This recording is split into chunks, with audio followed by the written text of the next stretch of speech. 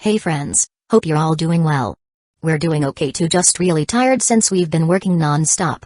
We wanted to answer a question many of you ask: how does our publishing process work? Most of our audiobooks are first posted on Patreon as paid content.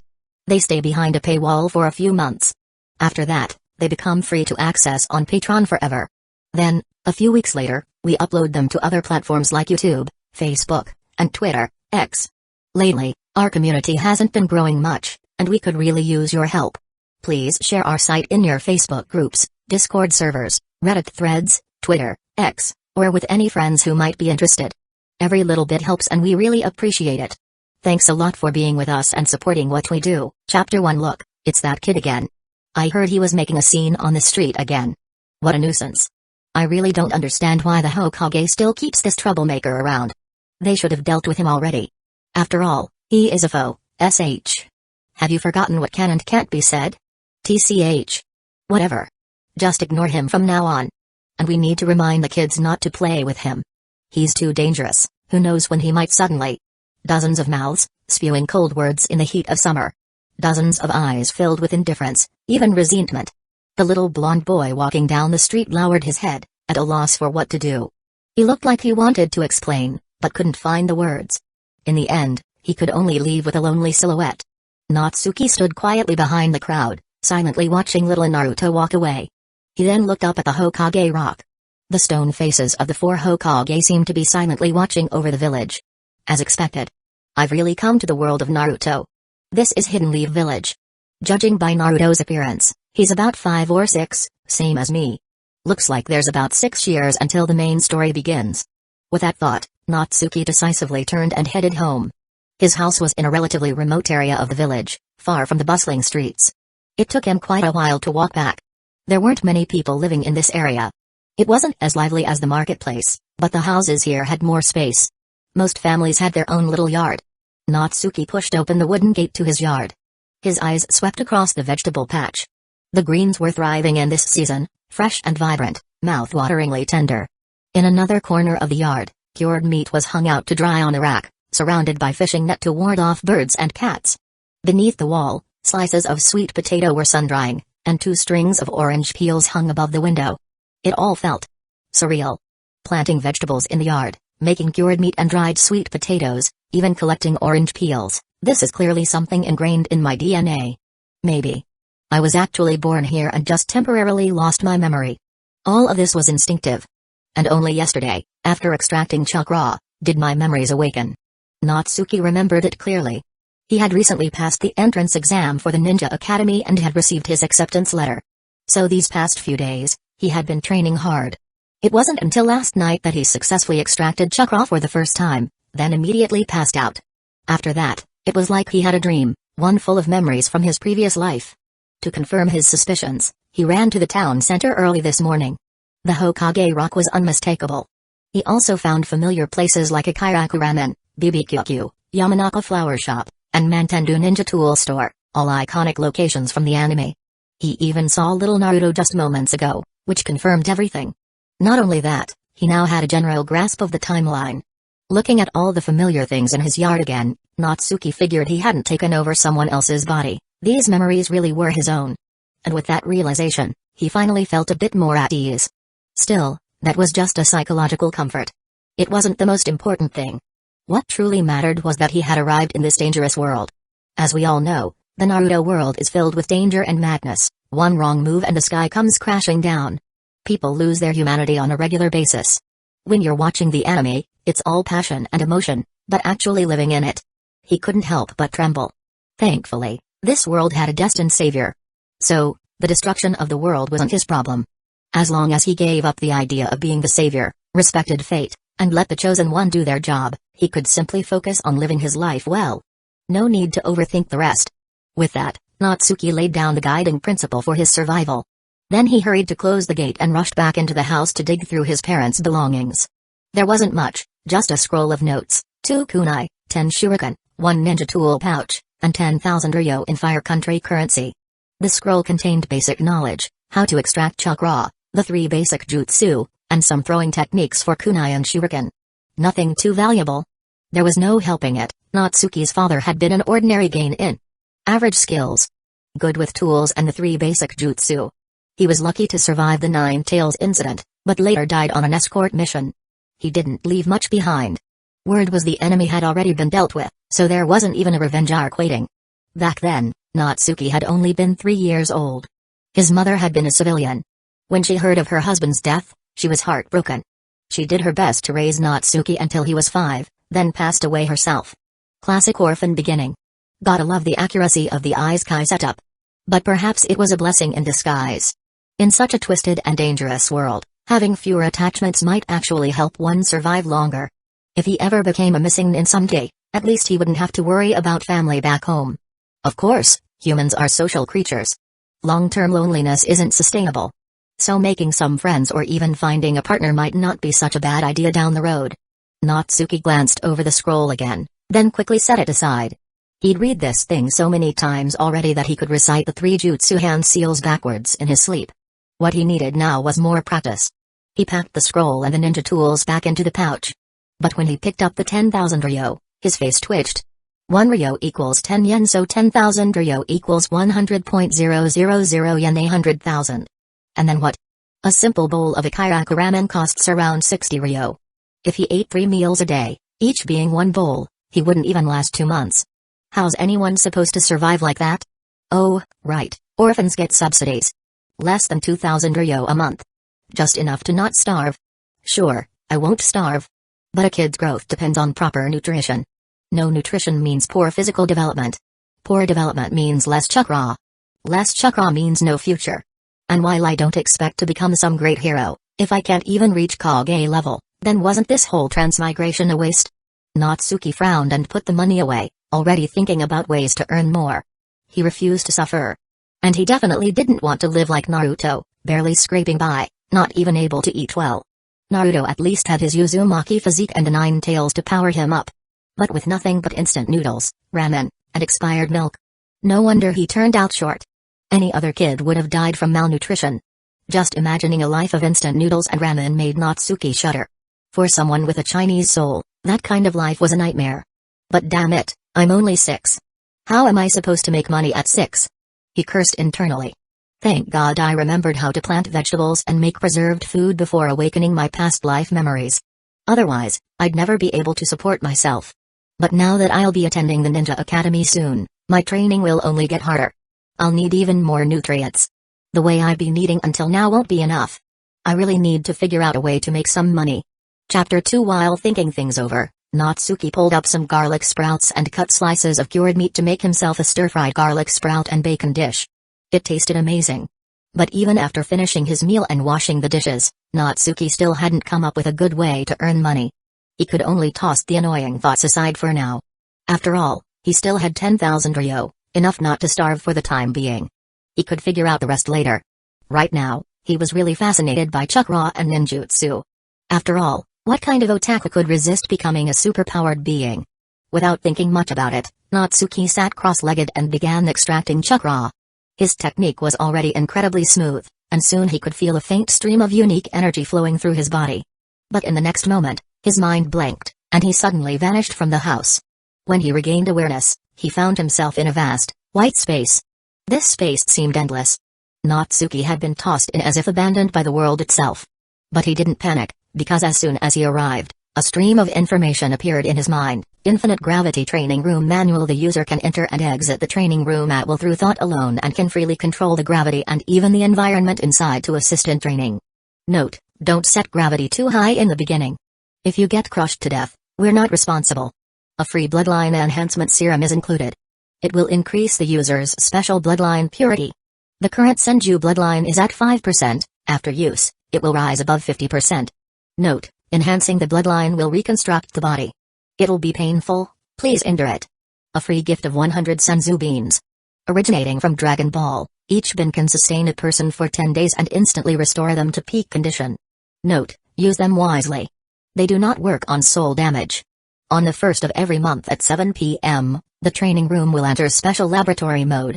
During this time, the user will have unlimited stamina and chakra and won't take any damage. Note, this state lasts for 10 hours. Please make the most of it.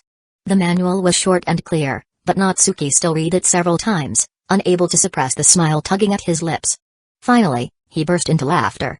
To be honest, he'd been worrying about his lack of talent. But he didn't expect his system to activate so soon. He guessed that successfully extracting Chakra must have triggered the system, which in turn awakened his memories of his past life. But that didn't matter. What mattered was that now that he had a system, his future was guaranteed. Even if he couldn't kick 6 paths Madara around or crush Princess Kaguya, reaching beyond Kage level was well within reach. Most importantly, 100 Senzubins equals 100 lives. No matter how many disasters come his way, he'd survive. And only by surviving could he laugh his way through the ninja world. What surprised Natsuki most was discovering that he had Senju blood. Thinking it over carefully, it actually made perfect sense, and he had Hashirama to thank for it. Back then, Hashirama had promoted the idea of Senju marrying into the village, spreading their bloodline among the population. Although the clan had now declined or disappeared entirely, it led to many geniuses being born in Hidden Leaf Village. So, ordinary villagers having Senju blood wasn't surprising. Even if Natsuki only had 5%, it meant he wasn't some talentless nobody. But now, with the enhancement serum, that 5% would become over 50%. Chakra would go from a trickle to a torrent, definitely a genius-level starting point. This is how transmigrators should be. As for the special lab mode, it was obviously made for developing ninjutsu or experimenting. With unlimited chakra, unlimited stamina, and immunity to damage, there was no better environment for testing dangerous techniques. The only reasons ninjutsu are hard to develop are because they either require too much chakra or the process is too risky. But this room would remove all those limitations every first of the month. Natsuki could do whatever he wanted in there. If he couldn't come up with something powerful, he'd be ashamed. This system is perfect. But today isn't the first. The next one is in 2 days, which is also the start of school. The lab mode is limited time, so I need to seriously plan what to work on, otherwise it'll be wasted. For now, I'll just set a reasonable gravity level for regular training. I'm still young, and too intense a workout might break me. Even with Senzubins, they're life-saving items. I can't afford to waste them during regular training. With that, Natsuki made up his mind.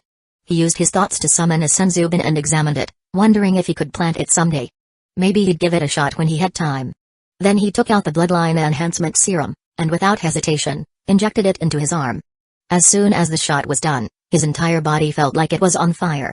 A moment later, intense pain surged through him, as if his bones, blood, and organs were being shattered and reconstructed. It was excruciating. But he clenched his teeth and endured. The manual had clearly said to please endure, which probably meant the longer you could endure, the better the results. He couldn't be sure, but he didn't dare risk it. If he passed out too quickly and the result was worse, wouldn't that be a huge loss?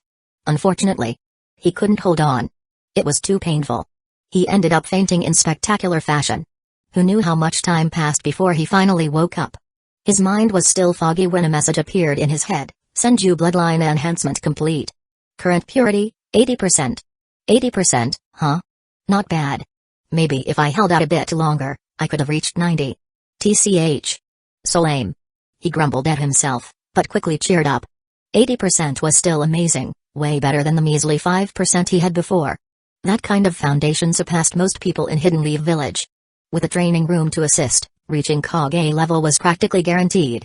And with enough effort, going beyond, maybe even to 6 paths level, was within reach. If Guy could kick 6 paths Madara into the dirt, then he could show up afterward and land the finishing blow. That'd be a perfect ending. And if Kaguya dared show up? He'd drag her down and make her eat the dirt. The more he thought about it, the more he smiled. His eyes sparkled. He tried extracting chakra again. The surge of energy flowing through his body shocked him. It was vastly more than before. As expected of the Senju bloodline, chakra for days. He didn't know how many cards he had now, but it had to be a lot. And he was only 6 years old. Chakra would continue to grow with age. By the time he graduated from the academy, who knew how much he'd have? It might even rival a Naruto's. Shaking his head, Natsuki pushed those thoughts aside and began practicing the 3 basic jutsu.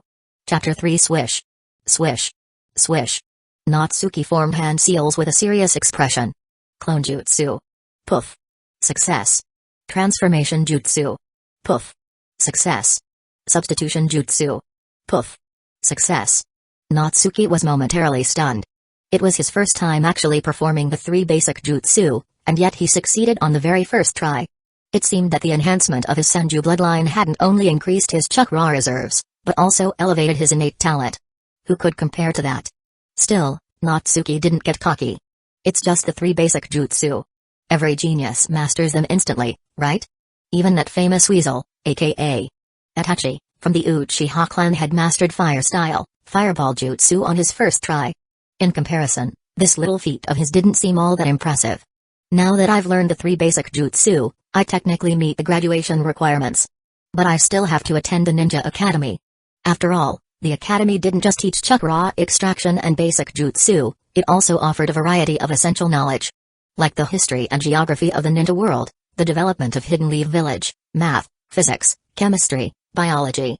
And most importantly, professional training, tracking skills, clue analysis, stealth, trap setting, rope escape, and more. These foundational skills were crucial. Without them, one had no business becoming a ninja. Oh, right, Naruto was a special case. A lovable idiot. But he was the protagonist, and a Jinchuriki, practically unkillable. Try swapping him out with a background character who couldn't even detect a basic trap, they'd be dead before they made it to graduation. Even Tsunoda's little brother died to a trap, what chance would anyone else have? Natsuki didn't overestimate himself. He valued the academy's teachings. Even after completing all the material, there was always the library, so much to learn. Either way, early graduation wasn't an option. More importantly, Hidden Leaf Village was dangerous. Especially during this period, before the Uchiha clan massacre. It was the peak of Danzō and Root's shady influence. If you thought Danzo was too busy dealing with the Uchiha to notice others, you'd be gravely mistaken. Root's wood-style experiments never stopped. Danzo had a constant need for test subjects. If he ever found out a child with high Senju bloodline purity existed in the village, he'd definitely make a move. Not even the 3rd Hokage could stop him. So, if you wanted to stay alive, you had to lay low. Acting average? Easy. Who couldn't? All he had to do was hold out until graduation. By then, Root would have lost its purpose following the Uchiha massacre, and the 3rd Hokage would disband it. Danzo wouldn't dare act recklessly anymore. Only then would things be relatively safe. Natsuki shook his head, clearing away those chaotic thoughts, and focused fully on training the 3 basic jutsu. Learning them was one thing, but mastering them was another. And in real combat, mastery mattered most. Once he became proficient enough to use them without hand seals, he could truly catch enemies off guard. So more training would only benefit him. Can't go without seals just yet, but maybe I can start working on one-handed seals. And since the 1st of the month is coming up, the day of the special lab mode, I'll make that my first research project. First step, refine chakra control. After all, the point of hand seals was to direct chakra to flow and change along specific routes to activate a technique. So, the finer and more precise your control over chakra, the less chakra you'd need to use, and the fewer seals would be necessary. Just like Hashirama, clap your hands, and boom, jutsu happens. So how to improve chakra control? Isn't that an open book test?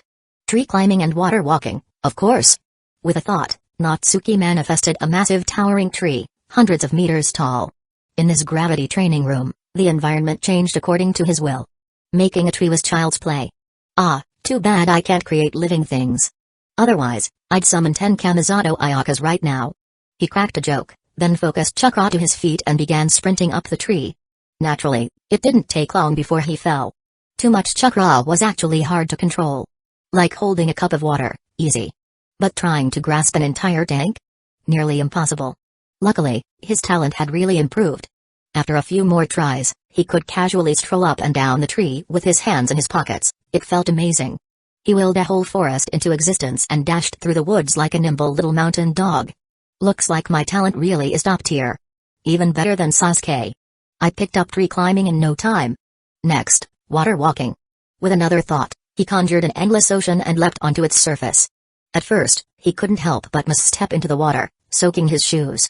But soon he got the hang of it, running, jumping, even flopping around on the water like a child playing. To spice it up, he made the water surge violently, increasing the challenge of maintaining his footing. He trained like this for who knows how long. Only when his stomach growled did he reluctantly leave the gravity room and return home to cook. Trained for 8 hours straight. And I'm not even tired. Despite the constant chakra consumption, I still have reserves left. Senju bloodline really is overpowered. But a new problem arose. His appetite had tripled. That 10,000 ryo might not last even a month. Natsuki stared at the empty dishes he'd polished off all by himself, eyes twitching. He wanted to ignore the money problem. But reality didn't care. If he didn't figure something out soon, he'd be starving. As evening approached, Natsuki hurried out to collect the cured meat and dried sweet potatoes from the yard. The shiny cuts of meat made him think, Japan's food culture didn't really have cured meat. Probably the same in the Naruto world. Maybe. I can sell the recipe? But who would I sell it to? And even if I did, it'd just be a one-time deal, not exactly sustainable.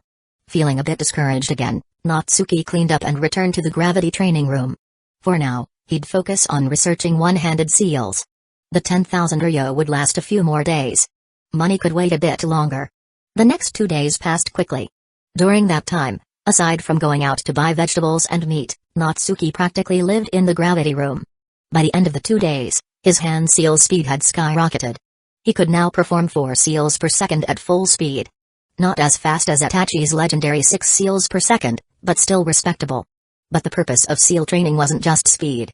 It was to understand how Chakra offload during each technique, to master the internal changes, not just get flashy. On the first of the month, he'd attempt one-handed seals that replicated the same Chakra flow. If successful, he could cast basic jutsu with one hand. But he wouldn't risk it now. Chakra was like internal energy, messing it up could cause serious internal injuries. Better to wait for special laboratory mode, safe, stable, and the perfect time to test risky techniques. Chapter 4. Today was the first day of Ninja Academy. After finishing breakfast, Natsuki headed out alone toward the academy. On the way, he passed by many parents walking their noisy kids to school, chattering non-stop, making quite the ruckus. Of course, there were also some orphans, walking alone just like him. Natsuki didn't pay much attention. Once he arrived, he went straight to the bulletin board, found his assigned class, and casually scanned through the names of his classmates.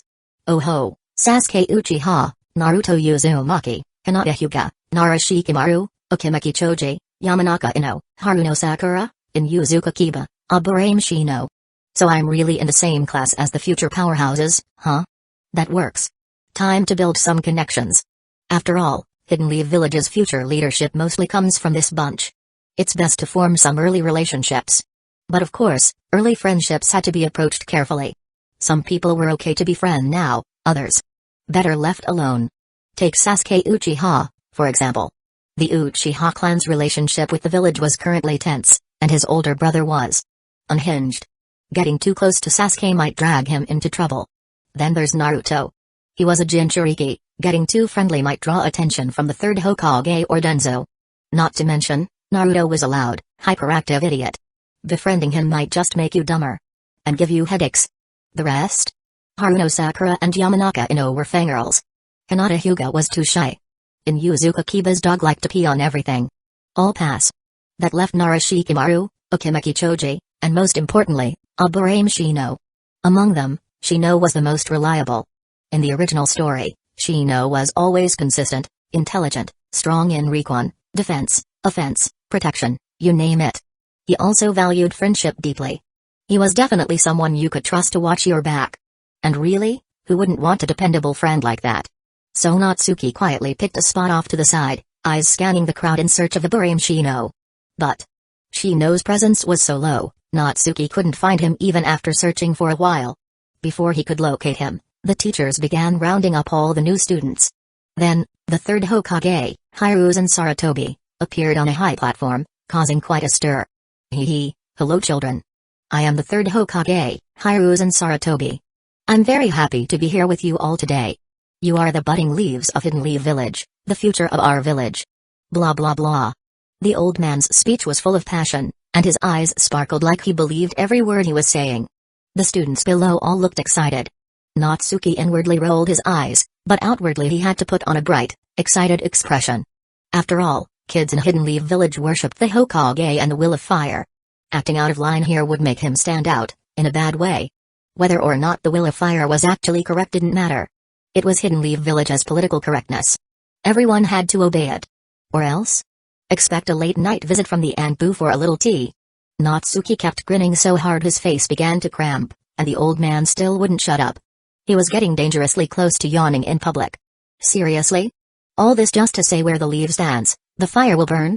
You needed a full-on TED Talk for that? Thankfully, the Hokage eventually wrapped up his speech. Natsuki quietly let out a sigh of relief and rubbed his stiff cheeks before following the crowd of new students to their classroom. Once there, He scanned the room and finally spotted a Burame Shino. You'd think someone in a huge cloak and dark sunglasses would be easy to notice, but the entire Burame clan had bizarrely low presence. You could be standing right next to one and still not notice. Probably something to do with their clan's insect-based techniques. Anyway, it wasn't worth overthinking. Shino was known to care about that low presence, so the least Natsuki could do was acknowledge his existence. He walked over confidently with a friendly smile. Hey, is this seat taken? Mind if I sit here? No games. No pretense. Just sincerity.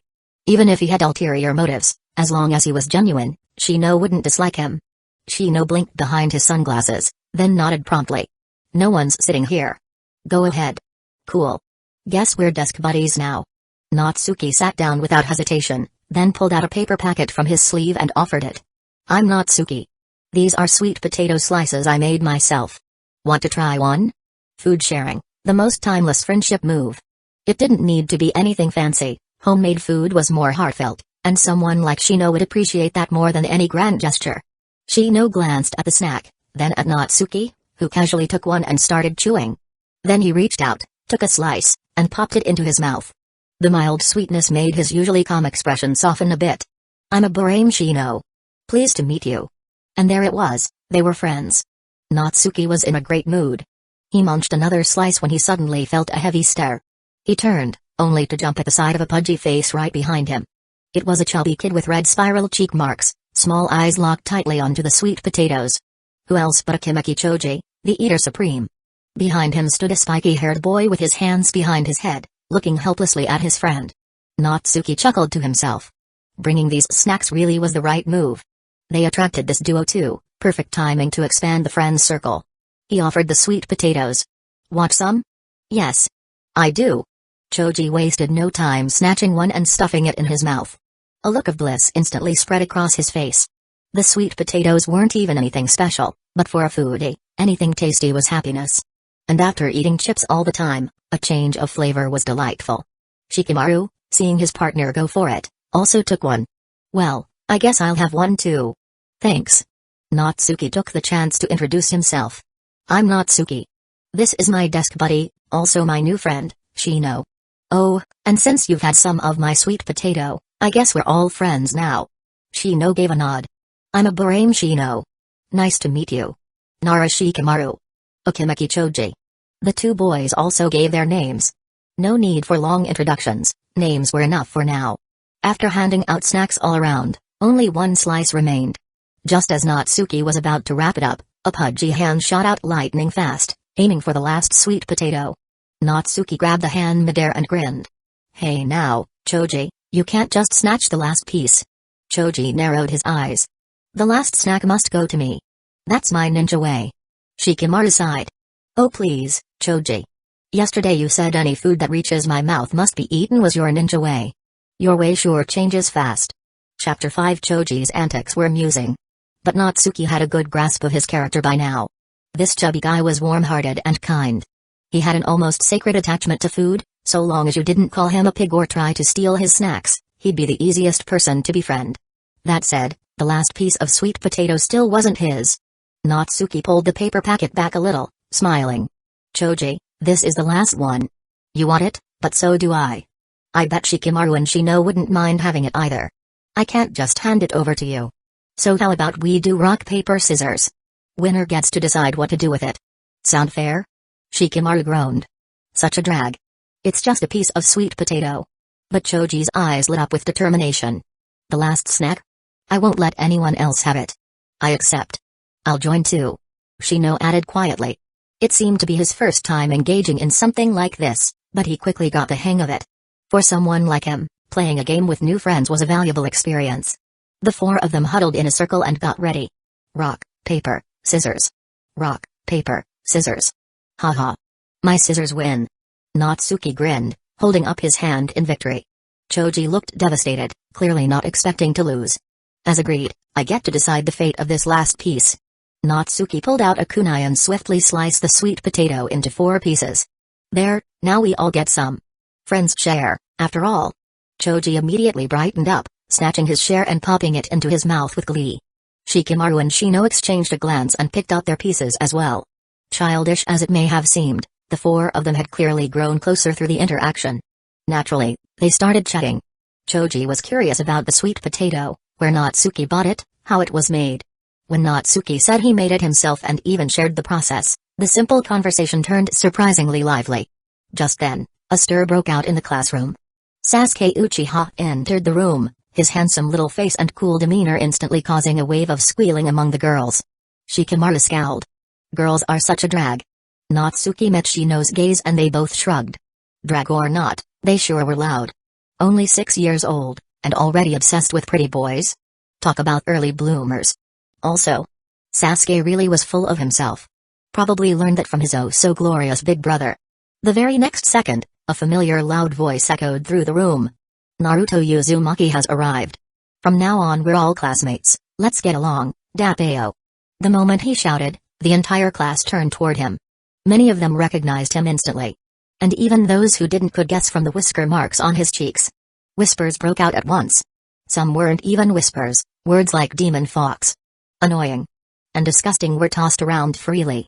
Even though Naruto had gotten used to this kind of treatment, he couldn't keep smiling this time. The grin on his face was cracking.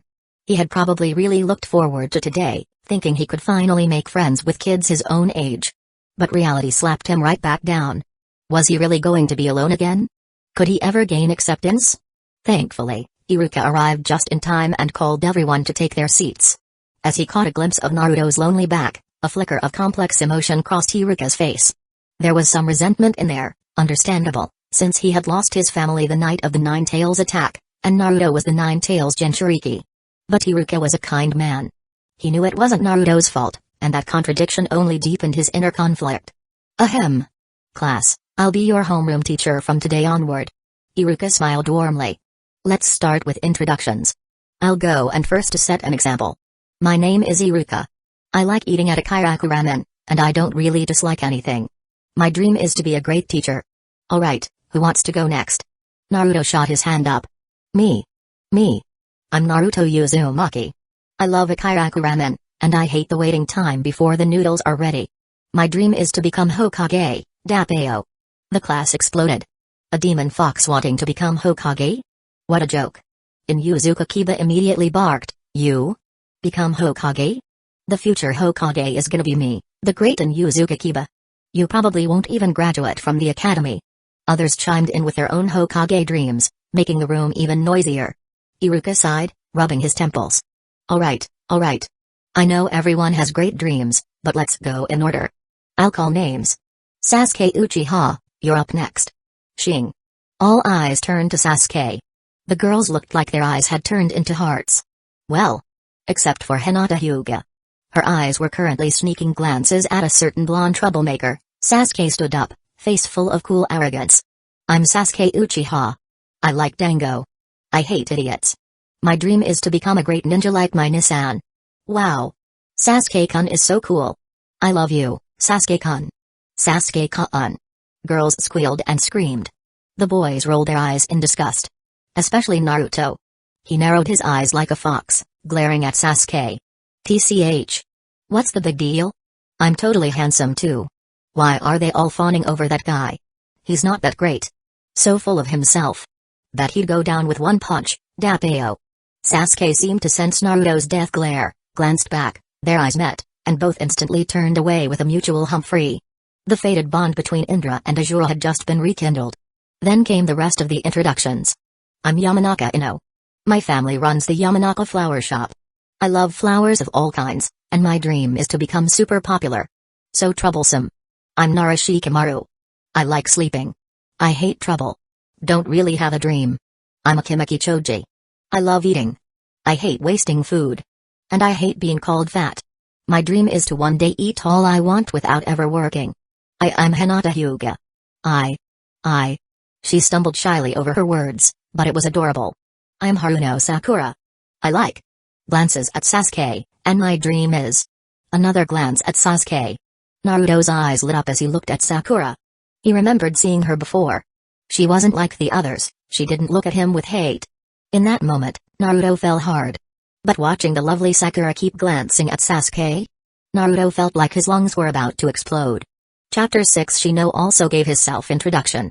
As expected, it was all about how he liked bugs. Naturally, both his appearance and his unusual interests made many classmates avoid him. Combined with his practically invisible presence, Shino was soon forgotten by most of the class. Natsuki noticed this and patted his deskmate's shoulder in a show of support. Then he stood up and said, "I'm Natsuki. I don't really have anything I particularly like, and I don't hate much either. As for my dream, haven't thought of one yet. That's it. A name, and not much else."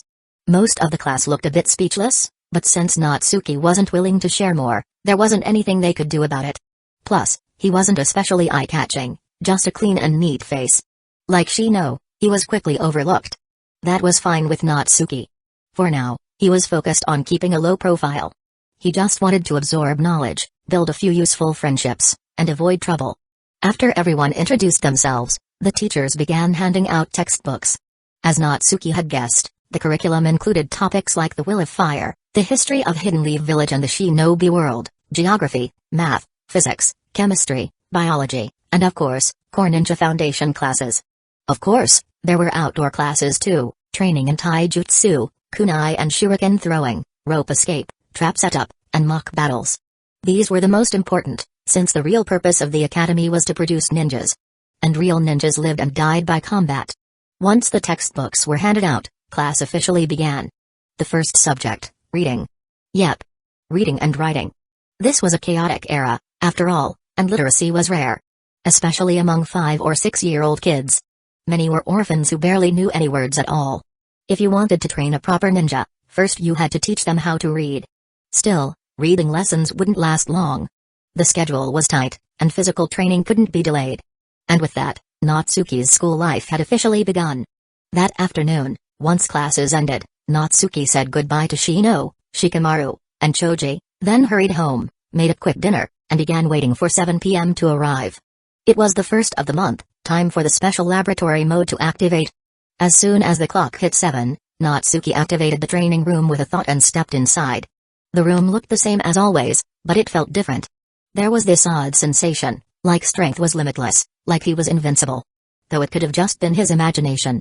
He quickly brought up the timer, 10 hours remaining. Without wasting a second, he began his first research task, one-handed hand seals. Using transformation jutsu as a test case, he tried to mimic the chakra flow from two-handed seals using only one hand. 10 minutes in, sweat was pouring down his face. One-handed seals were vastly different from two-handed ones. Not only was finger flexibility an issue, but monitoring the internal chakra control at the same time was mentally exhausting. Fortunately, the special laboratory mode seemed to boost his stamina and mental focus. He calmed himself and resumed the attempts. He had no fear of injury or chakra drain. This was his greatest advantage right now. An hour passed. Natsuki completed a string of seals with his right hand, and poof. He transformed into Shino. That's it? I did it? Natsuki stared at his reflection. As expected, special laboratory mode is amazing. No risk, no resource limits. With my above-average talent and solid chakra control from earlier, I learned one-handed seals in no time. Now I just need to train my left hand. Another hour passed. Natsuki scratched his head, realizing he'd underestimated himself. In just 2 hours total, he had mastered one-handed seals with both hands. It now felt as natural as breathing. Now what? I'm already good at this. No point grinding it more. But I still have 8 hours left. I really should have prepped more projects to research. Gotta make the most of this. After thinking it through, he made a decision, train the Rasengan. He had transmigrated into the world of Naruto. Besides the 3 basic jutsu, what else could he train right now if not the Rasengan? Plus, the training method had been thoroughly shown in the anime. Each stage was clearly outlined. And with unlimited chakra and no risk of injury, this was the perfect time to attempt it. With a thought, a water balloon appeared in his hand. Time to begin the Rasengan steps. Step 1, gather chakra and form a spinning mass inside the water balloon, without bursting it.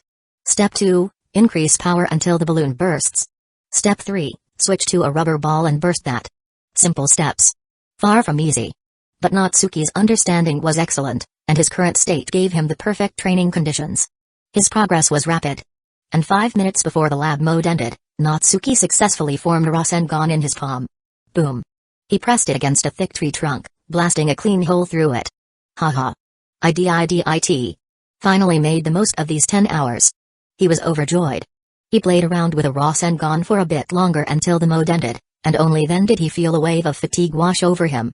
It was already 5 a.m. Chickens were starting to crow outside. Natsuki yawned.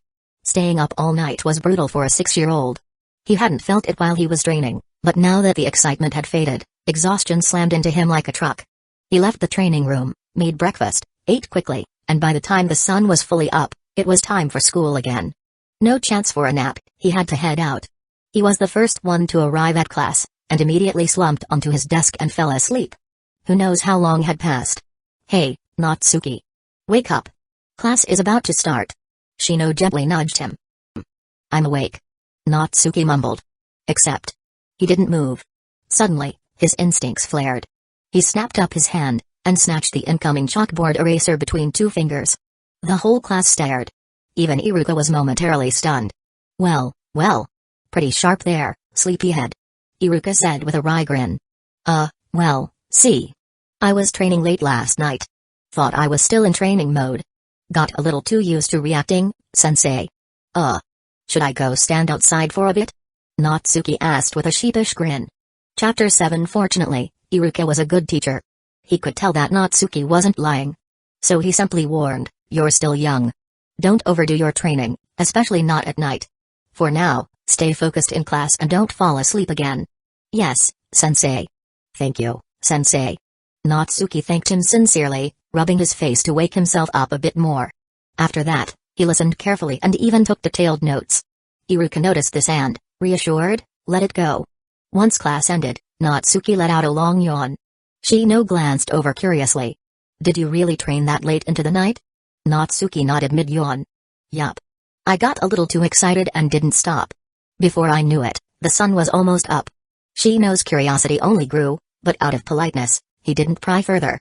He didn't know what clan Natsuki came from, but if he was training all night without sleep, it had to be some kind of clan secret or special technique, not something polite to ask about. Natsuki, however, suddenly seemed to think of something. He turned to Shino and smiled. "Hey, Shino. Do you get a decent allowance?" Shino was a bit puzzled but replied honestly, "Not a lot." "Why?" "If you're short on money, I can lend you some." Natsuki shook his head. "I'm not borrowing. I wouldn't be able to pay you back anyway. But how about this, after school today, come by my place. I've got something I want to show you. You might even be willing to spend money on it.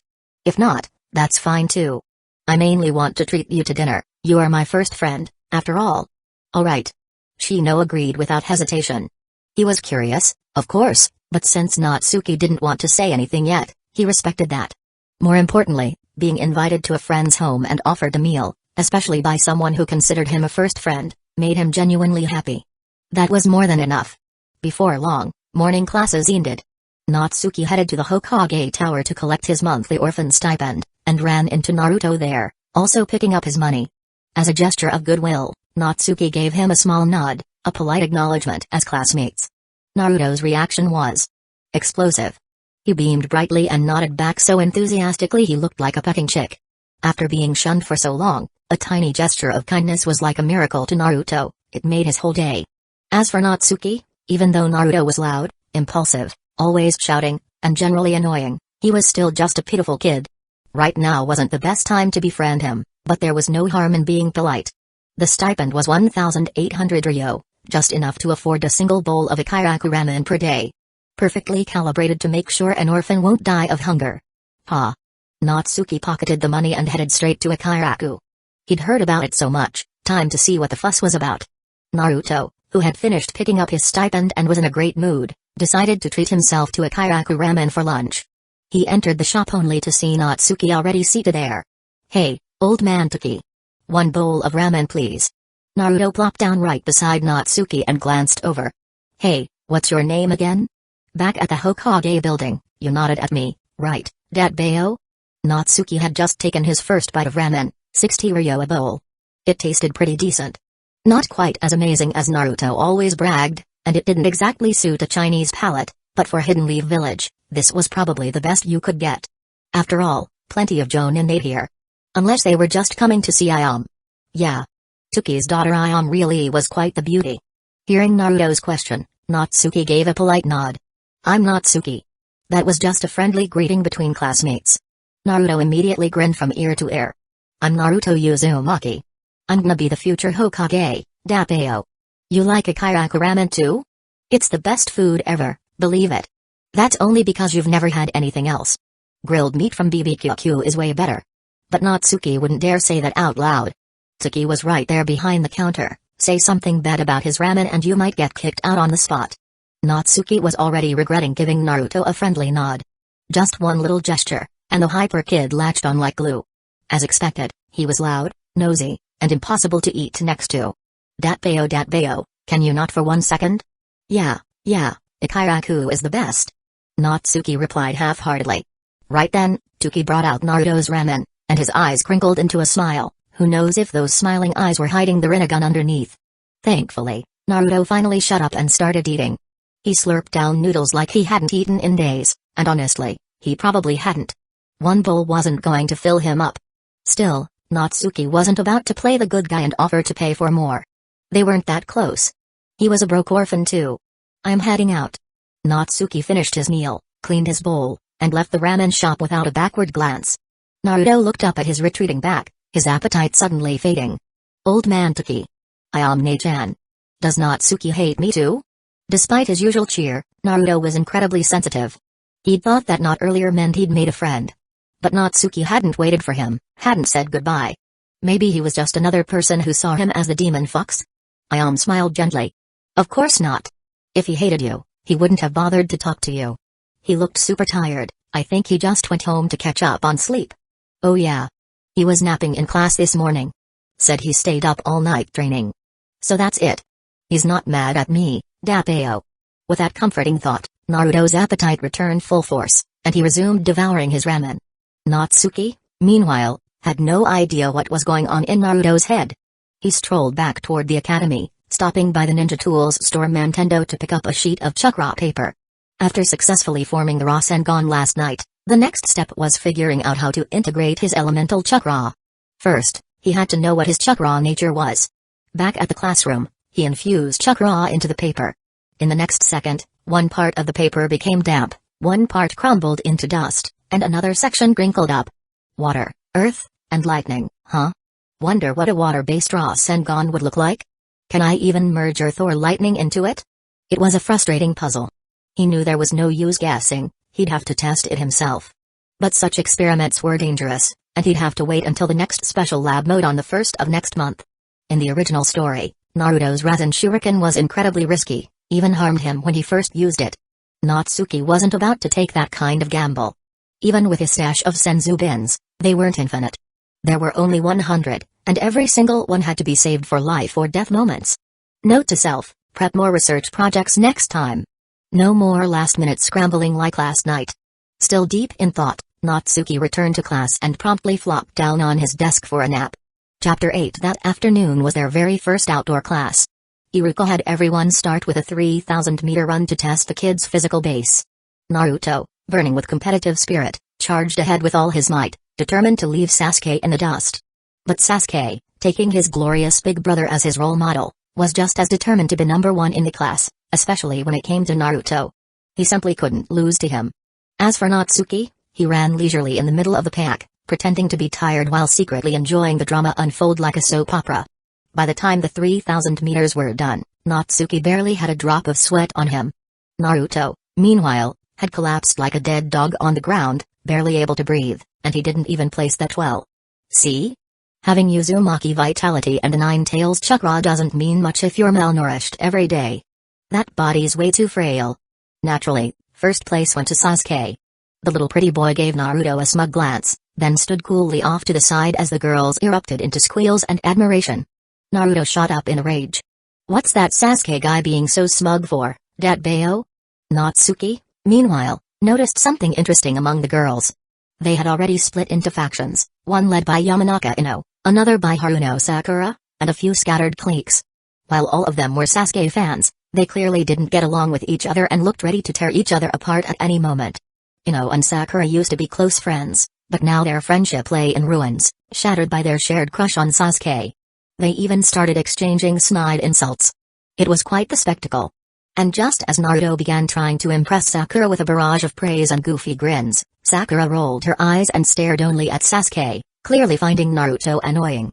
Oh, and over in the corner, a certain timid girl with white eyes was giving Naruto non-stop side eyes. Too bad Naruto didn't notice. These girls.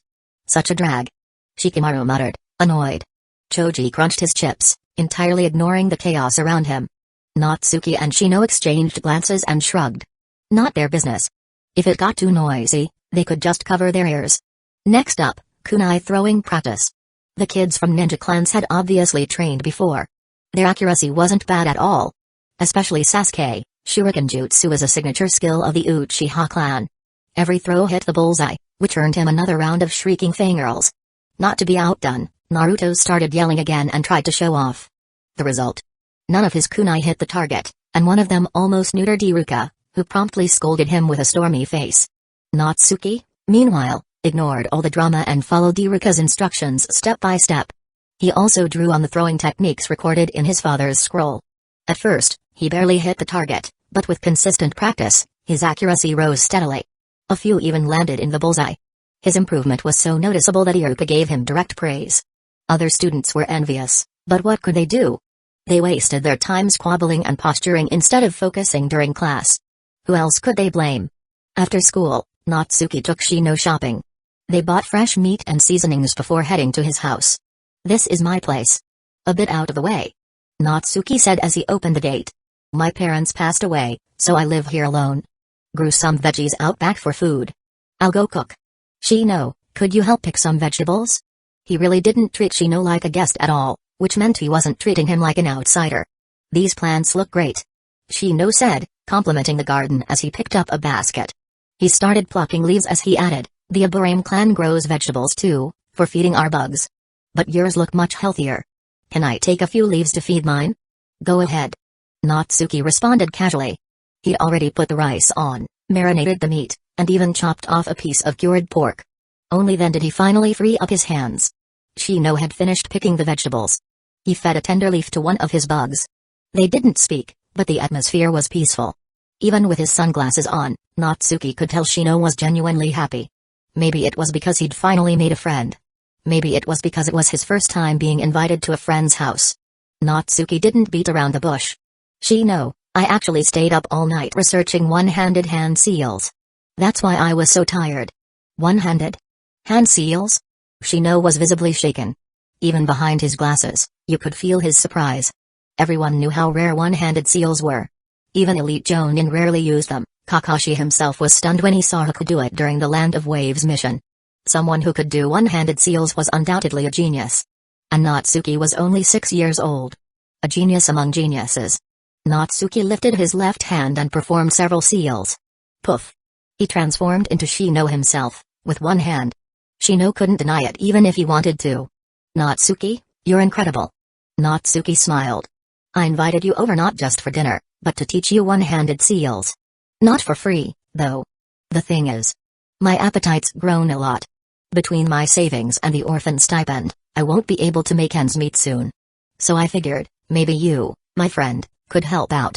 Want to learn? I do. Just tell me how much. Shino agreed without hesitation. Honestly, he would have been happy to lend Natsuki money. He was Natsuki's first friend, after all. Even if Natsuki never paid him back, he didn't mind. He could tell Natsuki's situation was tough and genuinely cared about him. But he also understood Natsuki's pride. Natsuki wouldn't take a handout. That's why he offered something valuable in exchange instead. And really, learning one-handed seals was an incredible opportunity. It was more than worth it. A win-win. Natsuki scratched his head. Just give me whatever you think is fair. Enough to get through the next 2 months. I have no idea what it should cost. Shino thought about it. I'll ask my dad tonight. He should know what a fair rate is. I'll make sure neither of us gets shortchanged. Sounds good. But you and your dad have to keep this secret. I don't want anyone else knowing. Don't worry. I understand. Shino genuinely did. He knew Hidden Lee Village wasn't all sunshine and rainbows. Especially after his friend Trune volunteered to take his place and join Danzo's route. That's when Shino realized how dark the village could be. Talented kids didn't stay free for long. They got noticed. Even as the heir to the Aburame clan, he couldn't fight it. If not for Trune stepping forward, he would have been the one taken. Let alone someone like Natsuki, an orphan with no backing. If word got out that he was a prodigy, Harut would snatch him up before anyone could blink. Which is why Natsuki's talent had to stay hidden, no matter what. Chapter 9. In truth, Natsuki had no idea that Shino had been watching over him this whole time. During yesterday's outdoor training, Shino had already noticed Natsuki deliberately holding back. At first, he was puzzled. Now, he finally understood. And in his heart, he completely supported it. His friend, Aburame Shino's friend, would not be taken away. "Alright, I'll teach you the core principles now," Natsuki said, "but I still have to cook, so you'll be training on your own for a while." He then began explaining the basics of one-handed hand seals, what to focus on, what techniques helped. Shino listened intently, absorbing every word. Once the lesson was done, Natsuki asked about his tastes, then went into the kitchen to start preparing dinner. Shino watched Natsuki's back for a moment, then returned to his practice with renewed motivation. He knew full well the value of one-handed seals, especially in a clutch situation. Just like in the original timeline, when Sasuke and Hueco had a standoff, and Hueco launched an attack mid-stalemate with a single-hand seal. Had Sasuke been any slower, he would have been seriously injured. Though the Aburame clan specialized in insect techniques, they still practiced standard ninjutsu like the 3 basic jutsu and shadow clone. One-handed seals had huge potential. Before long, Natsuki had finished cooking and called Shino to the table. The cuisine in the world of Naruto leaned toward traditional Japanese fare, with an emphasis on individual servings. Natsuki adapted to the local culture and split the dishes accordingly. Shino, likely encountering Chinese food for the first time, raised his brows in surprise. He picked up a piece of meat and popped it into his mouth, and his entire expression changed. "Natsuki, your cooking is amazing. This is delicious."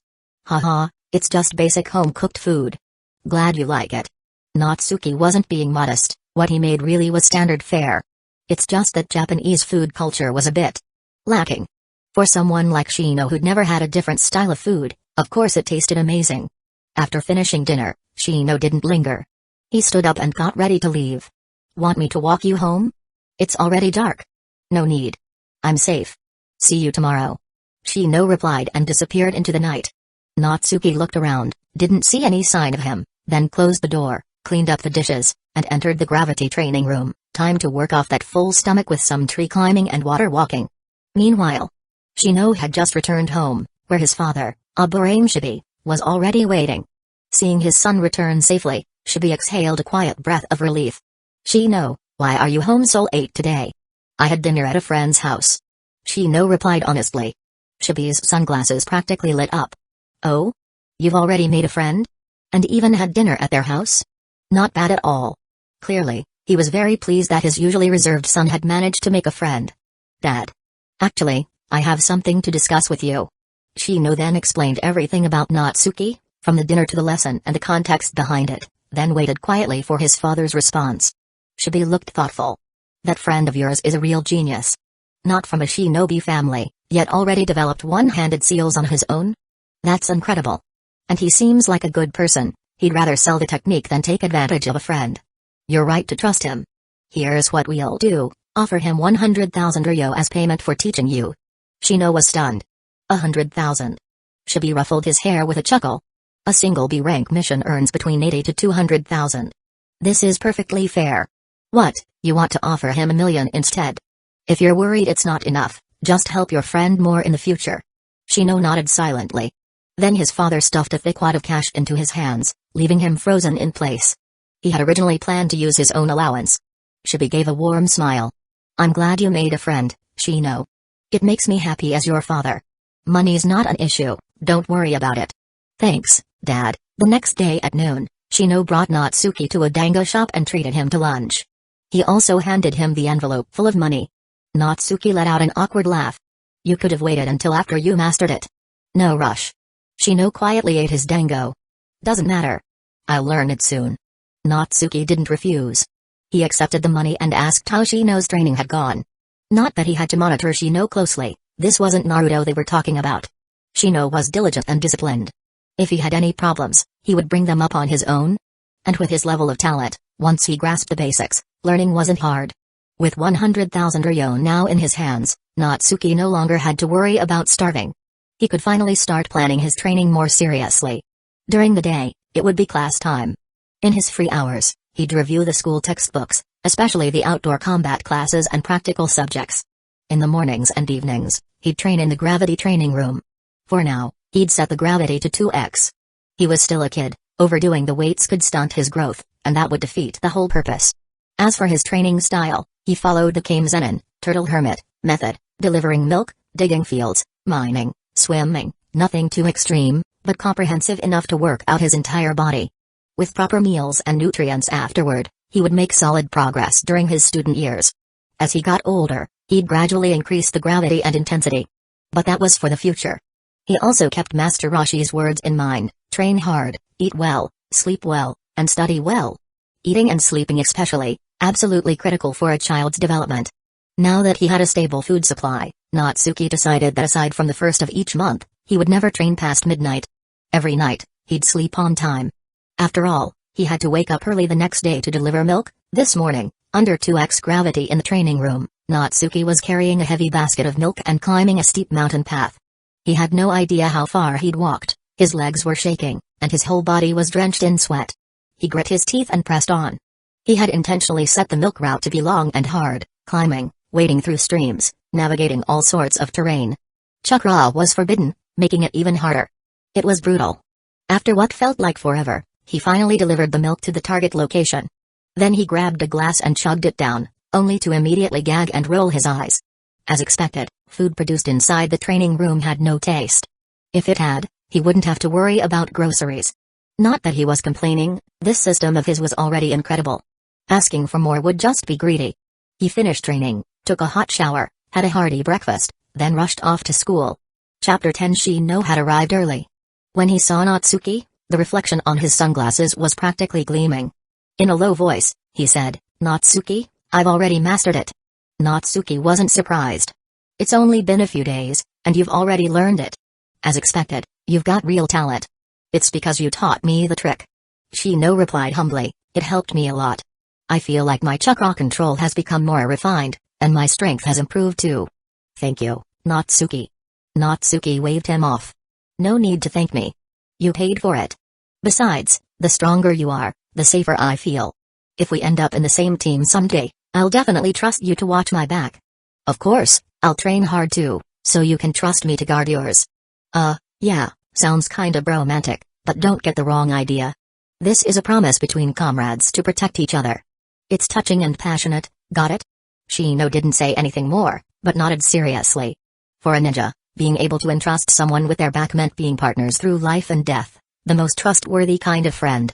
He, a Barame Shino, would not betray that trust. Today's lesson was chakra extraction and hand seals. Though many had already learned it, some students had never even been exposed to this before. Over the past few days, they had only just learned to read and picked up a bit of history. Chakra extraction and hand seals, though, were absolutely essential lessons. Iruka stood seriously at the podium, afraid his students wouldn't understand. He truly worked hard to be a good teacher. But while the students who had already learned could afford to slack off a bit, those who hadn't mastered it were also goofing around, and that pushed Iruka over the edge. He grabbed the chalkboard eraser and hurled it with precision, hitting a certain spiky blonde right on the head. Then came the roar. "Naruto. You think you can slack off just because you've learned hand seals? You dare say you want to be Hokage like this? Get up here and show me your seals." The blonde immediately wilted and trudged up to the front, dragging his feet through a slow, clumsy performance of the hand signs. Rat, ox, tiger, rabbit, dragon, snake, horse, goat, monkey, rooster, dog, pig, these are the 12 basic seals. They're not hard per se. The key is proficiency.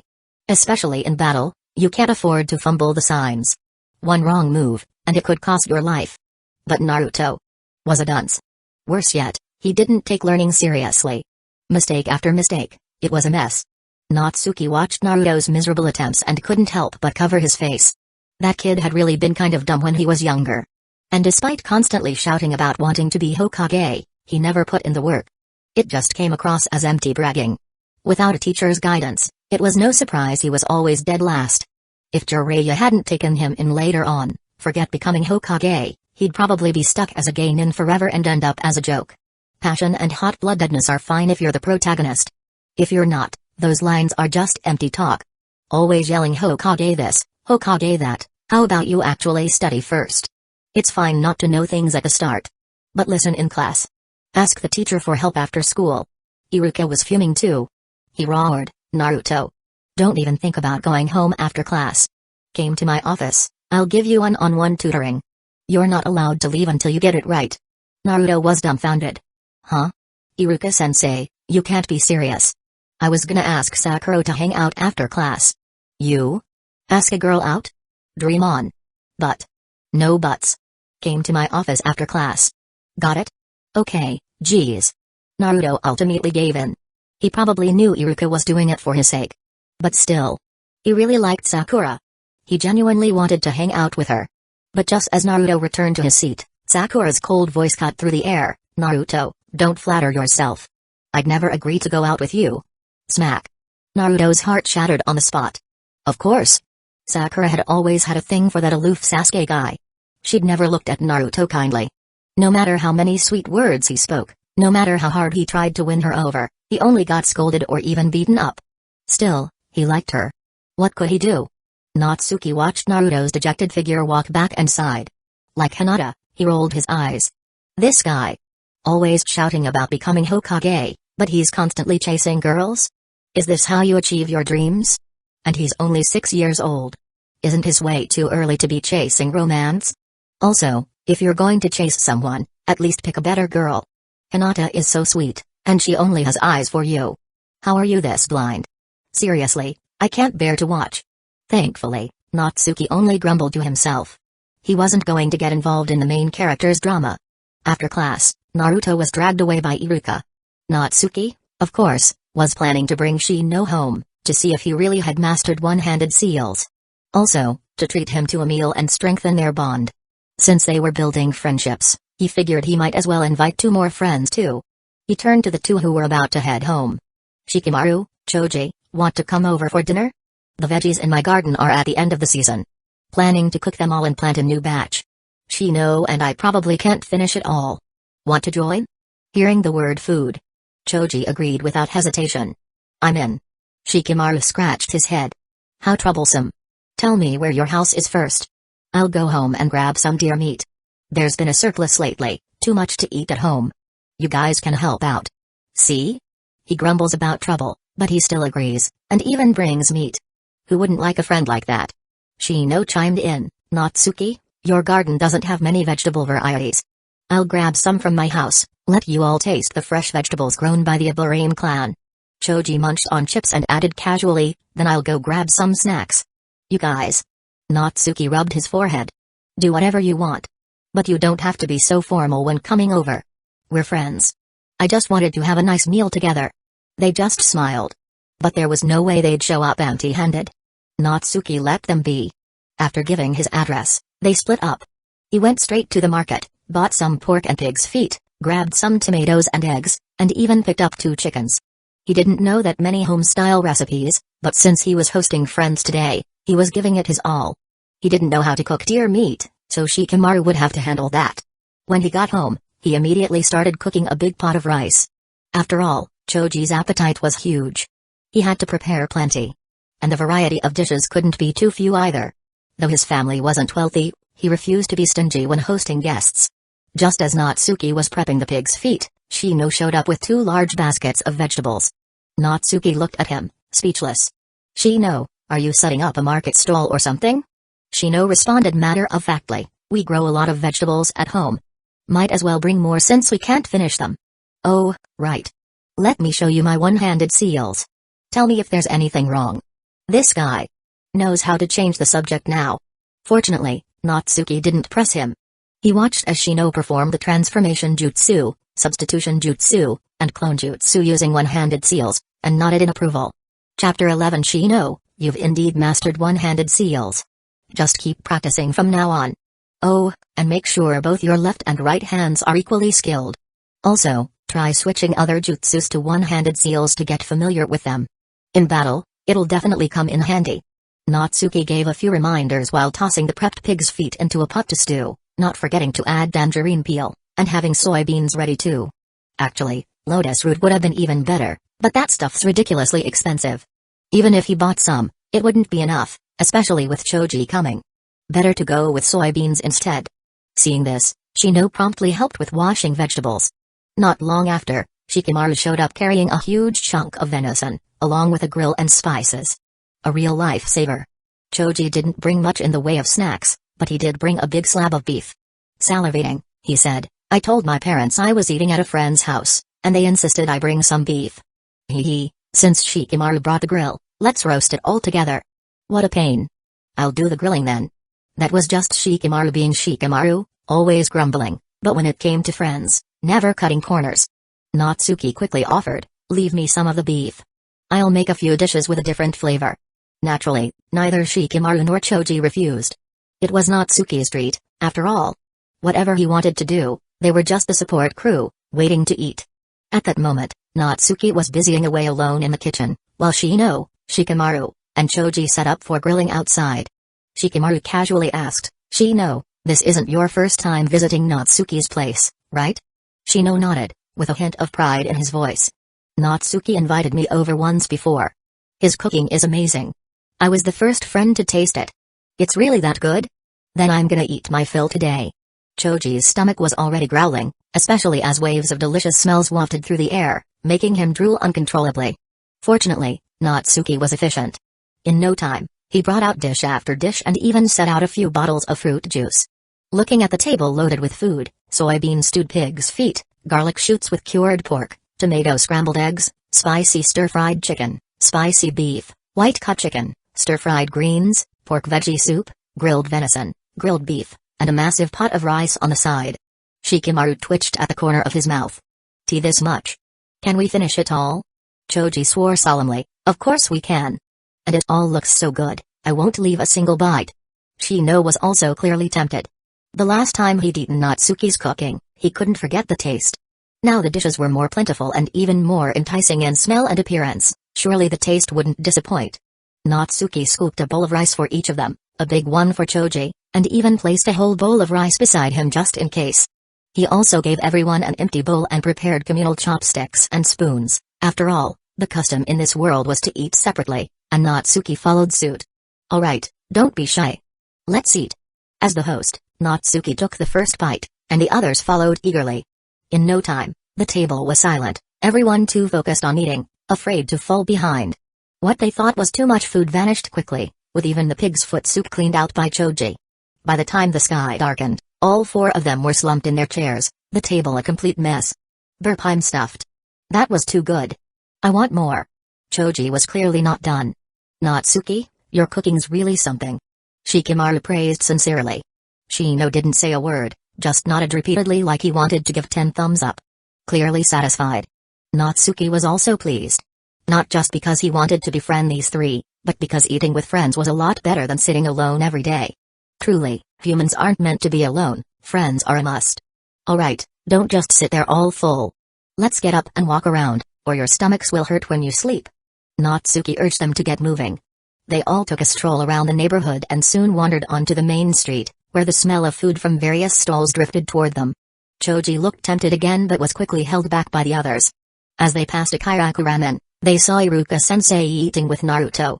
Naruto was all smiles, clearly delighted to have Iruka eating with him.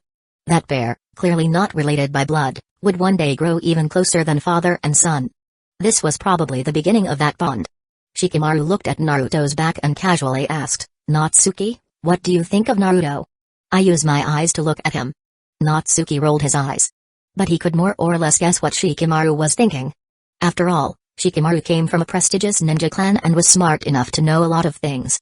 He was probably feeling conflicted about Naruto.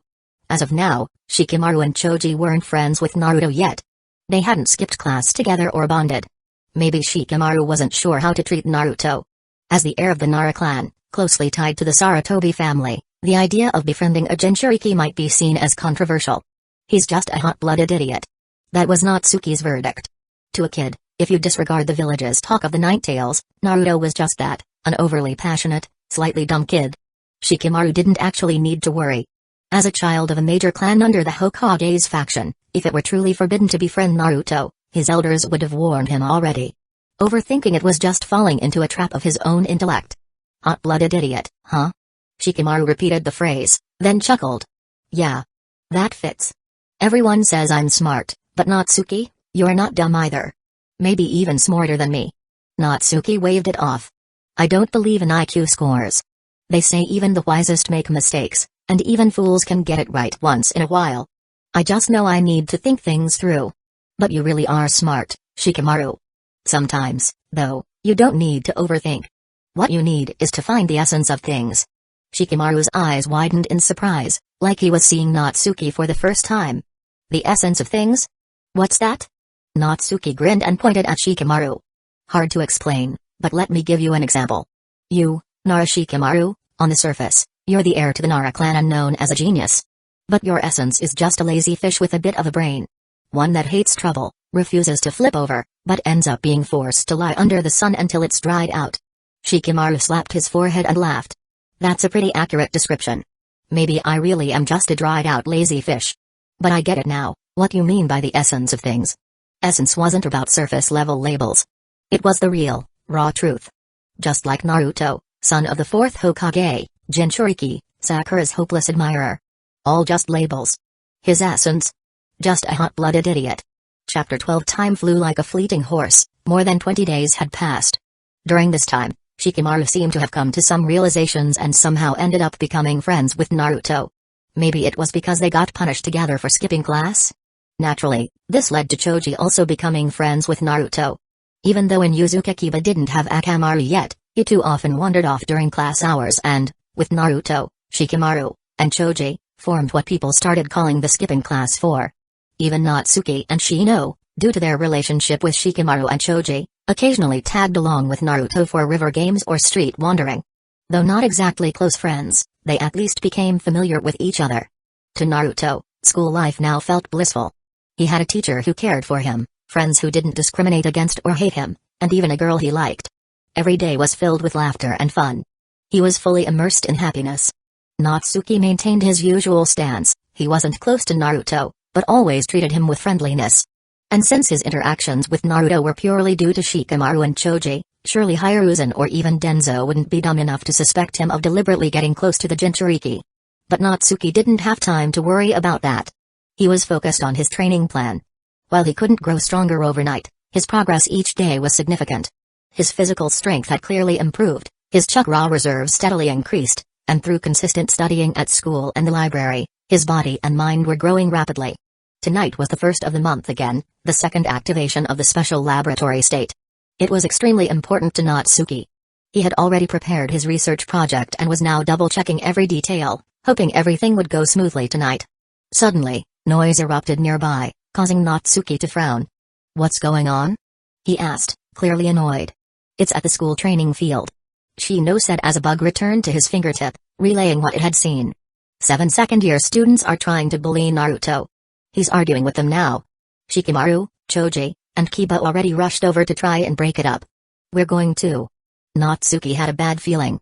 Not only was his train of thought interrupted, but he suspected this might turn into a fight. If it was just Naruto getting into trouble, Natsuki wouldn't bother. But with Shikamaru and Choji involved, they were bound to get dragged in, and as their friend, he couldn't just sit back. Shino seemed to think the same and didn't object. The two of them quickly left the classroom and ran straight for the training field. By then, a crowd had gathered. Angry voices rang out, Naruto's indignant shouting and curses from others. Things like "damn fox demon" and "why don't you just die?" could be heard. Technically, the third Hokage had issued an order: no one was allowed to mention the 9 tails around Naruto, let alone bully him. Even students were included in this directive. But these second-year kids, who knows if they were just too angry or too dumb, were brazenly shouting it in public. Bold, to say the least. Naruto was especially sensitive about being called the fox demon. He didn't know how to respond. Surrounded by the scornful, disgusted eyes of the onlookers, he felt isolated all over again. Just then, Choji tried to step in. "Come on now, we're all classmates. No need to act like this." But the leader of the second years glared at him. "Shut up, you fat pig. Mind your own business, or I'll curse you out too." "A fat pig? Did you just call me a fat pig?" That hit Choji's bottom line. His anger exploded, he charged forward and landed a punch right on the guy's nose, drawing blood. That stirred the hornet's nest. The 7 second years flew into a rage and rushed at Choji. Shikamaru clicked his tongue, clearly irritated. What a pain. Don't these guys have better things to do? Even so, He ran toward the fray. When it came to his friends, he'd never back down. Anyone who insulted Choji was asking for it. Kiba, meanwhile, was thrilled. He charged in yelling, "Naruto, you coward! We're the ones helping you. These guys? Watch me knock 'em flat. You just stand there and enjoy the show. Humphrey. I'm not just gonna stand here." Naruto, moved to tears by his friends jumping in to help, shouted back with reddened eyes and charged in too, determined to beat the ones who insulted him. But someone else was faster. Just as one of the bigger kids raised his hand to hit Choji, a dark blur flashed forward and grabbed the kid's wrist. Picking on someone smaller? I won't go easy on you. With a cold snort, Natsuki squeezed the boy's wrist, making him scream, then slapped him hard across the face, sending him staggering back. Another boy lunged at Natsuki from behind, but was swiftly kicked down by Shino, who had arrived silently.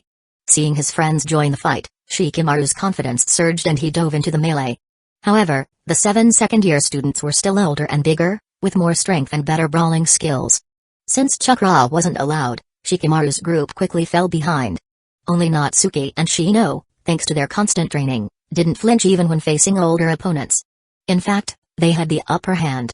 Truthfully, Natsuki could have taken down all 7 alone. But he didn't. He deliberately took a few punches and kicks now and then. If he looked too capable, he might attract the attention of those lurking in the shadows. Better safe than sorry. Who knew what those rats in the dark were thinking? Caution kept the ship afloat for 1,000 years.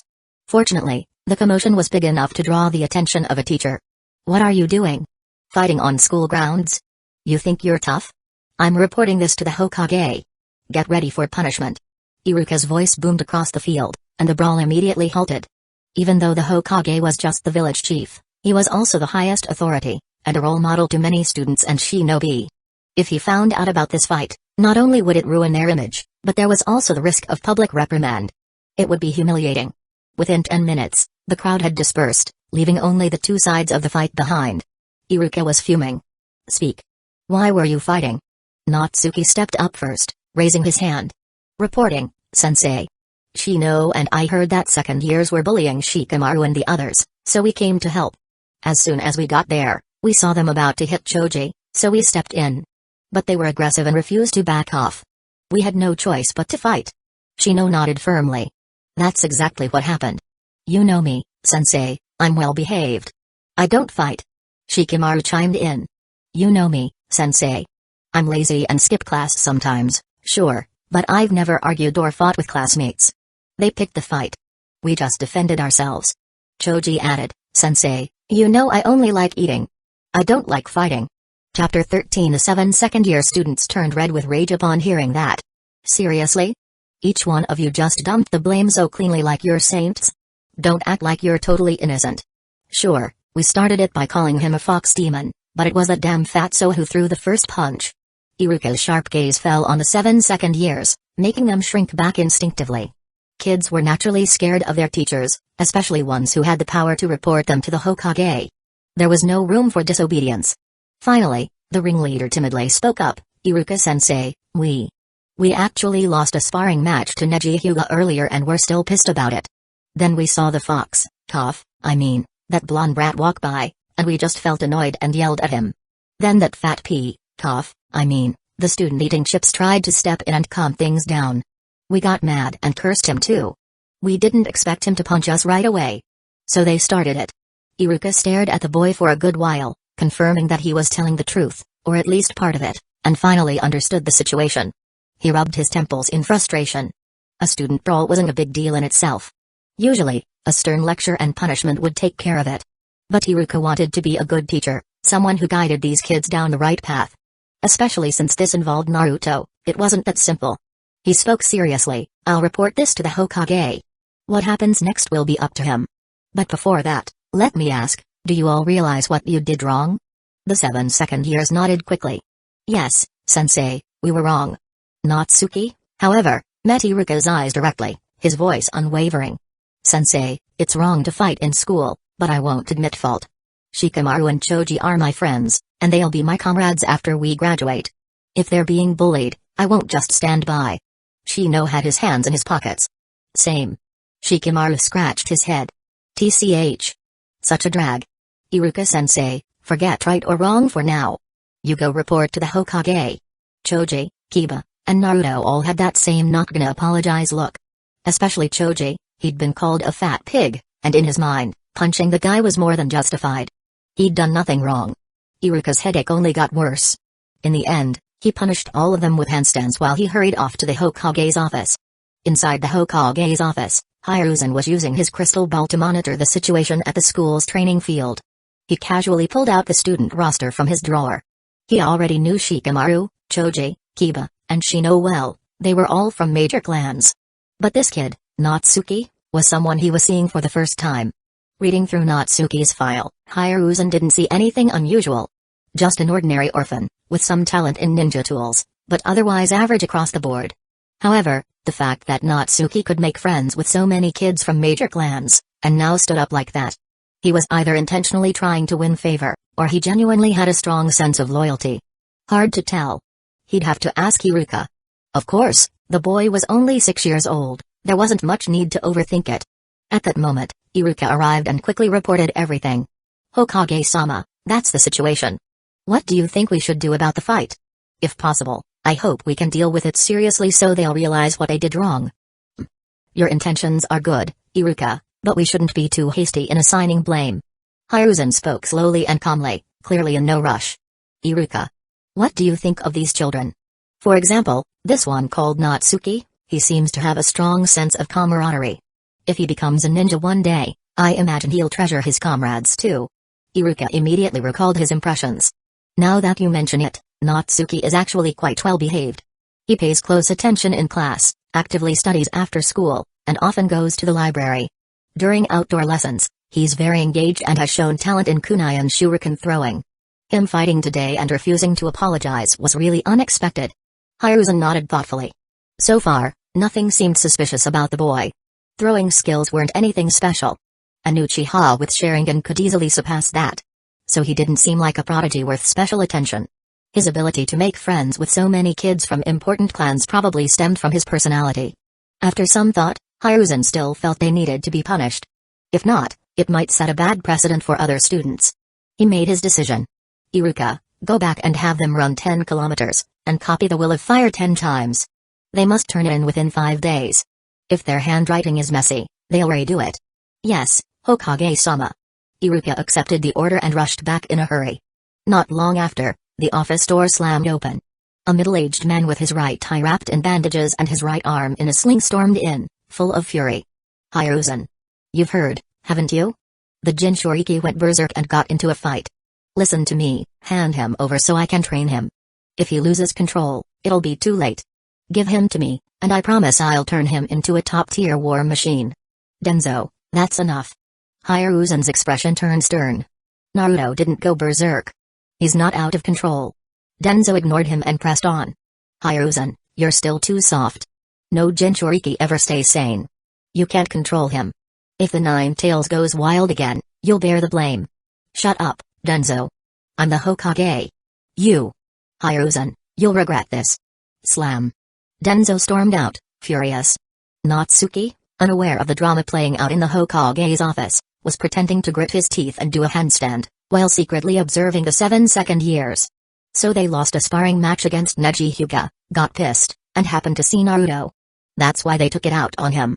So basically, Naruto got dragged in because of his future brother-in-law. Neji Hyuga, huh? Wonder how strong he is right now. Could I beat him? Among the Hidden Leaf Village 12, only Gay's team was a year older, and ironically, they had the worst fate. Neji died, Tenten stayed single forever, and Rock Lee probably plateaued after his injury during the Chunin exams. Meanwhile, Naruto's generation? Every single one of them turned out pretty well. Life really is unfair. Just then, Naruto spoke up. Choji, Shikamaru, Kiba, Natsuki. Thank you for stepping in to help me. Natsuki rolled his eyes. I was helping Shikamaru and Choji. Also, you forgot Shino. Naruto blinked, then noticed Shino standing off to the side muttering to himself, and looked awkward. That wasn't his fault, Shino's presence was so low, he just hadn't noticed him. Naruto quickly apologized, sorry, Shino. Thanks to you too. Shino muttered, as expected. Naruto didn't even notice me. And I helped quite a bit. Naruto didn't know how to respond, but he still looked happy. Even if Natsuki and Shino had come for Shikamaru and Choji, they'd still helped him. That was enough. Chapter 14. After Iruka returned, he announced the punishment decided by the Hokage. Running 10 kilometers? That was nothing. But copying the Will of Fire 10 times? That was just cruel. The book may be thin, but it had a lot of words. Copying it 10 times would practically break their wrists, and worse, it was basically a form of indoctrination. That old man Sarutobi was ruthless. Oh well. Might as well accept the punishment obediently. Natsuki flipped upright from his handstand and began to run. The others followed one after another. By the time school ended, the 10 kilometers were finally done. Everyone was panting heavily. Natsuki had to pretend to be tired too, forcing out quite a bit of sweat. After all, a 6-year-old running 10 kilometers without sweating or gasping for breath. That would look too suspicious. At that moment, Natsuki caught sight of a short-haired, white-eyed little figure peeking from the corner. He couldn't help but sigh inwardly. Who else could it be but Hinata, the ultimate peeking maniac? Back when he watched the anime, he already thought this girl was way too shy. Seeing it in person was even more exasperating. She couldn't even talk properly, let alone get close to Naruto. Natsuki looked at the goofy Naruto, then at the girl hiding behind a post, and his mouth twitched. You two. Want me to give you a hand? Oi? Hinata. Come over here for a second. Natsuki waved at her. Hinata jumped, shrinking back reflexively. But after a moment, she poked her head out again. Under everyone's curious gaze, her face flushed red, but she still walked over slowly. Coming from the Hyuga clan, strict upbringing dictated that if someone called her by name, especially publicly, she had to respond. Naruto looked confused. Hinata? Why were you hiding in the corner? Hinata fidgeted with her fingers and mumbled, Naruto-kun, I just... Natsuki cut in, Hinata, this guy's trash at hand-to-hand. Got beat up pretty bad and he's injured. Do you have any medicine? Give him a bit. What? Naruto-kun got badly hurt? I have ointment. Hinata immediately panicked, pulling out a container of ointment. She wanted to apply it for him but was too shy to get close. Naruto, annoyed, said, Hey. What are you talking about, Natsuki? Who's trash at hand-to-hand? I was just holding back. If I went all out, those guys would be flying. There he goes again, talking big. In Yuzuka Kiba, flying, huh? You mean us? Everyone was speechless, but none of them said anything. They were too busy watching Hinata. Shikamaru and Shino, the two smart ones, seemed to catch on. When they saw Natsuki looking all smug and relaxed, and Hinata blushing like crazy while Naruto acted completely oblivious, they suddenly had a flash of insight. Ah. So that's what's going on. No wonder the little Hyuga girl had been hiding and peeking around. Naruto, of course, noticed nothing. When he saw Hinata blushing, he reached out and touched her forehead. Hey, you okay? Are you sick or something? Hinata's face turned scarlet and she fainted on the spot. Hinata? What happened? Naruto panicked, catching her in his arms. Hinata fainted blissfully in his embrace. Natsuki couldn't stop grinning. He didn't have strong feelings either way about the Naruto x Hinata ship, and he had zero intention of destroying Boruto at the source. Hinata had fallen hard for Naruto a long time ago. There was no place for anyone else to step in. Natsuki had awakened his past life memories far too late, he missed the window completely. Besides, even if he had the chance, Natsuki wouldn't interfere. Not because Hinata wasn't a good girl, far from it. But the Hyuga clan's rules were a pain. Marry Hinata, and your child might end up with the cursed seal of the caged bird? No thanks. Just that alone was enough to make Natsuki pass. Better not to start anything in the first place. It's not like there aren't other great girls in the ninja world. And it's not like he had to get married anyway. So he'd rather just quietly watch the ship sail from nearby, and maybe give it a little push now and then. With Hinata now Naruto's responsibility, the others dispersed. They still had to go home and copy the Will of Fire, after all. Natsuki returned home at top speed, had dinner and digested a bit, and exactly at 7 o'clock, entered the special laboratory space to begin his research. Project 1, could transformation jutsu transform him into thin paper to replicate the paper art technique from Marine 6 styles? Project 2, combat applications of clone jutsu. Project 3, chakra shape transformation and chakra threads. Project 4, chakra nature transformation, and infusing water nature chakra into the Rasengan. There were quite a few projects, but the first 3 wouldn't take too much time. The real challenge was the 4th, combining chakra shape and nature transformation. Naruto took a long time to develop Wind Style, Rasen Shuriken, And even though Natsuki believed his talent exceeded Naruto's, doing this alone with no teacher's guidance would be incredibly difficult. Most crucially, he had never seen Chakra nature transformation. If he even knew a single water style, even just a D rank, he could at least observe how Chakra turned into water. But right now, he was completely in the dark, and could only approach the research with a try-and-see attitude. If it really didn't work out, he'd just make another deal with Shino. Surely Shino could get his hands on a D rank scroll. No point just thinking. Let's get to it. First up, the first project. Natsuki visualized a form of thin paper in his mind and quickly performed the seals. With a poof, he did transform into a piece of paper, but it was as thick as a notebook. That just showed how poorly he had mastered the transformation jutsu. He couldn't freely control the form. And he didn't just want to become any paper. What he wanted was a paper-thin form, like a 2D cutout that swayed in the wind, light enough that a punch wouldn't land, the air alone would push it aside. That was the essence of paper art from One Piece's Marine 6 styles, a superb dodging technique, well worth researching. After all, Natsuki didn't have that many techniques to study at the moment. He pushed on, refining his image and transforming over and over. After half an hour, he finally succeeded in turning into a paper-thin version of himself. Then, using thought-controlled wooden puppets to attack, he found that no matter how heavy the blows were, his transformed body could easily dodge or be blown away, completely unharmed. Phew. Transformation Jutsu, paper art. Completed. He returned to his normal form, extremely satisfied with the first project's success. But before he could celebrate, one of the wooden puppets smacked him on the head, making him wince. He'd forgotten to dismiss them. He quickly dispelled the puppets and rubbed his aching head. It didn't cause damage, but it still hurt. No time to waste. On to the second project, combat development of clone jutsu. This wasn't too hard, but definitely worth experimenting with. Clone jutsu created one or more chakra-based illusions with no substance or attack power. Its main purpose was to confuse opponents.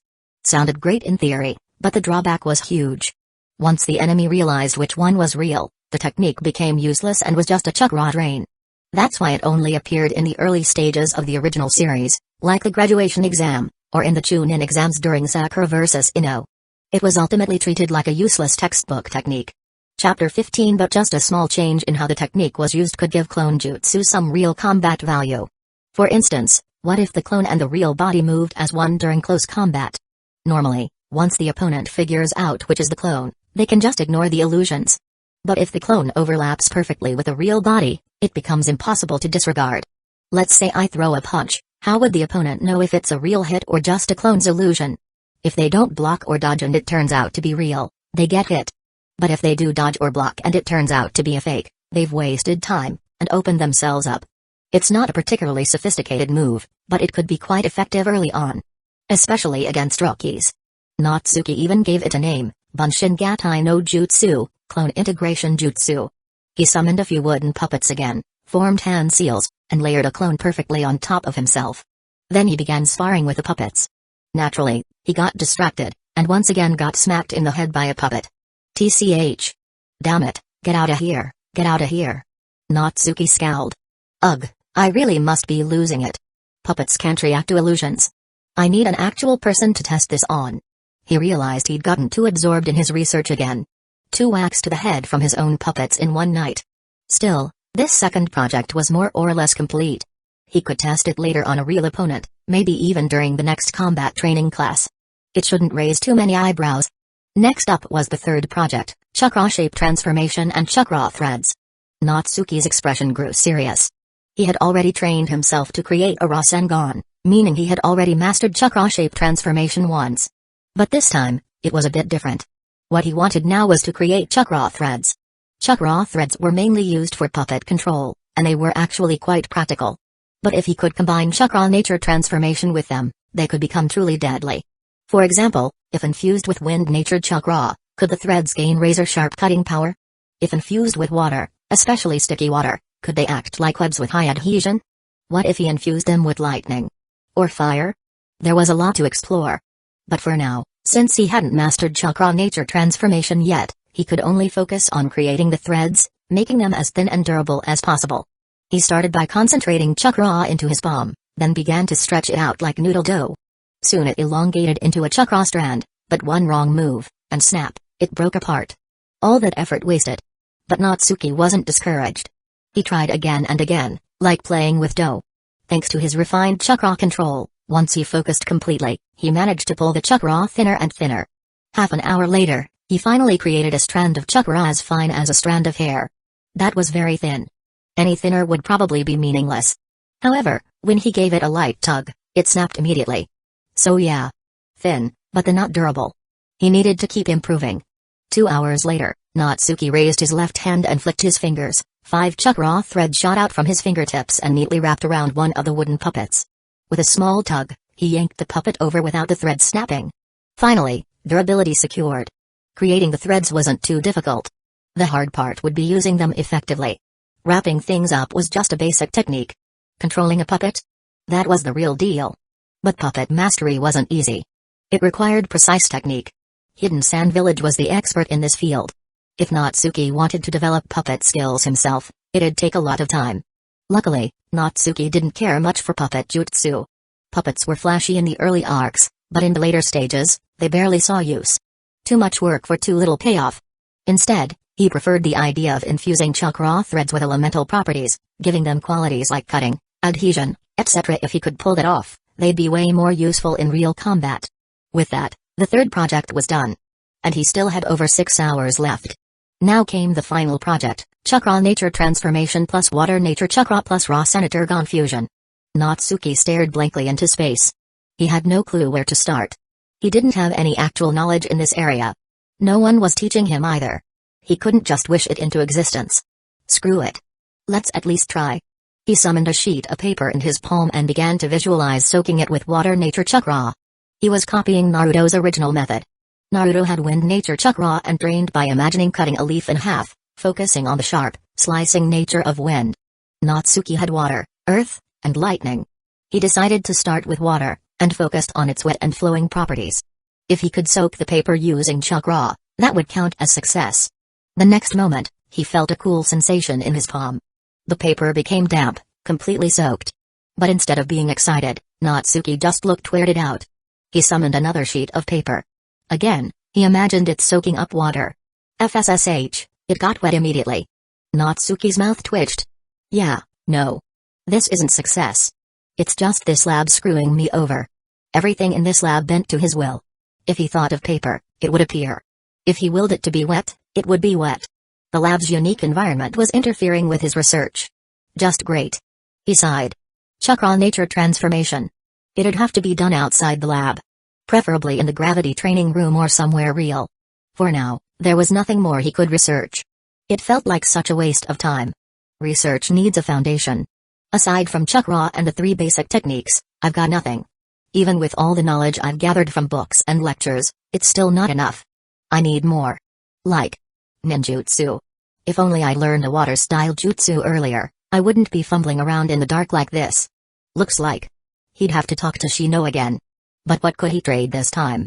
Natsuki mulled over it for a long while, then sighed. Still no idea. But he couldn't let the rest of his lab time go to waste.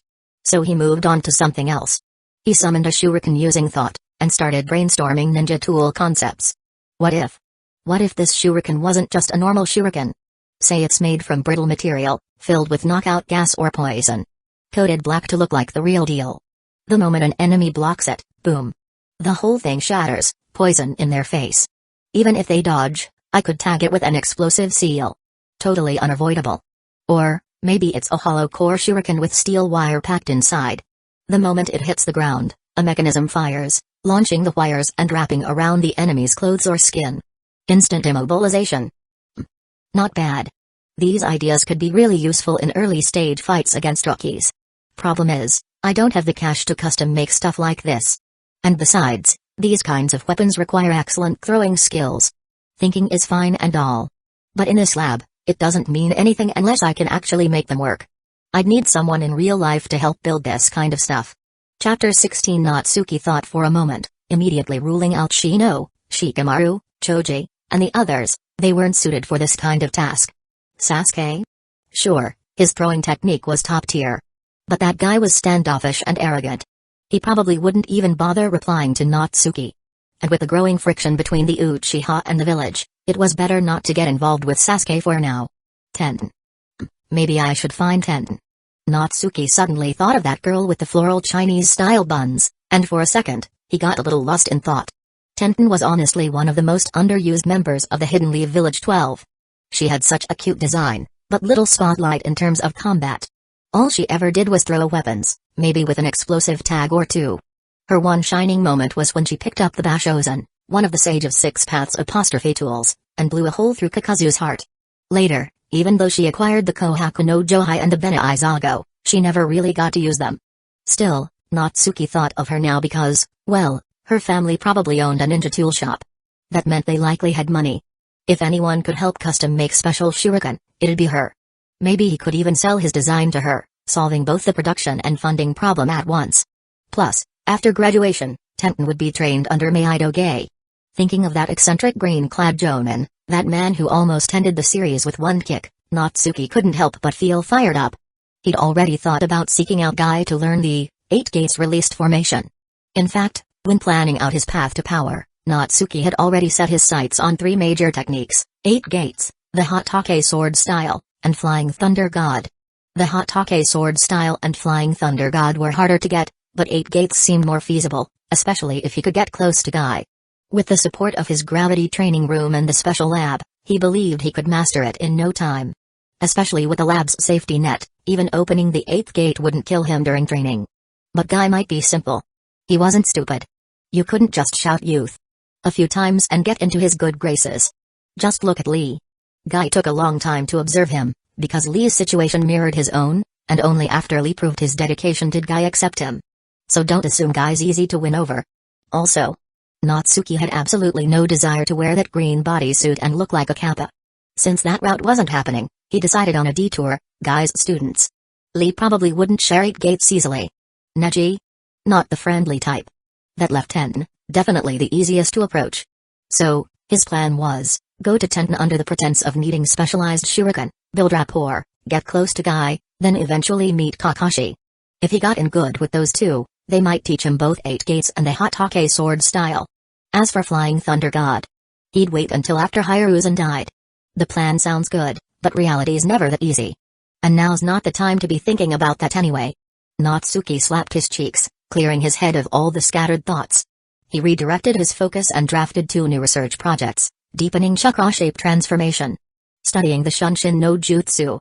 Chakra Shape Transformation could take many forms. Rasengan and Chakra threads were only the beginning.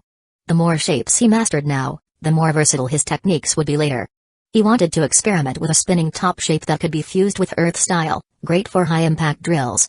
Or a spinning disc, like Krillin's Destructo disc in Dragon Ball, which could be fused with water chakra to create a water disc slash.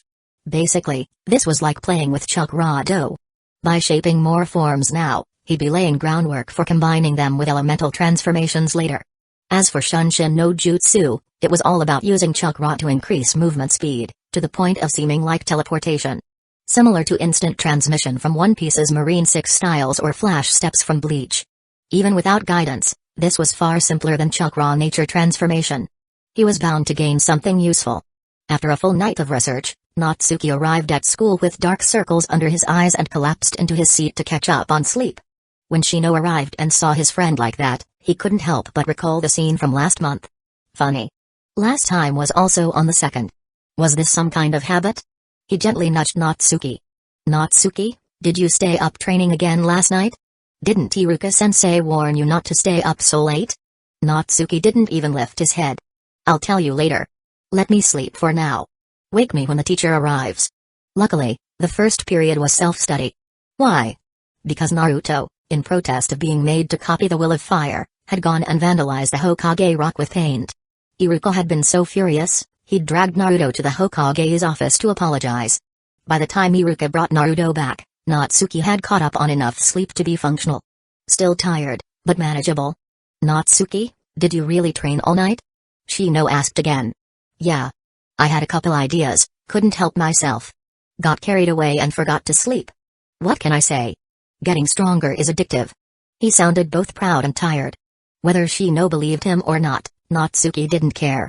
With Iruka now going over chakra extraction and hand seals again, Natsuki didn't bother listening. He just pulled out his notebook and began copying the Will of Fire. The Will of Fire may be a thin book, but come on. That one quote, "Where the leaves dance, so too does the fire burn," could have summed it up. But Hiruzen somehow managed to turn that one idea into an entire book, repeating it in every way imaginable. Pure brainwashing material. Natsuki found it painful to copy, but didn't dare slack off. If the handwriting was too sloppy, he'd have to start over. Seeing this, Shino also began copying. Actually, everyone, Shikamaru, Choji, Kiba, was quietly copying too. Only Naruto was slacking off again. Not only was he blowing off the punishment, he wasn't even paying attention in class. Had he forgotten that this whole punishment was his fault? All of this started with you little yellow-haired menace. Still, thanks to their practiced hand seal training, everyone's writing speed was fast. By the end of the class, Natsuki had already copied it 4 times. At this rate, they'd finish by the end of the day. Next up, outdoor training. Iruka took the class out for warm-up laps, then shuriken throwing practice, and finally, paired sparring. These were all hand-to-hand combat drills. Most students didn't know any ninjutsu yet, and throwing tools could be dangerous, so taijutsu matches were the safest option. Of course, the 3 basic techniques were still allowed. Combining the 3 basic jutsus with taijutsu was the bread and butter of ninja combat. Chapter 17 The first match, Sasuke vs Natsuki. Iruka called out from the match sheet. "Oh ho, time to fight the emo duckling?" Natsuki instinctively looked at the cool and smug Sasuke, only to see Sasuke looking right back at him, his face full of arrogance, clearly thinking the win was in the bag. The rain had stopped, the sky was clear, and the emo duckling thought he was unstoppable again. Perfect? Since he is feeling cocky, this match will be easier. At that moment, Naruto started yelling, "Iruka-sensei! Let me go, let me go! I want to challenge Sasuke and beat his ass at Bayo." Veins popped on Iruka's forehead. "Naruto, we're still not done talking about the mess you caused this morning." Naruto shrank his neck and dared not shout again, but deep down, he was seriously annoyed by how girls flocked around Sasuke and wanted nothing more than to punch that smug, pretty face. He didn't get the chance this time, but Natsuki did. So he raised his fist at Natsuki. "Natsuki! Beat the crap out of that annoying Sasuke, Dappeo." But Naruto forgot about Sasuke's cheer squad, Kaya. "Sasuke-kun is so cool. Sasuke-kun, Ganbat." "Shut up, Naruto. Sasuke-kun is the best. No one can beat him." "Exactly. That Natsuki guy will totally get wrecked by Sasuke-kun." Natsuki's mouth twitched. He hadn't even said anything, and yet Naruto's hate got redirected to him. These love-crazed fans were getting out of hand.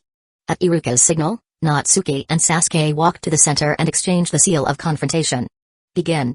Iruka had just called it when Sasuke charged in, probably wanting to end this easy match as quickly as possible. But he clearly underestimated Natsuki.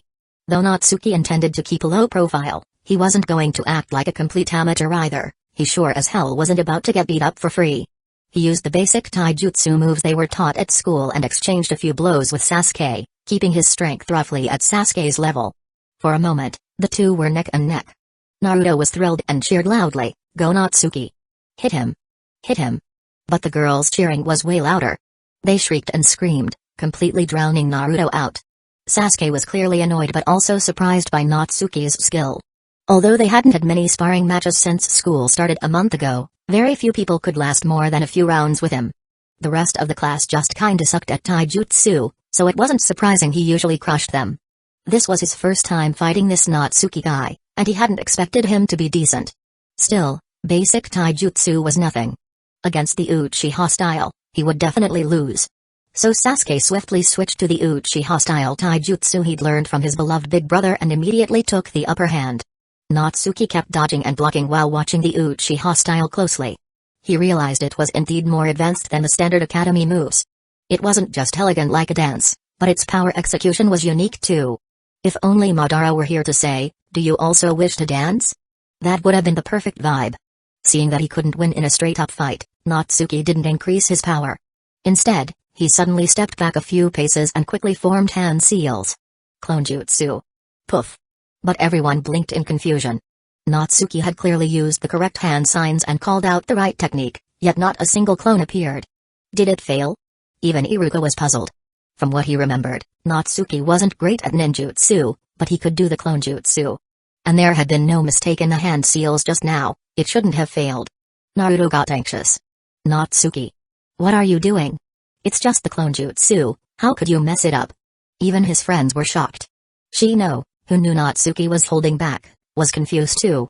No matter how much you hide your strength, pretending not to know clone jutsu was a bit too much, right? Hey, looks like you're so nervous you can't even pull off clone jutsu. Why don't you just admit defeat? Sasuke got even cockier. But Natsuki didn't listen.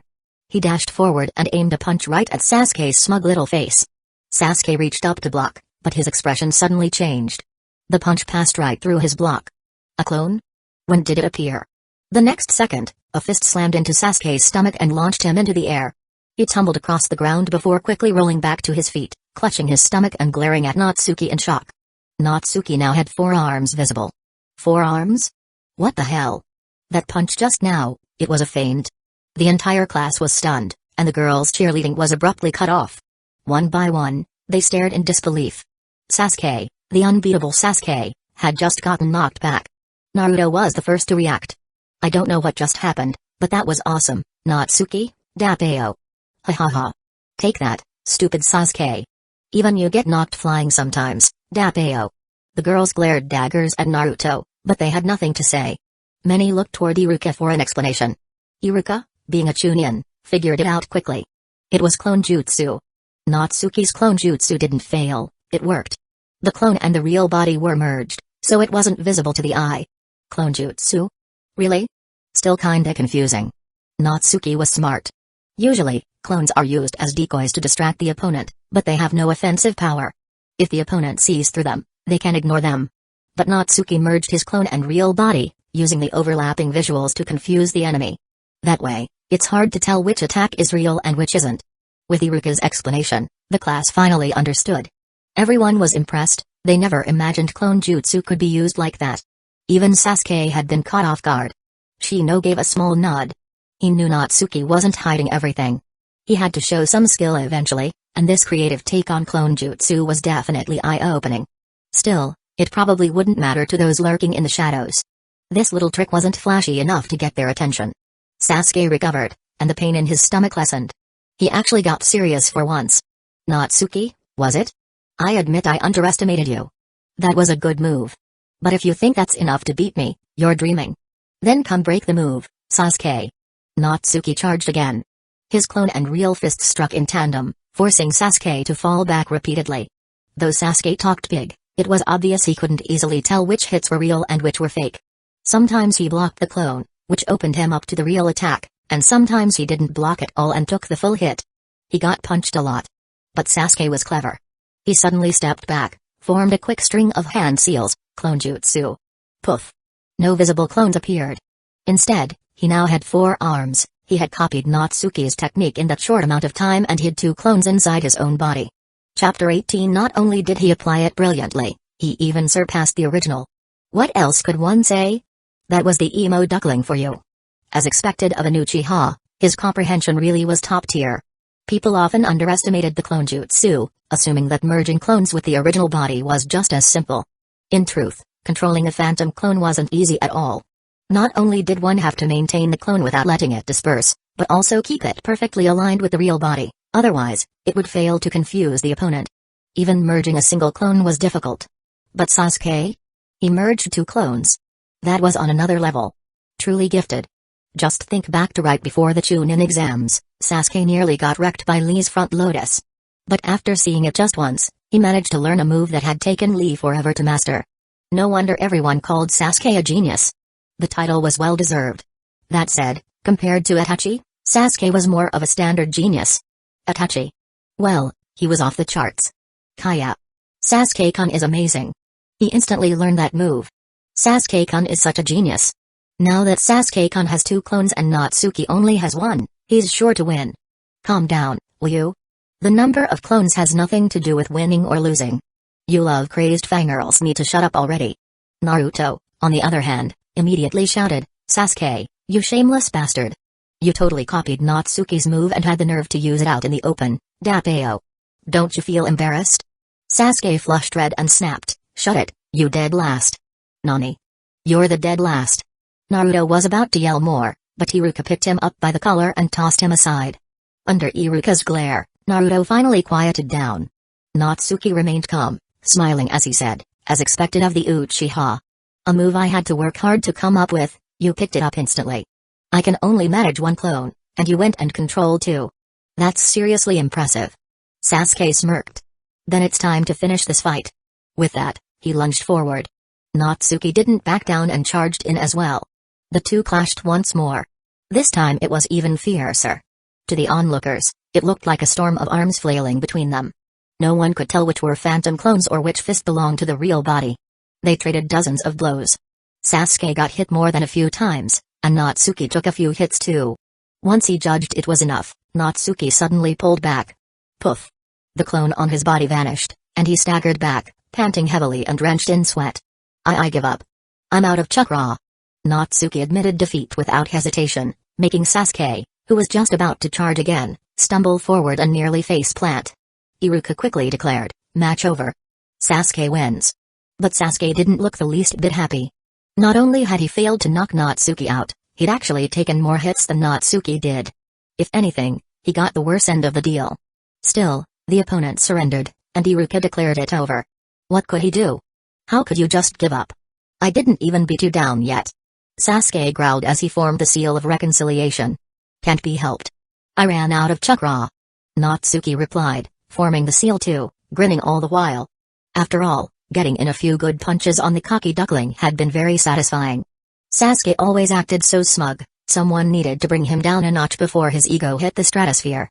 The fangirls all cheered Sasuke's victory, completely ignoring the fact that his face was dark as thunder. Iruka glanced down at his clipboard again. Next match, Naruto Uzumaki vs Shino. Natsuki had just returned to the sidelines. Hearing that, he gave Shino a thumbs up. Good luck. Shino gave a slight nod and walked calmly to the center. Naruto bounced into place like a firecracker. Hey. I didn't get to fight that smug Sasuke, but Shino, prepare yourself. I'm Naruto Uzumaki, future Hokage. Let me show you how awesome I am, Dappeo. And he charged forward. The next second, KO, I've seen you're awesome. Shino said coolly as he turned and walked away, leaving Naruto face down on the ground, drawing laughter from the entire class. Not that they meant to be rude, Naruto had hyped himself up big time, and then that happened. He kind of brought it on himself. Nice one. Natsuki gave a thumbs up. You too. Shino replied, his sunglasses trained on Natsuki. Your take on clone jutsu was impressive. Most people would have trouble beating you. Without my insects, I probably wouldn't win either. You didn't happen to stay up late last night developing that, did you? Natsuki grinned and shook his head. Nah, just a simple clone jutsu, doesn't need an all-nighter. I'm working on something even better, but that's still a secret. Shino didn't press. As long as he knew Natsuki was strong, that was enough for him. The rest of the matches were nothing special, just weaklings flailing at each other. The girl fights were worse, face scratching and hair pulling galore. People watching couldn't stop rolling their eyes. Oh, except Hinata. She stood out quite a bit. The Hyuga's gentle fist was no joke. Even though Hinata hadn't fully mastered it, it was more than enough to handle the other girls. I wonder what Naruto-kun thought of my match.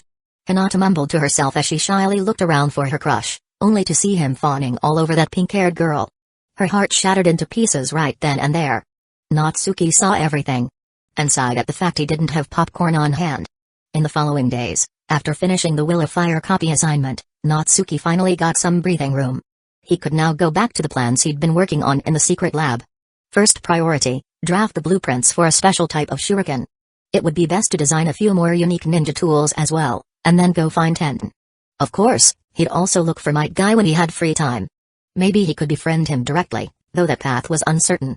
The Tenten route definitely had a higher success rate. Still, best to pursue both. After all, he wasn't letting the 8 Gates jutsu slip through his fingers. Whether or not he could reach Kage level, or even 6 Paths level, might all depend on the 8 Gates. The gravity training room primarily enhanced physical strength, which raised the upper limit of 8 Gates usage. With a tough enough body, he might be able to open just 6 gates and still kick Madara's 6 Paths form into oblivion. Compared to that, even the Hatake swordsmanship and higher Shin had their limits. The 8 Gates might actually be better overall. Enough thinking. Time to act. With some time to spare, Natsuki quickly jotted down designs for 2 special shuriken and brainstormed other types of ninja tools, like short guns and long guns. The ninja world did seem to have guns already, but they were mostly matchlocks and flintlocks, slow, clunky, with laughable range and accuracy. Fine for civilians maybe, but definitely not for ninja. It wasn't until Boruto that someone finally whipped out a Gatling gun and nearly mowed the brat down. Now that was satisfying. Chapter 19. Ahem. In any case, gunblade-type weapons might really have great potential. Better to design it first. Since matchlocks and flintlocks were too clunky, why not make a version that used chakra to activate the ammo? And it'd be even better if a spatial ninjutsu system could be installed inside the magazine. Every shot could summon a new bullet directly, or even special bullets stuffed with explosive tags. Now that would be satisfying as hell. Tenten would probably love it. Even if she was still a little kid, her talent as a weapons specialist should make her receptive to new ninja tools. By the time they got familiar with each other, and once Tenten graduated into Guy's team, Natsuki could naturally get to know Might Guy too. The 8 gates were calling. Oi? Natsuki, your smile's getting creepy. Shino reminded him. Huh? Oh, I was just thinking about something exciting. Natsuki replied awkwardly and went back to sketching his designs. Shino raised a brow in doubt but didn't ask further. He just couldn't figure out what kind of happy thought could make someone smile like that. Only Naruto ever looked like that when fantasizing about Sakura. After school in the afternoon, Natsuki said goodbye to his friends and waited near the school gate. One by one, students from other years left campus, and before long, the person he was waiting for appeared. There she was, Tenten, her hair in 2 small buns, wearing a pink short jacket a size too small and dark green cropped pants. Cute and full of energy, yet with a hint of capability. Seriously, all the kids were cute when they were little. Sasuke was, Tenten was too. Natsuki didn't approach her immediately and instead followed silently behind. He failed to notice that Shino, who should have gone home by now, was actually peeking out from behind a utility pole not far behind. Watching Natsuki's back, Shino hesitated for a moment. Natsuki's been acting weird, so I planned to quietly observe him. But I didn't expect he'd be following a girl. It's just like how Hinata secretly stalks Naruto. No wonder he was smiling so creepily earlier, so he has a crush, huh? As a good friend, I have to investigate. Even so, he didn't hurry. With a female bug already planted on Natsuki, tracking him wasn't hard. No need to get too close and risk being discovered. Unaware of Shino tailing him, Natsuki just followed Tenten with a clear conscience. He watched her walk into a ninja tool shop and call out in a soft voice, "Papa, I'm home." So she was home. Confirmed. Her family really did run a ninja tool shop. No wonder they were so rich. Judging by how many ninja tools she threw away during the Chunin exams, she could bankrupt all of Team Kakashi on her own. He walked straight in and saw a chubby, well-fed shop owner greet Tenten with a bright, flowery smile. Tenten's parents were never mentioned in the original story, likely ordinary civilians. Whether they were still around before her graduation was unclear. But Tenten had always been cheerful, apart from her frustrations with her own strength, and was nothing like the ill-mannered Sakura, so she probably wasn't an orphan. When the shop owner noticed it was just a little kid entering, he immediately dropped the smile. "Hey, kid, what do you want?" Natsuki ignored him and walked right up to Tenten, putting on what he thought was a dazzling smile. "Hello, I'm Natsuki, a first year. May I know your name?" Tenten blinked but replied politely, "Hello, I'm Tenten." Natsuki followed up immediately with a compliment. "Tenten, huh? That's such a cute name. And you're really cute too." Tenten's cheeks flushed red. Clearly shy, she'd probably been praised by adults before, but never by a boy her own age. The shop owner's eyes darkened. His voice grated like nails on a chalkboard. "Kid, what are you doing here? Was this brat trying to flirt with his precious daughter?" Over his dead body, Natsuki, unfazed, pulled out 2 design drawings and handed them to Tenten. "I designed 2 special types of shuriken. I was wondering if your shop would be interested. Though, Uncle Shopkeeper, you're not a ninja, so you probably wouldn't get it. I'll show Tenten." That did it. The owner fumed. "My family's been running a ninja tool shop for years, and you say I don't understand ninja tools?" But Natsuki ignored him, focusing on Tenten as she flipped through the designs. He began explaining enthusiastically, "First, this poison shuriken. It's made from fragile wood or ceramic, and filled with poison or knockout gas. If the enemy blocks it with a kunai, it shatters and sprays the contents. Even if they don't block, you can detonate it with a seal. It's like poisoning right in their face, super effective. Then there's this wire trap shuriken. It has a mechanism inside for steel wires. The point isn't to hit the target, but to embed around the enemy, on the ground or in trees. The mechanism then fires hooked wires to latch onto their clothes or skin. It's perfect for restraining and creating an opening to attack." Tenten nodded repeatedly as she looked through the designs. Despite being young, her talent in ninja tools was real. Not just in use, she had a sharp eye for design too. The shop owner peeked over and sneered, "Kid, you've got some interesting ideas, I'll give you that. But now that your designs are out, even if I don't buy them, I could just make them myself." "Dad. You can't do that." Tenten stood akimbo, scolding him. Natsuki clearly worked hard on these designs. Even if you don't want to buy them, you can't just steal his ideas. "And anyway, I like these two shuriken. I'm buying them. Once they're made, I'm keeping them for myself." The owner instantly caved. "Papa was just joking. If Tenten wants to buy them, we'll buy them." That said, he quietly shed a tear inside. His daughter was standing up for some punk? Curse this damn brat. Tenten finally smiled, turning to Natsuki. "Natsuki, how much do you want for these two designs?" Natsuki replied seriously, "I'm not really sure. You probably know better than I do. And you're so cute, Tenten, I believe you wouldn't rip me off. See cute or whatever." Tenten blushed again, then thought it over. "Let's do this, I think both of these designs are really good. I'll buy each one for 20,000 ryo. That's 40,000 total, okay?" Natsuki blinked, surprised. "That much? Are you sure? Shouldn't you ask your dad?" Back when he taught Shino how to do one-handed seals, he only earned 100,000, and that was a high price agreed upon by Shino's father. He didn't expect these two blueprints to fetch 40,000 outright. But Tenten nodded firmly. "I think it's worth that much. Just take it. Besides, if you can design stuff like this at your age, I'm sure you'll come up with even better tools in the future. Promise me you'll sell those to me too." Oh, so this price was to build a relationship. That young and already this socially savvy? Natsuki didn't say more. He silently accepted the money handed over by the fuming shopkeeper, then got to the point. "So Tenten, we're friends now, right? Can I come find you often from now on?"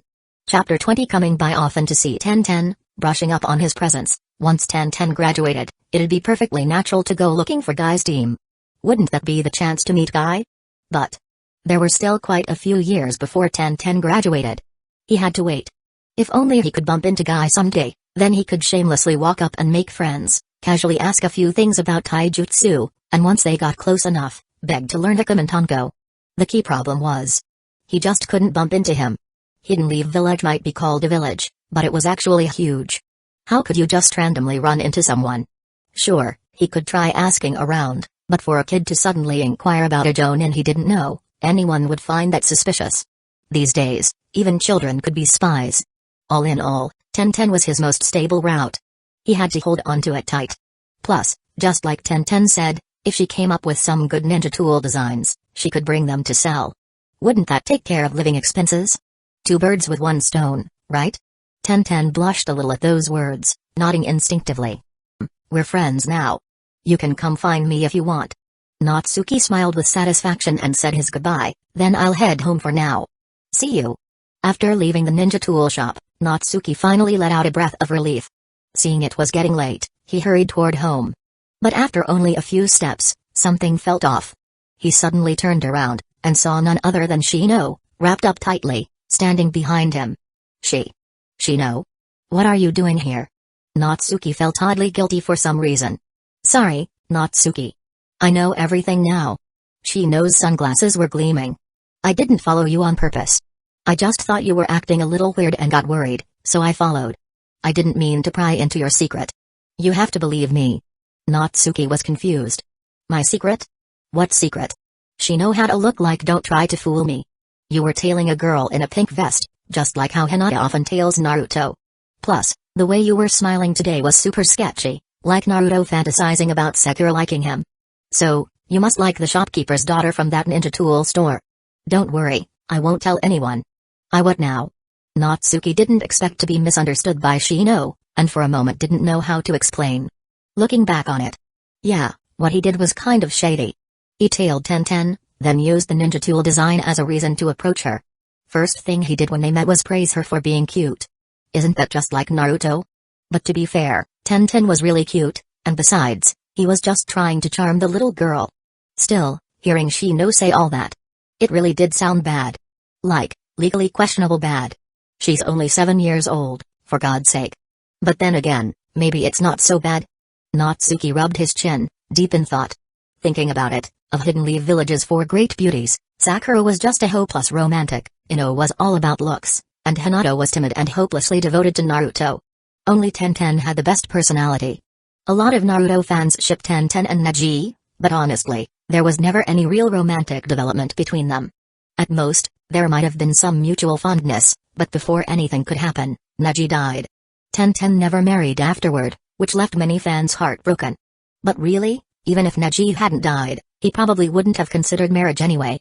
He was a victim of the clan's main and branch family system. Would he really want to have kids and watch them get branded with the caged bird seal? Better to live alone forever. As for Naruto's promise to change the Hyuga clan once he became Hokage. What changed, exactly? All that happened was that Naruto's status gave him enough face for the Hyuga clan to avoid branding Boruto and Himawari with the seal. The clan itself stayed the same. So Tenten and Neji were doomed from the start. In that case, maybe he still had a shot? Tenten really was a great girl. And on top of that, she was rich. What's wrong with clinging to a rich girl's leg? Even better, once she graduated, she'd become Guy's student. As her boyfriend, wouldn't it be totally justifiable for him to learn the Hakamantanko? Natsuki thought about all that and gave Shino a serious pat on the shoulder. Shino, thank you. I honestly didn't think about it like that at first, I really just went to sell some ninja tool designs. But now that you've said it, I really do think Tenten is super cute. So I've made up my mind. I'm clinging to this rich girl for dear life. You've gotta help your bro out, okay? Shino stood there blankly. From what Natsuki was saying, had he misunderstood? But not really. It sounded like Natsuki was really planning to chase after that girl in the pink vest. So Shino nodded seriously. Alright. If you ever need help, just say the word. A friend's lifelong happiness, I won't hesitate to support it. Haha. Thanks. Come on, let's go get some Akiraku ramen, my treat. The next day after school, Natsuki dragged Shino along to Tenten's family's ninja tool shop. The moment the shopkeeper saw Natsuki, he blew up. Kid, you sure come by a lot. I'm warning you, don't even think about my daughter. Natsuki grinned and pointed at Shino. Shopkeeper Ojizen, this is my friend, Aburame Shino. Aburame Shino? From the Aburame clan. Judging by his outfit, it really was him. The shopkeeper immediately toned it down and smiled politely. Welcome. How can I help you? Looking for any ninja tools? Shino spoke coolly, we're here to see Tenten.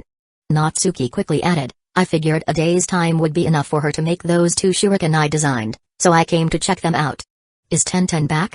The shopkeeper really wanted to refuse, but since Tenten had already acknowledged Natsuki as her friend, and now there was even a kid from the Aburame clan involved, he couldn't turn them away.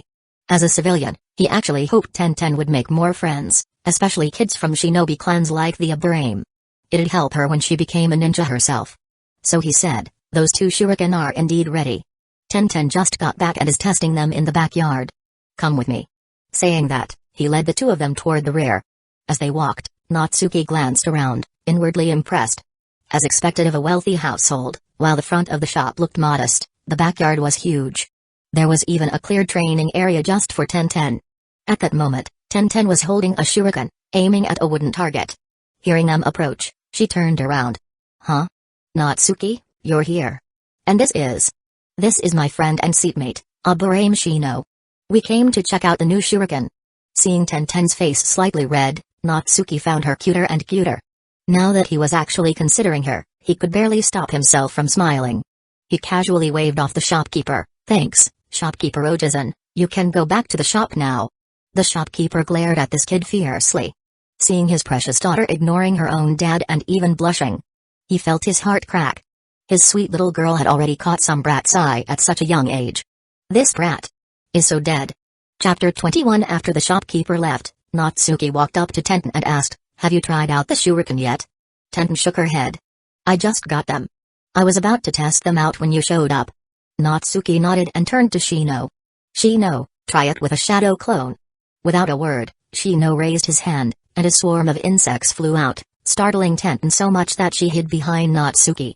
But then, the insects quickly gathered and formed into a humanoid shape, eventually taking on Shino's appearance. Natsuki gently reassured her, don't be afraid. The Aburame clan specializes in insect techniques. Shino is a strong and trustworthy comrade. Tenten gave Shino a curious look, no longer as scared. When the insect clone gestured for her to attack, she raised her poison shuriken and threw it. The insect clone blocked with a kunai, but with a loud bang, the poison shuriken exploded, releasing toxic smoke that engulfed the clone. Then Tenten tossed several wire shuriken, embedding them precisely around the clone. As the mechanisms activated, steel wires shot out, successfully hooking onto the clone's clothing. Just like I imagined. These two types of shuriken are perfect for ambush and restraint. From now on, they're going to be my exclusive tools. Clearly pleased, Tenten smiled with satisfaction. Shino dispelled the insect clone and commented, the design of these two shuriken types is quite ingenious.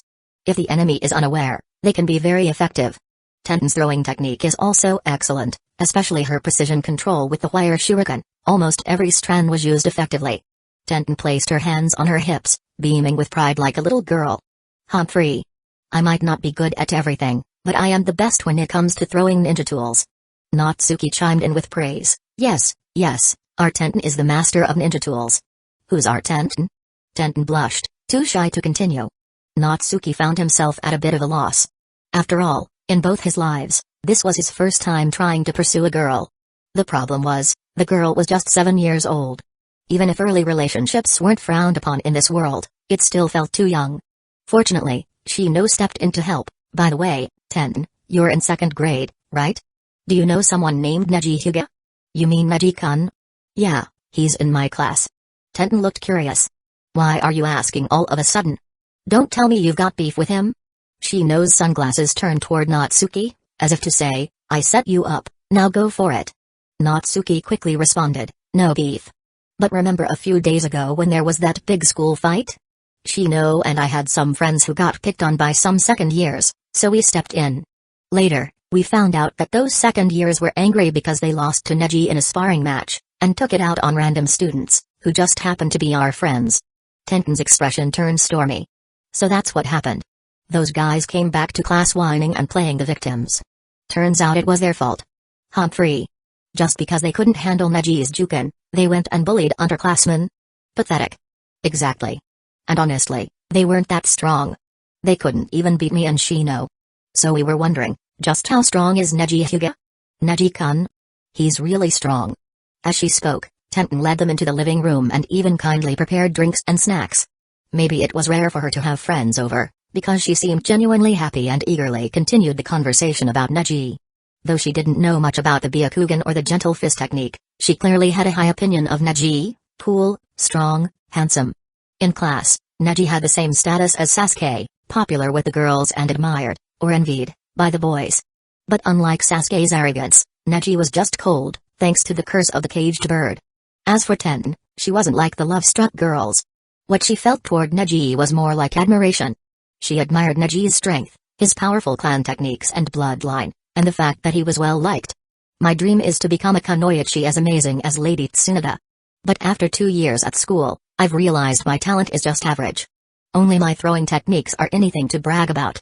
I don't even know how to get stronger, sigh. As she spoke, Tenten couldn't help but sigh.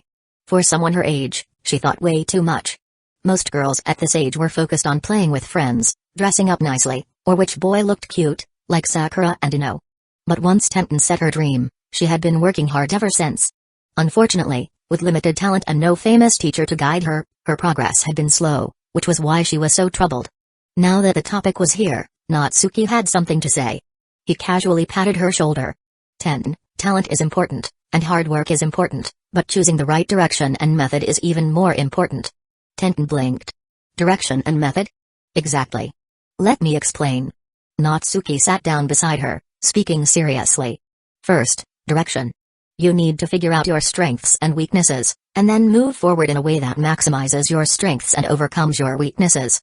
For example, Jiraiya-sama, one of the legendary Sannin like Lady Tsunade, was a total idiot as a kid. He couldn't learn a single ninjutsu properly. Even with shuriken, all he could do was a move called throw all the shuriken at once no jutsu. Throw all the shuriken at once no jutsu? What kind of move was that? Tenten giggled. She didn't expect one of the Sannin, Jiraiya, to be so amusing. Even Shino was surprised. Natsuki, are you saying Jiraiya-sama was a fool as a child? Is that true? Natsuki nodded solemnly. Totally true. You can ask around.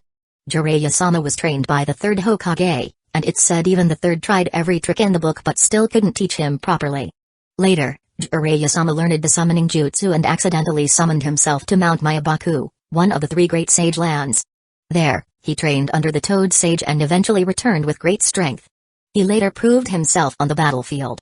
Tenten listened with fascination. When she was little, all she ever heard was how amazing and legendary Lady Tsunade was, and that's why she wanted to be like her. She never imagined that Jiraiya, also one of the Sannin, had such a legendary underdog story. A true example of a fool rising to greatness. Natsuki was right. Picking the right direction really was important. Jiraiya-sama was once so hopeless that even the Hokage couldn't teach him, yet he became powerful at Mount Myabaku. So what about her? Where was her direction? Who should she learn from? Tenten couldn't figure it out just yet, so she simply asked Natsuki directly, "Natsuki, what do you think are my strengths and weaknesses? And how can I get stronger? Come on, Natsuki, tell me. I'll treat you to a feast." Chapter 22. Treating him to a feast wasn't just talk, she actually did it. At Barbecue Q, Natsuki, Shino, and Tenten, 3 little kids, were grilling meat together. Shino was very considerate, claiming a seat on one side by himself so Natsuki and Tenten could sit together. As for the bill, of course it was on Tenten. After all, her family didn't lack money. Tenten earnestly placed freshly grilled meat on Natsuki's plate, clearly eager to hear his advice. Natsuki wasn't going to let her go hungry either and returned some meat to her plate. Meeting her expectant gaze, he began organizing his words. "Tenten, we've only known each other for 2 days, so I'm not completely sure about your situation. But based on what you said about your school performance, I can tell you have 2 major strengths." "2 strengths? What are they?" Tenten asked quickly. "Ninja tool handling talent, and being rich." "Being rich?" Tenten was momentarily stunned. "I can understand ninja tool talent, but being rich counts as a strength?" Natsuki replied with full confidence, "Of course it does, and a big one at that. Hold on, don't rush, let me explain. Let's start with your weaknesses. First, your chakra reserves are quite low.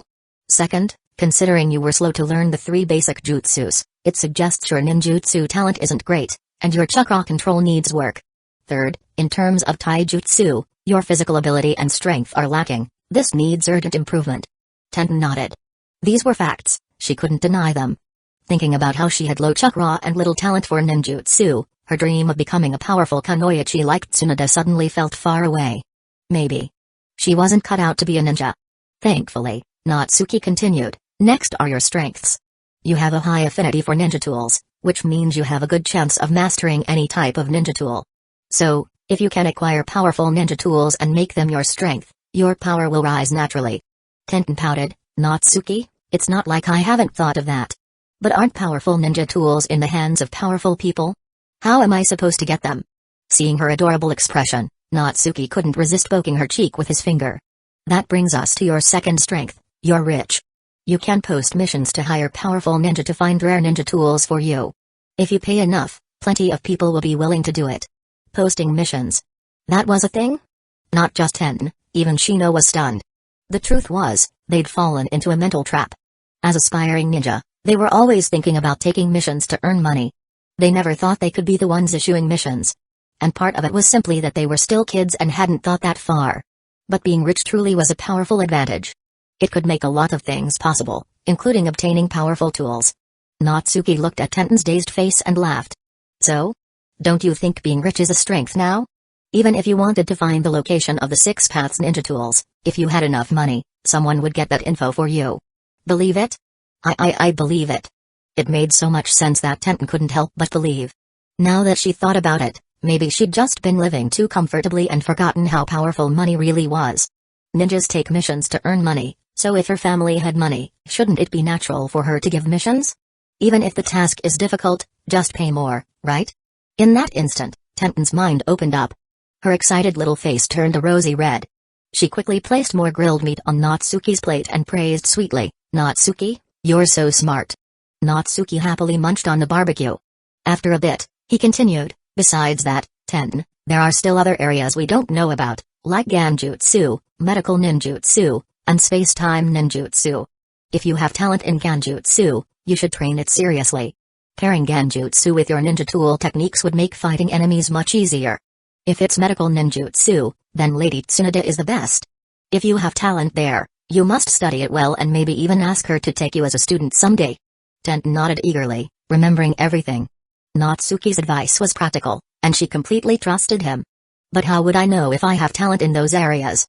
she quickly asked. "Ask your teachers. Or better yet, spend money, Buy beginner-level Genjutsu scrolls from the village ninja, and go study medical ninjutsu at Hidden Lee Village Hospital. Okay.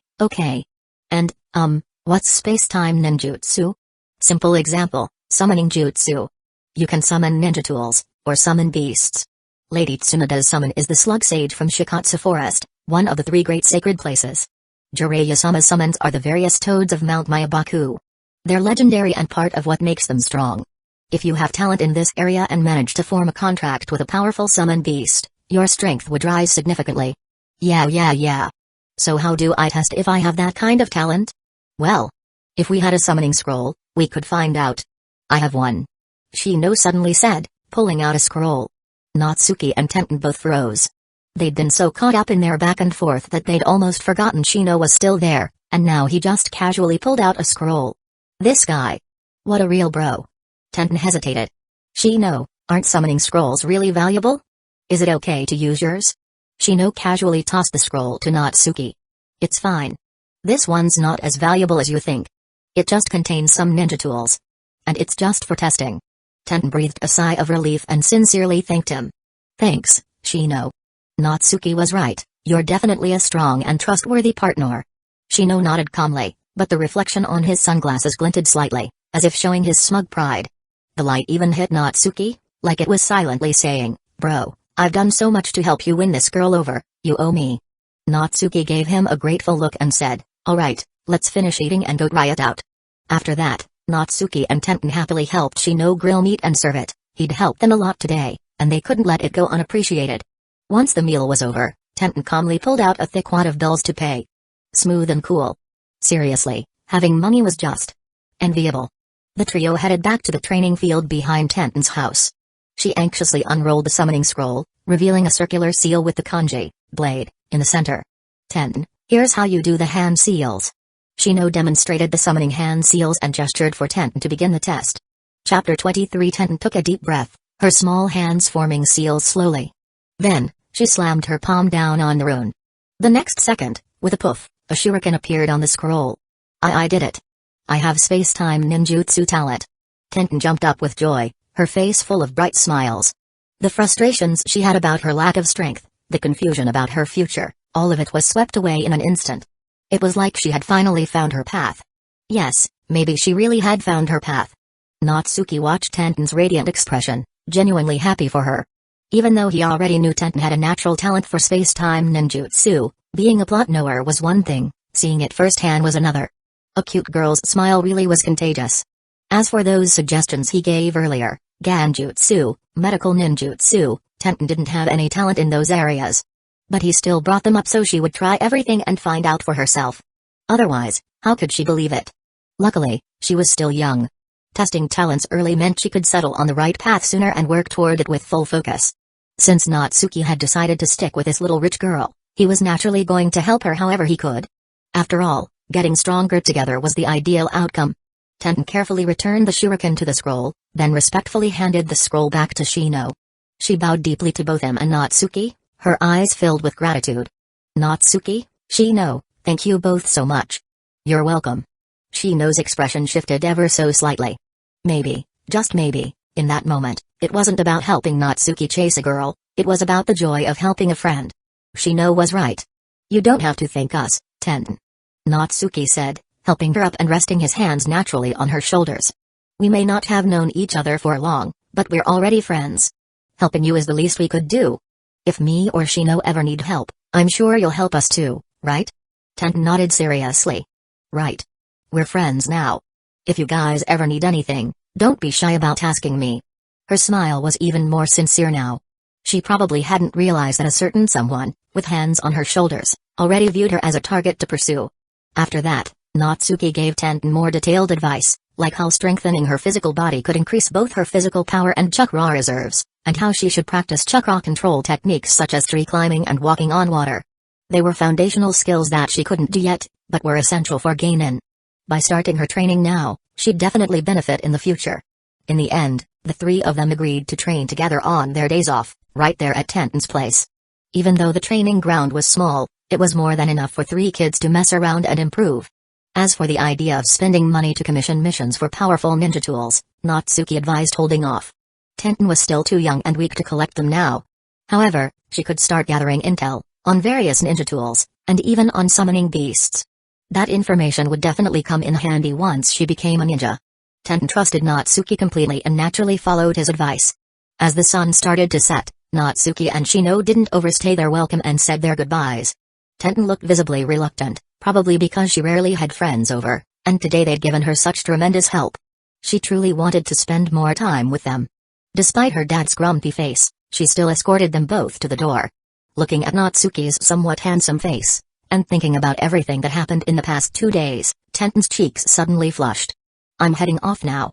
Once you've tested out Genjutsu and medical ninjutsu, don't forget to tell me and Shino. We'll help you figure things out. Natsuki said with a wave. Be safe on the way back. Tenten waved too. When she turned to look at Shino, something came to mind. She quickly made a small hand sign. Shino blinked, then returned the sign. Natsuki didn't notice. Then he followed Natsuki and left with him.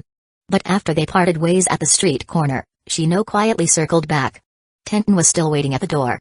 Tenten, what did you want to say that you couldn't in front of Natsuki? Shino asked curiously. Well. Tenten blushed and hesitated, looking a bit shy. Shino, maybe I'm overthinking things, but...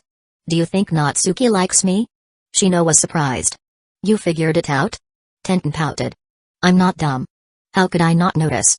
Yesterday he came into my store, supposedly to sell ninja tool designs, but he made a beeline straight for me, asked my name right away, and even called me cute.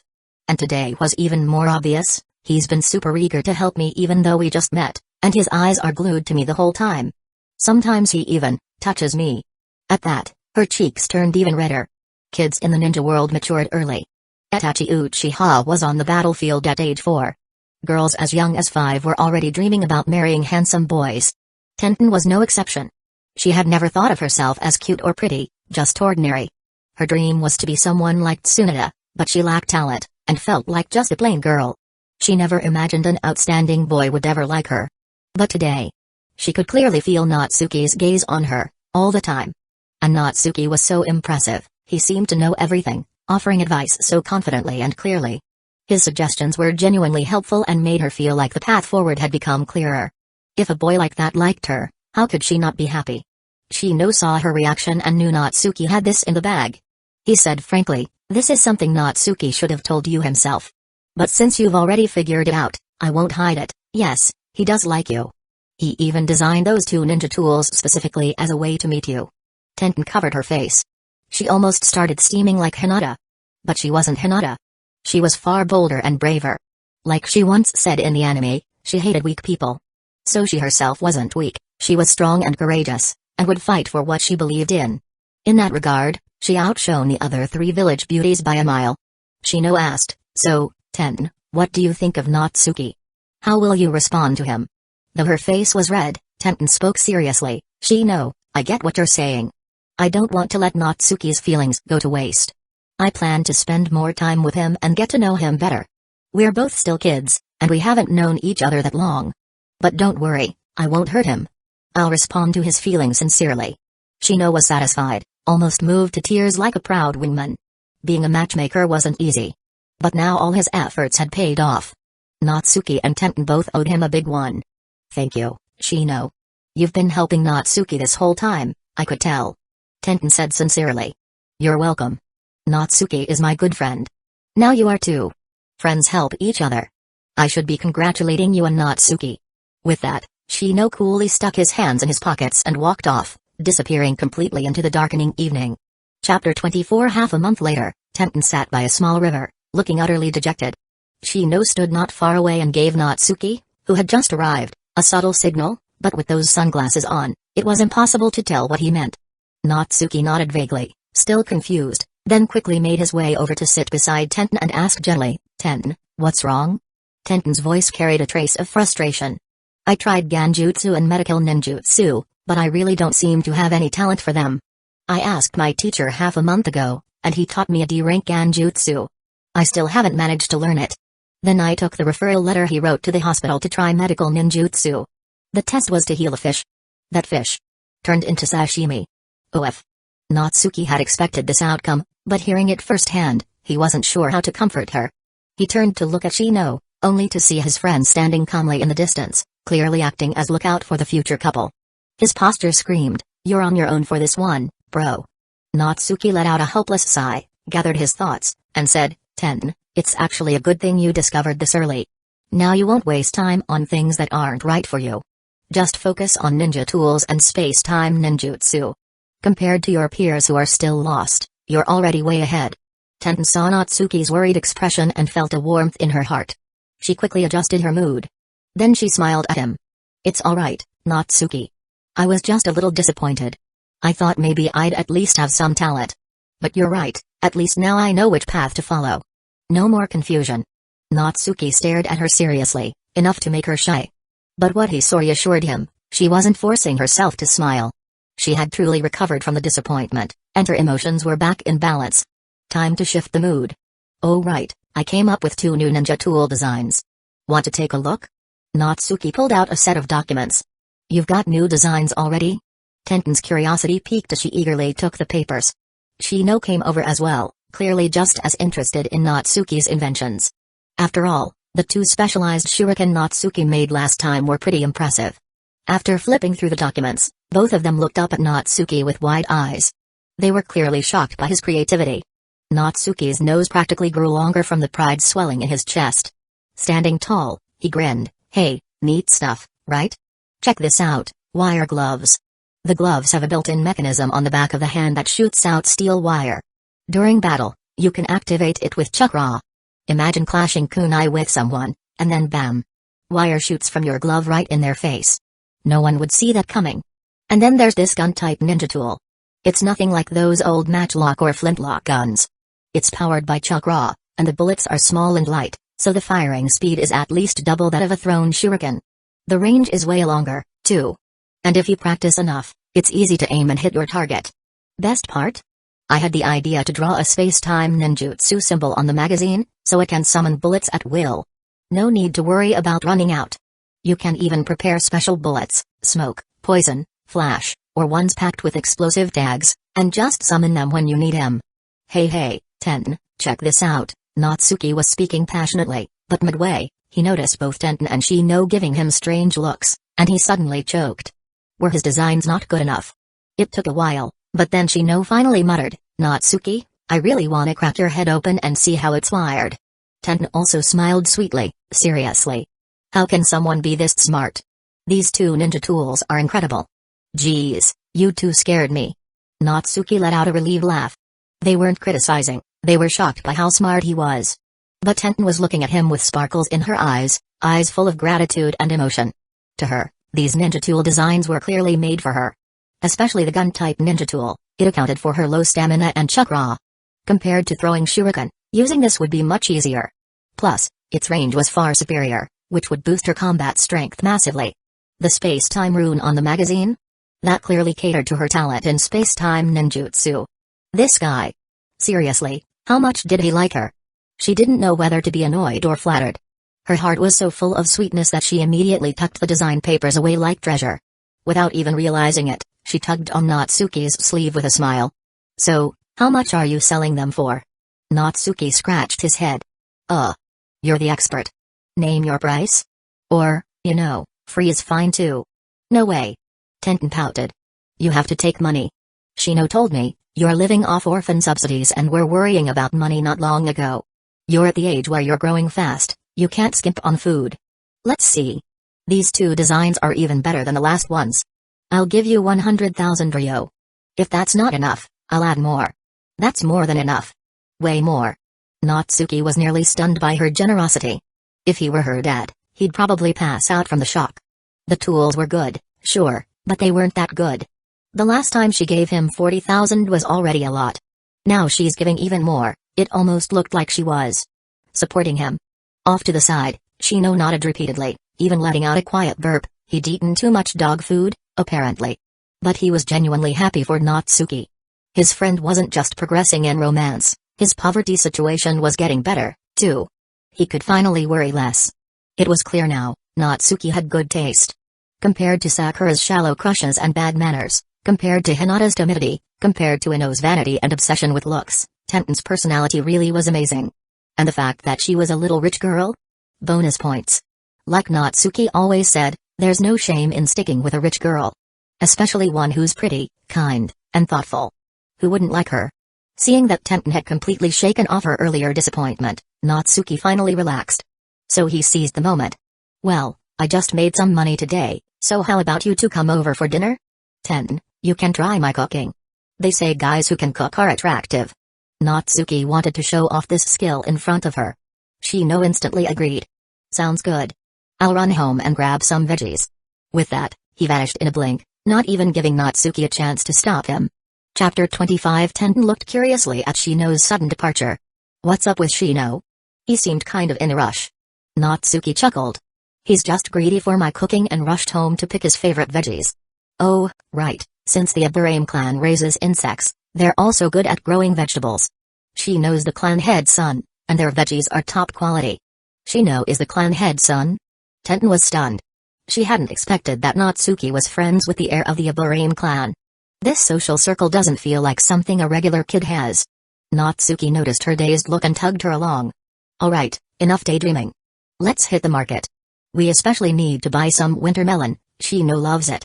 Tenten looked at their interlocked hands and felt the warmth in his palm. Her fingers instinctively curled around his. A gentle smile bloomed on her lips, one she didn't even realize she wore. The two strolled through the bustling street hand in hand, but as their shopping list grew, they had to let go. And the moment their hands separated, both felt a hint of reluctance. When their eyes met, both blushed uncontrollably. Nearby, some aunties and uncles at the vegetable stalls looked on with knowing smiles. Ah! Young love. Natsuki seemed totally immersed in the moment and didn't notice at all that a certain blonde girl delivering flowers, Yamanaka Ino, was standing right behind them, eyes gleaming with gossip. That's Natsuki, right? He actually has a girlfriend now? Natsuki wasn't especially handsome, nor was he the top of the class. But ever since his fight with Sasuke, he'd become someone unforgettable to his classmates. And Ino, being a shameless looks-obsessed fangirl, liked Sasuke, but she'd also been secretly curious about the guy who once beat him. Now seeing him holding hands with such a cute girl? There was no way she wasn't going to gossip. This is huge. I need to share this with everyone. So, while Natsuki remained blissfully unaware, the rumor that he had a girlfriend started spreading rapidly through the girls' circle in class. Meanwhile, Natsuki and Tenten returned home with bags full of groceries, only to find Shino already waiting at the gate with 2 baskets of freshly picked vegetables. Even with his sunglasses on, the eager look on his face was obvious. Natsuki sighed. Shino, are you setting up a stall at my house again? Shino replied matter-of-factly, too many veggies at home. My dad told me to bring some over. Yeah. Thank your dad for me. Natsuki opened the gate and brought the 2 inside. Then he started giving orders like a pro. Tenten, wash the veggies. Shino, start peeling the winter melon. I'm making winter melon pork rib soup today. When you're done, come help me prep the chicken. I'll start cooking the rice. The moment Shino heard winter melon pork rib soup, his eyes lit up. Even if he hadn't tasted it before, he knew it was gonna be good. He jumped into action right away. Tenten, meanwhile, filled a basin and started rinsing vegetables, all the while looking around curiously. So this is Natsuki's house. It's a little quiet around here, but the yard's really nice. Full of life and warmth. I wonder if Natsuki gets lonely living alone? She didn't even notice that she was actively trying to learn more about Natsuki's life. She even caught herself picturing what it'd be like if she lived here too, her lips curling into an unconscious smile. Cooking didn't take long. Before they knew it, a table full of steaming hot dishes was ready, and Shino was already diving into the winter melon soup with bliss on his face. Tenten took her first bite of Natsuki's cooking, and was instantly surprised and delighted. Natsuki, your cooking is amazing. She praised. As long as you like it. That means you're in for a lifetime of good food. A lifetime of, Tenten blushed furiously. She had the distinct feeling he said that on purpose. It wasn't a confession. But it was a little too smooth. Still, even though there was no sugar in the dishes, everything tasted sweet to her. By the time the meal was over, night had already fallen. Shino, ever the tactful one, said goodbye and vanished into the darkness like a true wingman. Natsuki seized the chance and gently grabbed Tenten's hand. It's getting late. Let me walk you home. Tenten's face turned red again, but she didn't resist. They walked hand in hand under the evening sky, half walking off their meal, half going on a little date. It was that magical in-between stage, more than friends, not quite lovers, and it felt new and exciting. After safely walking Tenten home, Natsuki headed back. The sky was now completely dark. As he made his way down the quiet road, he occasionally caught the sound of faint footsteps behind him. Nothing unusual, probably just a few passing Anbu. Natsuki didn't think too much of it. Based on his usual behavior, Danzo shouldn't have any reason to target him. Unless it was an intruder from another village. And if that was the case, well, tough luck. Still, Natsuki wasn't someone to be underestimated. Even if he hadn't learned many jutsu or fought in real combat, his physical strength and chakra reserves were substantial. As long as he didn't run into a jonin, his life wouldn't be in danger. Thankfully, he made it home without incident. But along the way, he kept sensing someone watching him. The gaze wasn't friendly, and it wasn't subtle either, as if suspecting that a kid wandering around at night was secretly a spy. Hidden Leaf Village seemed peaceful, but the truth was it was a mess beneath the surface. Before the Uchiha massacre, Danzo's route operated with impunity in the village. Afterward, even though Root was technically disbanded, the absence of the Uchiha clan meant the village was wide open, like a sieve. Spies walked in like they owned the place. Especially after the third Hokage died and Tsunade took over, things only got worse. Even nobodies could stir up chaos. Man, what a mess.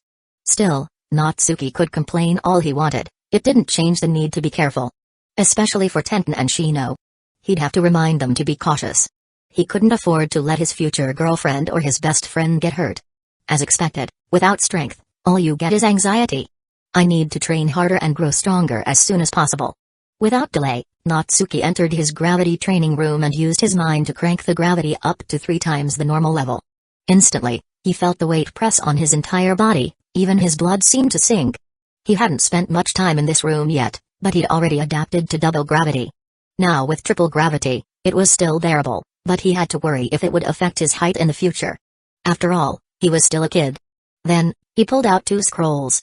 One was a C-rank water-style ninjutsu, water-style, wild water wave, which he had traded for with Shino using his transformation-based paper drawing jutsu. The Aburame clan specialized in insects, but weren't good at close-range combat. The paper drawing jutsu was perfect for Shino. If enemies got too close, he could use it to dodge and buy time for his insects to counterattack or for backup to arrive. The other scroll was for the Shadow Clone Jutsu, He had borrowed it from Shino, all because he had a special idea he wanted to try. He'd return the favor later by sharing the results with Shino. Even though Natsuki treated Shino as a close friend, he wouldn't take advantage of him. Give and take. That way, he'd never feel guilty borrowing again. Chapter 26. Alright then, let's start studying first. I'll test out the idea in my head on the 1st of next month. Natsuki first skimmed through the Shadow Clone Jutsu scroll, then began forming hand seals. In the next second, poof, a clone identical to himself appeared beside him. As expected, his talent was no joke. He learned it in one go. He glanced at his clone. It was indeed a perfect copy. For his girlfriend, this could very well mean double the pleasure. Now he couldn't help but wonder, after Naruto married Hinata, did he ever use multiple Shadow Clone Jutsu? And just how many clones did he use each time? Everyone knew Hinata had quite the appetite. Ahem. He was getting sidetracked again. Natsuki continued practicing. After an hour, he had not only completely mastered the Shadow Clone Jutsu, but also became proficient in performing the hand seals with just one hand. That's the trouble with being able to do one-handed seals. Every time he learned a new jutsu, he had to consider the possibility of executing it one-handed, and he had to be fluent at it too. After all, you never know when you'll need it. Then, Natsuki finalized the first research project for the first day of the next month, exploring the possibility of modifying Shadow Clone Jutsu into the Shioken. Shioken was a move from Dragon Ball, used by Tenshinhan. It gave him 2 additional arms on his back, granting the advantage of 4 arms in combat. They say 2 fists can't beat 4 hands. With 4 hands, you'd have the upper hand in taijutsu. Since the Shadow Clone Jutsu could produce a physical clone, why couldn't it be modified to sprout a pair of hands on his back? Of course, the weaknesses of the original jutsu were obvious. The clones were fragile and exploded upon taking damage. That made them mostly good for distraction. Naruto's Tajukage Bunshin looked impressive, sure, dozens or hundreds of clones, but they only worked against small fry like Mizuki. They were useless against real powerhouses. But hand clones would be a different story. If the new hands appeared on the user's back, destroying them wouldn't be so easy. The opponent would have to get past the user's defenses first. Having an extra pair of hands could allow for surprise attacks in close-range combat, or secret hand seals from behind. You could even spray your opponent in the face with a water gun sneak attack. The advantages were obvious. And if you could grow one pair of hands, why not multiple arms, legs, even heads? That's the end game of modifying the shadow clone jutsu. He named it, Shio no Jutsu. But that experiment would wait until the 1st of next month. Without the safety of the special lab, the cautious Natsuki didn't dare to go wild. Natsuki put away the Kage Bunshin scroll and opened the one for water style, Wild Water Wave, studying it carefully before memorizing it. Then he created 2 shadow clones and had them learn alongside him. Shua. Shua. Shua. Natsuki and his 2 clones formed seals together. Water style, Wild Water Wave. PFF. All 3 spewed massive streams of water at the forest ahead, blasting through several thick trees and even flattening a small grove. This. Natsuki was startled, but quickly understood. His chakra was just that abundant. Combined with 2 clones unleashing the jutsu simultaneously, the resulting force was terrifying. If there had been a group of genin ahead, they would have been wiped out in one move. That's the benefit of having more chakra than others. Even a mere C-rank jutsu could unleash the power of a big move. He could cast it repeatedly and still have chakra left. What enemy wouldn't be scared? And this jutsu would be perfect against Gaara and his sand. In water, that sand loses its edge. Even his mom's shukaku probably wouldn't help. When that time came, Natsuki could roar, "Gaara! I'll Gaara you into pieces." Well, just kidding. Gaara wasn't that easy to kill. After all, he was a Jinchuriki of the Ikebi. And once Naruto's talk no jutsu kicked in, Gaara would become a valuable ally. Besides, Gaara's sister Temari would later become Shikamaru's wife. If he killed Gaara now, wouldn't that ruin the whole ship? Oops, off track again. Natsuki pulled his thoughts back and continued practicing water style, Wild Water Wave. He had to become fluent in both two-handed and one-handed seals, but more importantly, he needed to observe the chakra transformation process that created the water. The reason Natsuki had asked Shino for a water-style jutsu was to study how chakra changed its nature. Water styles worked by guiding chakra through hand seals, and when it reached the throat, the chakra transformed into water and was expelled. Once he understood this process, grasping water-style chakra transformation would be much easier. Before, he had been blindly trying to understand it, like trying to solve advanced math without ever learning algebra. But now that he had a real reference point, even just one jutsu helped immensely. With that, his second research project for next month was clear, water-style chakra transformation. The third project naturally followed, infusing water-style chakra into the Rasengan. And beyond that, he'd try using what he learned from water-style to attempt earth and lightning transformations. Then he'd combine those transformations with other chakra-shape manipulations. All in all, he had plenty to work on. The next morning, after getting a full night's sleep, Natsuki was up early for his daily training. He still delivered milk, but this time the route was longer, the terrain harsher, and he did it under triple gravity. It was a real challenge. By the time he finished, he was completely wiped out. Even so, he still had to shower, eat breakfast, and rush to school. The moment he entered the classroom, he could tell something was off. The girls were all staring at him with curious, gossipy eyes, sending chills down his spine. The boys, on the other hand, seemed clueless, as if they didn't understand what was going on. Luckily, Shino explained quietly, "Yesterday, you were seen holding hands with Tenden while shopping for groceries. Ino saw you." So that was it. Natsuki instantly relaxed. He'd thought it was something serious. So what if he was seen grocery shopping with his future girlfriend? No big deal.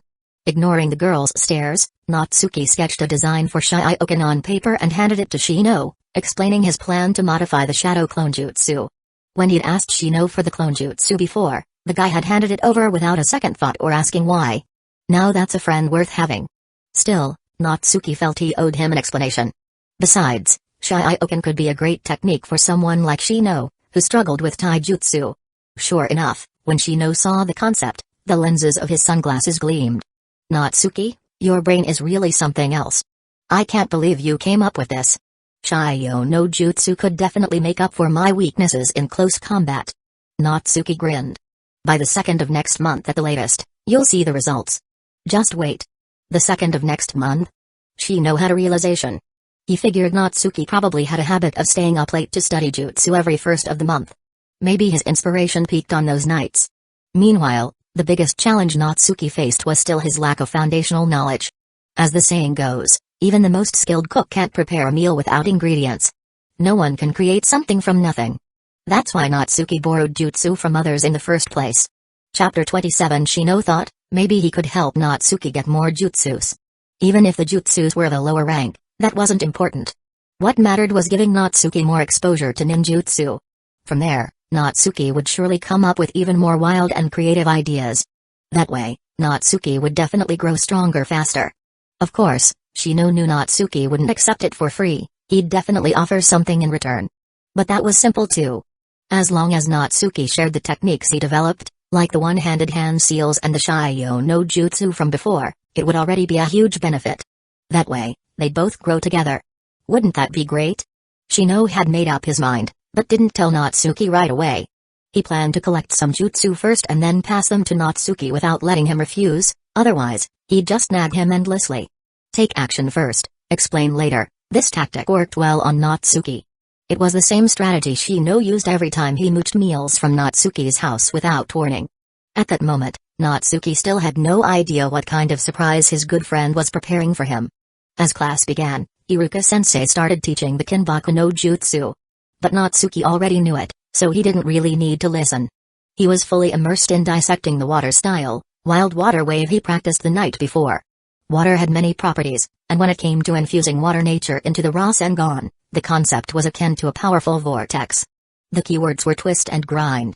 Just imagine a person falling into a deadly whirlpool and being ground into pulp, absolutely terrifying.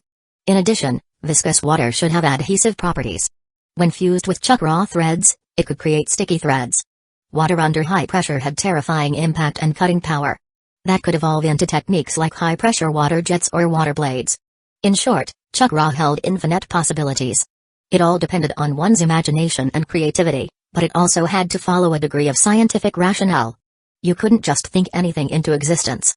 Chakra felt like a blend of science and mysticism, sometimes logical, sometimes abstract. It all came down to who could harness this power to the fullest. The next day was a rare day off. Natsuki, Shino, and Tenten went to the riverside to train. Originally, they planned to train in Tenten's home dojo, but since Tenten was learning how to walk on water, the setting wasn't ideal. The riverside was far better. At this point, Tenten could already walk up trees. Her chakra control had become much more precise. In fact, the best time to learn chakra control was during school, when chakra reserves were relatively small and thus easier to manage. Once someone graduated and their chakra increased, control became more difficult. So even though Tenten wasn't particularly talented in chakra control, she had still learned tree climbing after just half a month of training. Next up, water walking. Tenten focused her chakra into her feet and stepped cautiously onto the water. Immediately, her ankles were submerged. Natsuki instructed, water isn't stable like tree trunks, so it requires even finer chakra control. You have to stay fully focused. Try to stand steadily first, once you get used to it, it'll become a habit. I'll do my best. Tenten tried to balance herself, but the moment her mind wandered, she fell right into the water. Luckily, she wasn't the pampered type. Without a word, she got right back up and continued training. Natsuki, meanwhile, created a shadow clone and sparred with Shino to help him get used to performing one-handed seals and using Shio no Jutsu in combat. Of course, to avoid being spied on, Shino released his bugs to keep watch around them. As for Natsuki himself, he placed a sheet of paper on his palm and started trying to comprehend the nature transformation of water chakra. He had tried doing this in the gravity chamber before, but the chamber would respond to his intentions. If he willed the paper to get wet, it would, making it impossible to properly grasp the process. So he could only practice in the real world. Thankfully, with his future girlfriend and best friend keeping him company, he didn't feel lonely or bored at all. Time flew by, and by noon, Natsuki sent a shadow clone home to cook and bring over a nutrient-rich meal. Sure, grilling fish at the riverside would have been fun, but training was exhausting. Grilled fish alone just wouldn't cut it.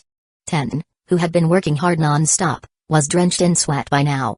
Natsuki felt a twinge of heartache but didn't stop her. Tenten wanted to become stronger, and suffering was part of training. If she couldn't handle a bit of hardship, she could forget about her dreams and settle for being a quiet, well-behaved girl.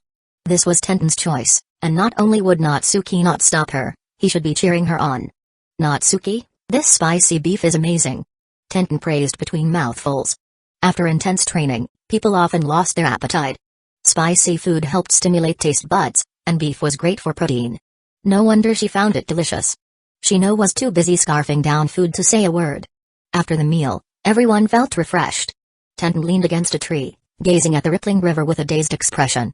Water walking is really tough. But I think I'm getting the hang of it.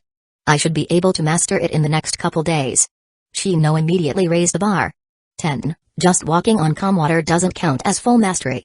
Look, this river is completely still, easy mode. To truly master it, you need to run on raging waters. Run on raging waters. Tenten was stunned. She was still struggling with standing still on water, let alone this crazy difficulty. Natsuki quickly said, "Don't worry. I'll train with you." Tenten blushed and smiled sweetly at him. Maybe she was really tired, because she soon dozed off, her head tilting and landing gently on Natsuki's shoulder. Natsuki hadn't expected such a bonus, his heart soared with joy. Just then, Shino made a hand gesture. Natsuki turned to look and saw a cute blonde girl walking toward them, a mischievous smile on her face. It was Ino. Just as she was about to say something, Natsuki quickly signaled her to stay quiet. Ino noticed the girl with the twin buns resting on Natsuki's shoulder, fast asleep. She covered her mouth and giggled, refraining from speaking but also not leaving. Instead, she came over and sat down beside them. "Natsuki, is that your girlfriend? She's pretty cute." Ino teased in a hushed voice, her eyes full of gossip. Natsuki glanced at Tenten sleeping soundly, then replied, "Not yet. But almost. And you're super nosy, you know that? Just cause you saw me and Tenten grocery shopping together, you've been spreading it all over class." Ino scratched her cheek with her finger. TSK, what's there to be shy about? I even saw you two holding hands." Her face was red. "Yours too.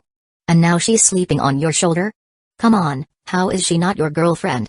Her name's Tenten, right? That twin bun hairstyle really suits her." Chapter 28. Natsuki accepted Ino's praise without hesitation. After all, Tenten really was adorable. But still. "Ino, what are you doing here? It's your day off, shouldn't you be helping out at the flower shop?" Natsuki asked, puzzled. I came here just to see your girlfriend." Ino looked smug. "I already knew this morning that you'd be here. I was busy earlier, so I couldn't come over. But when I saw you carrying a lunchbox, I followed. I'm really interested in your love story, tell me how you won over Tenten. I might use it as reference for chasing Sasuke." No wonder she was so enthusiastic, not just gossip, but also here to learn. For someone like Ino who was all about looks, Natsuki really had nothing to say. She probably didn't even realize it herself, but what she liked wasn't Sasuke, just handsome guys. Otherwise, why was it that when Sasuke left the village, Sakura was devastated, while Ino barely reacted? Because she liked Sasuke's face, not his heart. Lots of transmigrators liked to pursue Ino in fanfics, and honestly, she was very pretty. Once she grew up, her figure was amazing too. But the catch was, if the transmigrator wasn't super handsome, Ino wouldn't even glance at them. And well, Natsuki simply wasn't handsome enough. He didn't really feel like talking about it. Besides, his relationship with Tenten wasn't official yet. Thankfully, Shino stepped in. "Ino, I know I probably shouldn't be commenting on others' business, but as your classmate, I think I should say this." Ino blinked. Shino, you're here too? Oh, that stung. Didn't she know the thing Shino hated most was being ignored? This girl really had no filter. Shino muttered under his breath, clearly annoyed, but Ino quickly apologized. Sorry. I was too focused on Natsuki's girlfriend and didn't notice you. Please, go on, what did you want to tell me?" Fortunately, Shino didn't hold grudges and continued, "Ino, you're the daughter of the Yamanaka clan leader. You'll likely inherit the clan head position one day. Your family will expect you to take in a husband. But Sasuke is the son of the Uchiha clan head, even as a second son, there's no way they'd allow him to marry into another clan. So, you and Sasuke are basically impossible." Ino froze, eyes wide in shock. She'd probably never thought about it that deeply before, being so young. But now that Shino pointed it out, it really did make sense. So what had all her obsession with Sasuke been for? She even fought with her best friend, Sakura, over him. Did that mean she failed both in love and friendship? Ino looked completely deflated. Seeing this, Natsuki couldn't help but chime in. "Ino, as a classmate, I have to say something too. I think maybe you don't really like Sasuke. Maybe you just like handsome guys. Your feelings for Sasuke might not be as deep as you think. Think about it, could that be the case?" Ino's mind was spinning. She'd come here to gossip about Natsuki's love life and pick up some tips. How did things flip around like this? Shino said she and Sasuke were impossible. Natsuki said she didn't really love Sasuke. What was going on? Natsuki pressed on, think about it. If one day you met a super handsome guy, way more handsome than Sasuke, and even more talented, wouldn't you forget about Sasuke and fall for him instead? Super handsome guy. Couldn't help imagining such a figure. She even started drooling without realizing it. Come to think of it, that kind of sounded right. Maybe she really just liked handsome guys, and Sasuke wasn't irreplaceable. So why had she even fought with Sakura? Still, as a proud Yamanaka, she wasn't about to just admit it outright. That'd make her look super shallow. So she stiffened and said, ahem. It's not like that. I'm pretty loyal, Even if I did meet someone more handsome than Sasuke, I'd just sneak a few glances, that's all. Her voice got lower and lower, even she didn't believe herself by the end. Natsuki and Shino exchanged glances. They could both tell this girl was in denial. Unless, of course, she really did meet a super handsome guy. Just like in the original timeline, when Sasuke left the village, later met Sai, who insulted Sakura as ugly but praised Ino as beautiful. Sai was definitely a looker too. Naturally, moved on. After all, there'd never been anything real between her and Sasuke. This girl, advice wouldn't help. Natsuki laughed and teased, once you figured things out, go apologize to Sakura, alright? You don't want to throw away a precious friendship, do you? Seemed slightly moved but remained stubborn. Humphrey. Mind your own business. Why would I apologize to that big forehead? Fine. Suit yourself. Just then, Tenten let out a sleepy murmur and began to wake up. Quickly apologized, oops. Sorry. Was I too loud and woke you up?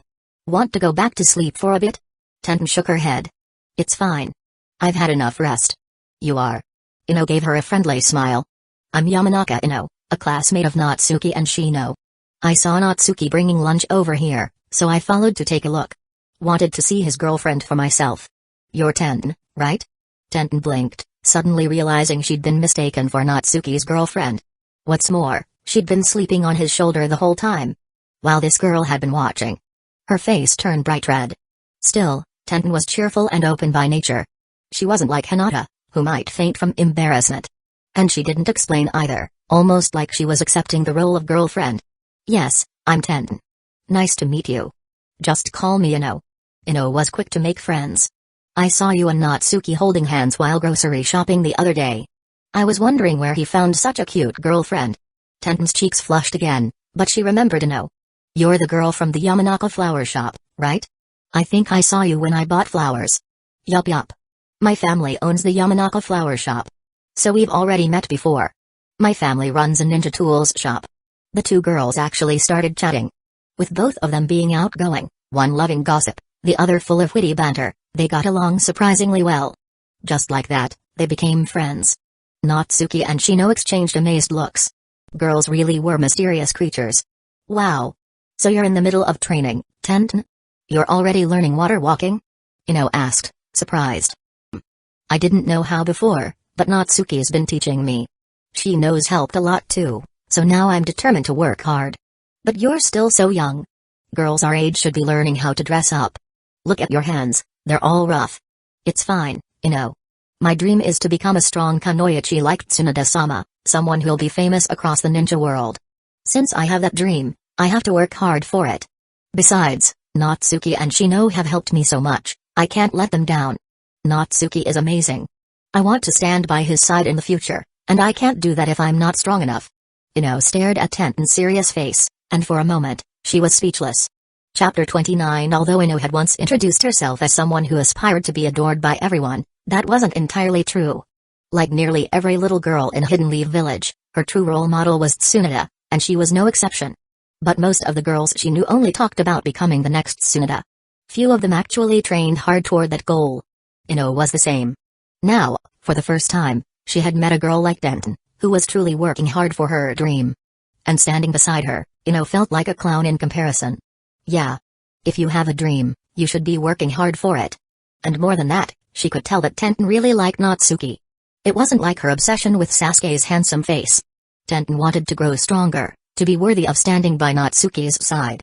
That might be what true love actually looked like. Tenten, I really envy you. Ino said sincerely. Tenten blinked. Actually, I envy you. You come from a great clan, have powerful inherited jutsu, and ninja clan kids always have better talent. So yes, I'm jealous, but I'll work hard to catch up. I'll prove I'm not weak. Tenten's confident look left Ino stunned and speechless for a long time. Even after she left, she was still dazed. She walked all the way home with a blank expression. Tenten couldn't help worrying. Natsuki, Shino. Is Ino okay? She's been spacing out like that ever since she left. Shino immediately picked up on it. It's probably what you said that made her like that. Tenten tilted her head. What I said? I don't think I said anything bad, did I? Shino looked up at the sky. You told her you envy her clan, her jutsu, her talent, and that you'd work hard to catch up. But Tenten, you don't realize this. Ino, like many other girls, does have all those things. But she doesn't work hard. You, on the other hand, shocked her with how determined you are. She's spacing out because she's reflecting on herself. Really? Tenten couldn't quite understand. If someone had so many advantages, why wouldn't they make good use of them? Why waste time? If she had Ino's background, talent, and inherited techniques, she figured she'd already be Jonin level by graduation, and becoming the next Tsunade would be within reach. Was it true? That those who have things never learn to cherish them? Like how her family had money, but she never really learned to make good use of it either. Natsuki gently patted her twin buns. Don't think too hard. Just focus on your training. Shino and I will check in at school tomorrow. If Ino's not doing well, we'll find a way to help her. That reassured Tenten, and she went right back to water walking practice. As for Ino, she remained out of it even by dinner time. Her mother, Yamanaka Ryo, was getting worried, but didn't dare say much. She waited until her husband, Yamanaka Inoyachi, came home. Dear, Ino's been acting strange ever since she got back. I didn't know how to ask, but maybe you should talk to her? Me? Inoyachi grimaced. Talking with his daughter was not his strong suit. Still, seeing her so dazed made him worry too. So he gathered his courage and sat down across from her. He was just about to speak when Ino suddenly said, Dad, I've decided, I want to train seriously. I want to learn our clan's jutsu as soon as possible. Please train me properly. Inoyachi was shocked. Wait, Ino. What brought this on? Ino's expression was firm. I met a girl today who was training seriously. After talking to her, I remembered the dream I'd forgotten. I thought I wanted to be admired by everyone, to date a handsome guy. But now I realize. What I really want is to be a strong woman, like Tsunade-sama, someone everyone looks up to. Inoyachi was dumbfounded. His daughter suddenly waking up like this was totally unexpected. He didn't know who she met, but whoever it was had changed her drastically. Still, this was a good thing. Ino was his daughter, the future heir of the Yamanaka clan. The sooner she grew strong and inherited their techniques, the better. So he nodded, pleased but serious. Ino, training can be tough. Can you handle it? Ino hesitated. She'd been pampered her whole life and hated hardship. But when she remembered Tenten's determined face, she bit her lip and nodded. I can do it. Good. Starting tomorrow, I'll assign you a proper training schedule. Be prepared. And so, Yamanaka Ino's miserable training life began. The next day at school, Natsuki and Shino kept a close eye on her. Sure enough, Ino looked drained and lifeless, completely out of it. Natsuki scribbled a note and had Shino send it over using one of his bugs. Soon, another note came back. It read, Thanks for your concern, I'm fine. I just asked my dad to train me when I got home. He made me go running at dawn, so I'm just tired, that's all. Natsuki and Shino both breathed a sigh of relief. It seemed Tenten's words had gotten to Ino. She'd decided to start training seriously, a good thing. Though neither of them knew just how miserable Ino was feeling inside. She had way too much pride to admit it. That early morning run was just the beginning. Her father's training schedule was terrifying. Just reading it made her scalp go numb. She really messed up. If she'd known, she never would have talked so big. And to make matters worse, Ino now realized that Natsuki was probably right about her. She did like handsome guys, not necessarily Sasuke. And now, she faced a new dilemma. Should she swallow her pride and make up with Forehead Girl? But how could she possibly bring herself to apologize? Admitting she was wrong would be humiliating. But if she didn't, she'd lose a precious friendship. She was truly torn. Time flew by, and the first of the month came again. Natsuki had prepared his research projects and, as the clock struck 7, slipped into the special laboratory to begin his grueling night of experimentation. Truth be told, he didn't want to do this kind of research. But he had no choice. He didn't have a clan's secret techniques or a way to study powerful jutsu. Before getting the Hukumentanku or the Hatake Kenjutsu, his only option was to create his own moves. First research project, transforming Shadow Clone Jutsu into Shio no Jutsu. Natsuki started modifying the hand seals, adding or removing steps like rewriting a program. Next second, poof, a head sprouted from his back. TCH. I wanted arms, not a head.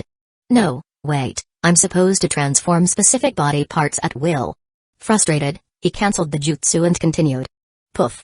A foot appeared on his abdomen. Cancel. Poof. A pair of ears appeared on his ankles. Cancel. Wait, hold on. That one might actually be useful. If he could grow ears away from his body, wouldn't that be perfect for eavesdropping? Still, that wasn't what he needed now. So, cancel again. Chapter 30. After over an hour of intense effort, Natsuki finally made a breakthrough. He took a deep breath and slowly formed a series of hand seals. Chaiyo no Jutsu. Poof, a pair of arms suddenly sprouted from his shoulder blades. Under the control of his brain, these arms could move flexibly, and their fingers were nimble enough to perform hand seals with ease. Poof, another pair of small hands emerged from his lower back. They were tiny. At first glance, one might mistake them for decorations. But these small hands were just as agile. They could perform hand seals and even allowed Natsuki to execute jutsu properly. Phew. Finally made it. Natsuki let out a long breath. This adjustment really taxed his brain. Even though Shadow Clone Jutsu only used a few hand seals, the fewer the seals, the harder they were to modify. Especially since Natsuki's requirements were complex, not only did he want to generate arms, but he wanted to manifest any body part he desired, at will, and at any size. He had raised the difficulty for himself. No wonder his head was spinning. But the result was well worth it. In battle, he could now sprout small hands from his back that could form seals out of sight. That alone would make it look like he could cast jutsu without forming any seals, keeping his opponents guessing when and what kind of jutsu he would unleash. With that uncertainty, enemies would be far more cautious, and he'd gain a huge advantage. Shino's definitely gonna love this. I didn't let his trust go to waste. Natsuki quietly dispelled the jutsu, then moved on to one-handed hand seals. This had become a routine for him. Every time he learned or created a new jutsu, he would make sure to master both two-handed and one-handed versions. Another hour passed, and Natsuki finally got the one-handed Shaiyo no Jutsu down fluently. Now came the real challenge, water-style Chakra nature transformation. He raised his hand and formed Rasengan, focusing on the properties of water, not just moisture, but the distortion and crushing force of whirlpools. Still, the Rasengan showed no change. Luckily, Natsuki was very patient. He knew this kind of thing couldn't be rushed. Even if there were no results tonight, that was perfectly normal. Besides, while in the special lab state, his chakra, stamina, and mental energy were infinite. He could maintain the Rasengan indefinitely while constantly channeling the intention of water nature transformation into it. Time became meaningless. He completely lost track. At last, the Rasengan began to change. The high-speed spiraling chakra was now filled with water. The water turned violently within, forming chaotic, high-pressure whirlpools. A powerful distortion force surged forth. Natsuki's eyes gleamed, and he threw a kunai into the orb. Crack. The kunai was instantly shredded into fragments by the inner vortex. Holy crap. That's terrifying. Even Natsuki couldn't help sucking in a sharp breath, followed by uncontainable joy. He had succeeded in fusing shape transformation and nature transformation, creating a brand new Rasengan of his own. But it wasn't over yet. He suddenly felt intense heat radiating from the orb. It was becoming scorching hot. What's going on? Right, the high-speed rotating water creates friction between molecules, generating heat. Even though water boils at just 100 degrees Celsius, constant friction can keep raising the temperature, and all that heat is being trapped within the orb. Just as he realized that, his palm began to smoke. A wave of heat surged out from the orb. It almost cooked his hand like a shrimp. Not daring to delay, he instantly conjured a small mountain with his thoughts and hurled the orb toward it. Boom! The moment the orb left his hand, it detonated. A massive spherical vortex, hundreds of meters wide, enveloped the mountain. The mountain was instantly erased, gone in an instant. The ground below was swallowed up, leaving behind a deep crater over 10 meters deep. Z. Scorching steam erupted, sweeping outwards like a storm and vaporizing everything in a wide radius. Natsuki, being close by, was engulfed in the steam. Though he wouldn't be injured in the special lab state, he could still feel the pain, as if he were being boiled alive. At the same time, the twisting force of the vortex nearly crushed his body like a ragdoll. Damn. That's way too much. If an enemy got hit by that, they'd either be shredded or boiled alive. Either way, they're dead. But I'd be dead too. The area of effect is insane. I have to throw the orb, but it's so unstable it explodes the moment I let go. How do I fix that? Natsuki stared at the smoking crater in front of him, waves of heat still rippling outward, and found himself stumped. Naruto's Rasen Shuriken could only be thrown after he learned Sage Mode. Before that, he couldn't even use it safely. Natsuki's situation was about the same. So, did this mean he had to learn Sage Mode too? No. Naruto only improved the Rasen Shuriken after learning Sage Mode. I have the special lab to help me. I don't need Sage Mode to improve this. That said, learning Sage Mode might still be worth a shot. In the lab's invincible state, he wouldn't suffer injury or be petrified when absorbing natural energy. He could experiment freely, tweaking the ratios of natural energy, physical energy, and mental energy, eventually achieving that perfect 1:1:1 ratio. That would bring massive power boosts across the board. At that point, who needs a bike?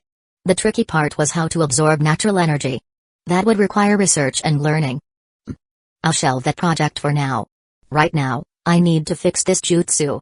The power can be toned down a bit for close combat. The instability is the real issue, I need to stabilize it. With that goal in mind, Natsuki got back to work. He kept experimenting all the way until the special lab state ended. He still hadn't perfected the jutsu, but at least he gave it a name, Water Style, Whirlpool Boil Bomb Jutsu. The name itself made its properties obvious. Of course, Natsuki never called out jutsu names in actual combat, so he wasn't worried about enemies figuring it out. The naming was just for research purposes. Oh, and for bragging in front of Tenten and Shino, a cool name was definitely necessary. This one was passable. At least it sounded better than Minato Namikage's weird naming conventions. Natsuki exited the lab, dark circles under his eyes, washed up, ate, and made it to class bright and early. To his surprise, Shino was already there, sitting motionless at his desk. Shino? You're here this early? Natsuki asked, yawning. I know you always pull an all-nighter on the first of each month, then show up to sleep the next morning. Sleeping alone isn't safe, I'm here to keep watch for you. Chapter 31. Shino's words were calm and natural, but they moved Natsuki deeply. Look at that, this is what a truly dependable comrade looks like. No one had asked Shino to do any of this. Natsuki had never requested his help, yet he still remembered Natsuki's habit of sleeping at the desk without any defenses. Just because of that, he deliberately came early in the morning to wait and watch over him. Seriously. I'm crying right now. Natsuki reached out and patted Shino on the shoulder, speaking solemnly, Shino, I knew I wasn't wrong about you. You truly are a powerful and trustworthy comrade. It's my honor to be your friend. Under his sunglasses, Shino's expression changed slightly, but his tone remained as steady as ever. Natsuki, you're the same, strong and reliable. I'm truly glad to be your seatmate, your friend, and your comrade. Thank you for trusting me. I will trust you as well. Natsuki said no more and simply nodded, then fell asleep under Shino's watchful protection. That afternoon, after school, at Tenten's small training field, Tenten looked suspiciously at Natsuki and Shino and couldn't help but ask, you two don't have some kind of special relationship, do you? Oh no. The spirit of the eternal Tsukumi had possessed her. Shino, for once, retorted, Tenten, how could you think that way? Natsuki and I share a bond of mutual trust as friends and comrades. It's only natural that we're close. Besides, the one Natsuki likes is clearly. He didn't finish the sentence, but Tenten understood, and her face instantly flushed red. Natsuki was startled too, but thankfully Shino hadn't said the full thing. Otherwise, when he tried to confess to Tenten in the future, there'd been no surprise left. He hurriedly changed the topic. Ahem. Today I wanted to show you both one of my latest research results, the Four Beasts Jutsu. I'll be teaching it to Shino, and Tenten, if you want to learn it too, you're welcome. As he spoke, he began to form hand seals slowly. In the next moment, with a poof, a pair of arms sprouted from his shoulder blades. Wah!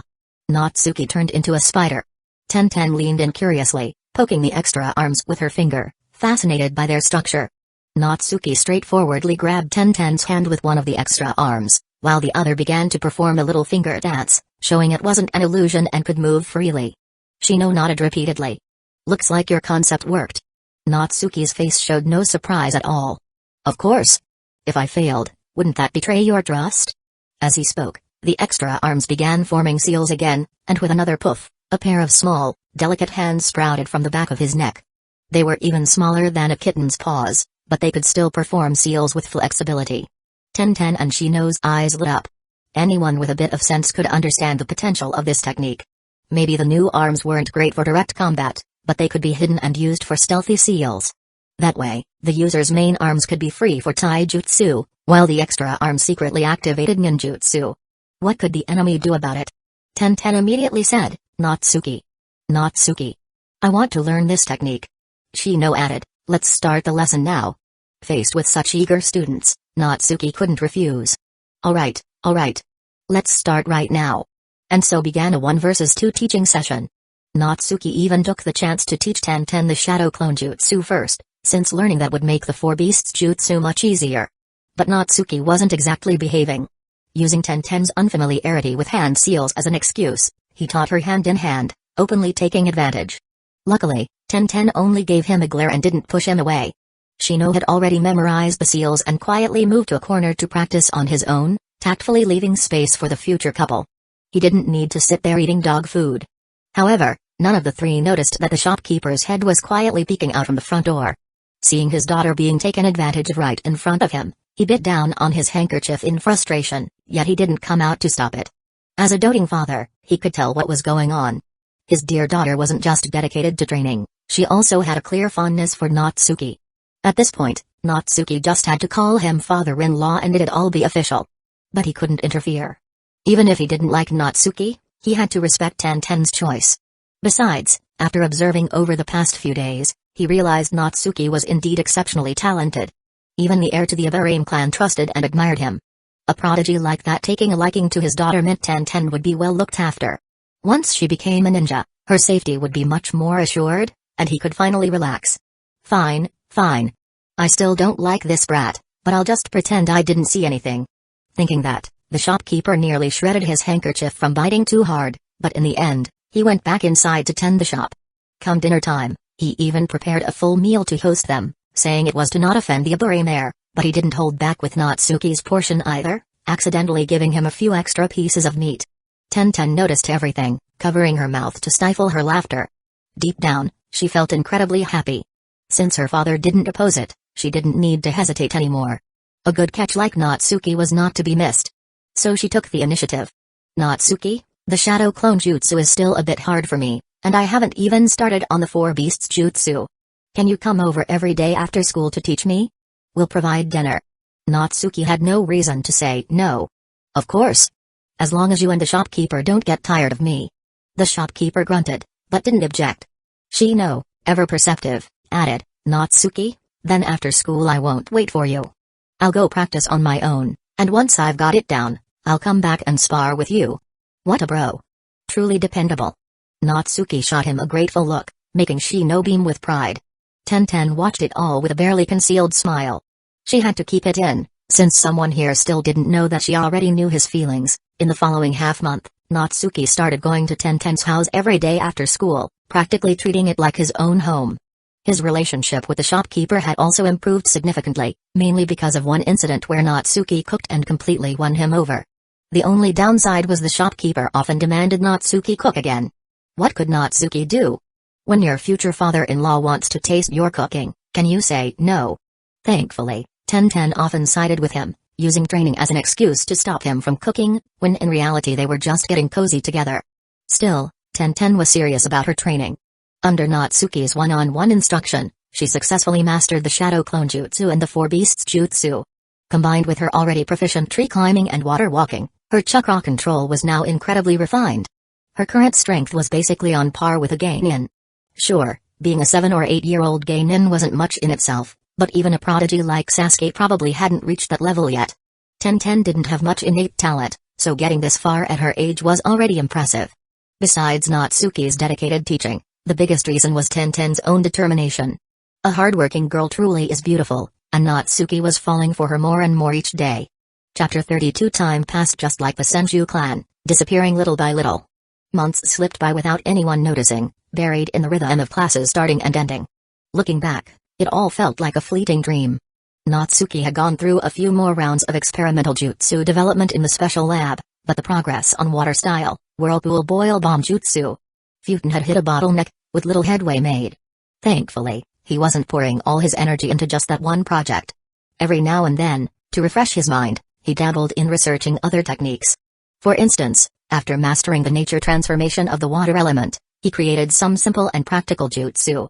Water style, Telescope Jutsu. By using Chakra to condense moisture in the air, forming convex and concave lenses, he could create a telescope out of thin air, able to see up to 2 kilometers away. This technique helped Natsuki immensely.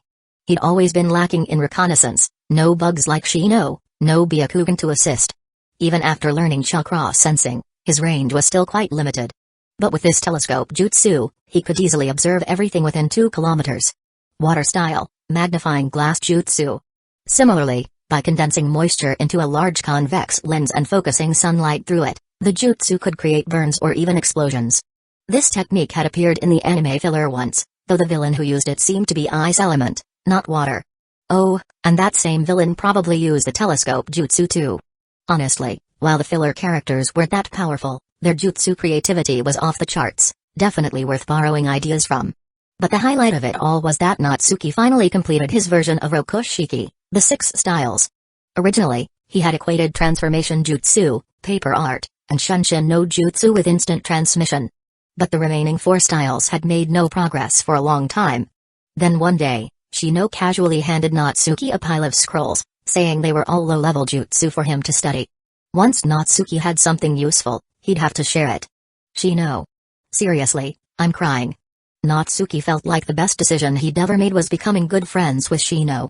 And of course, he tearfully accepted the scrolls and dived into further research. The scrolls Shino gave him mostly contained water style, lightning style, and earth style. Considering Natsuki's chakra nature, it made learning a lot easier. There were things like earth style, headhunter jutsu, earth style, hardening, water style, water formation wall, water style, water bullet, lightning style, earth flash, and even Ganjutsu, Narakumi no jutsu, and a few medical ninjutsu. Natsuki didn't care much about the official jutsu ranking system. Many jutsu in the original didn't even have clear ranks. But these were all commonly used in the original series. None of them were truly low level, even the weakest were C rank. Shino was straight up lying with a straight face. And he was really generous too. Besides being grateful, what else could Natsuki do? He could only dive into his research and share the best results with his good friend. To be fair, Natsuki could understand the standing of these jutsu within the Aburame clan. Since they primarily practiced insect techniques, most members didn't even train with elemental ninjutsu. That said, picking up some scrolls during missions was natural. Even if they were just gathering dust at home, they could still be sold during tough times. Also, not every clan member was a bug user prodigy. Some could definitely benefit from these jutsu. And as the clan leader's son, Shino likely didn't need approval to give out these unappreciated jutsu reprints. Still, he probably consulted his father, Aburame Shibi. So it was fine. But Natsuki couldn't just take that kindness for granted, he had to return the favor. Thus, after months of research, the 6 styles were finally perfected. Iron Body, modeled after Earth style, Iron Body, he used chakra to absorb the properties of iron from kunai, partially turning his body into metal. Finger Gun, by hardening his fingers with the iron transformation, he could perform rapid pinpoint strikes. Moonwalk, by condensing moisture under his feet with chakra, he created propulsion points, allowing him to run in midair. Tempest Kick, by compressing water vapor into a curved arc with a powerful kick, he created a crescent-shaped chakra blade. It wasn't that Natsuki didn't want to explore new techniques, he just didn't need to. The 6 styles were already a well-rounded system combining offense, defense, and mobility. Why waste brainpower reinventing the wheel?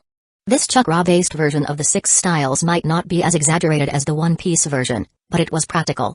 For instance, Iron Body was a godsend in a world like the Shinobi world, where high offense and low defense were the norm. At least now he didn't have to worry about being killed by a random kunai. And Moonwalk gave Shinobi the ability to temporarily fly, what's not to love? Regardless of what others thought, for a physically weak clan like the Aburame, it was revolutionary. That day, Natsuki brought Tenten to Shino's house as guests. Originally, Natsuki had wanted to invite Shino over to his place to teach him the 6 styles. But Shino turned the invitation around with a powerful reason. He said they'd always eaten at Natsuki or Tenten's house. It was time to return the favor. Natsuki had no objection. In fact, he was happy to meet Aburame Shibi. Not that he had any agenda, it was purely to express gratitude. After all, Shino had given Natsuki so many jutsu scrolls for free. Not only had Shibi not objected, he even helped keep it a secret. That was a huge favor. They could act like it was no big deal, but Natsuki couldn't treat it as such. So, Natsuki and Tenten carried a whole box of smoked meat to the Aburame clan, where they were warmly welcomed by Aburame Shibi. Ha ha ha. So you're Natsuki and Tenten. Shino talks about you two all the time. Especially you, Natsuki. He's known you since the very first day of school, and you've always been close. As his father, I truly thank you both. Shino's never been good at interacting with others. To have friends like you, it means the world. Even behind his sunglasses, Shibi's eyes were moist with emotion. His overwhelming fatherly love nearly drowned Natsuki and Tenten. It didn't feel like someone who had trouble socializing at all. Natsuki quickly replied, "You flatter us, Shibi-Ojizan. Tenten and I are the ones who should be grateful. Shino has helped us so much, we honestly don't know how to repay him." Tenten followed up, "That's right, Shibi-Ojizan. Shino has done so much for us. Being friends with him is our greatest honor." No, I should be the one thanking you. No, we should be thanking you." The three of them went back and forth at the entrance, tugging at politeness, while Shino stood silently off to the side. Thankfully, he interrupted at just the right time, ushering Natsuki and Tenten inside and taking the box of smoked meat with him.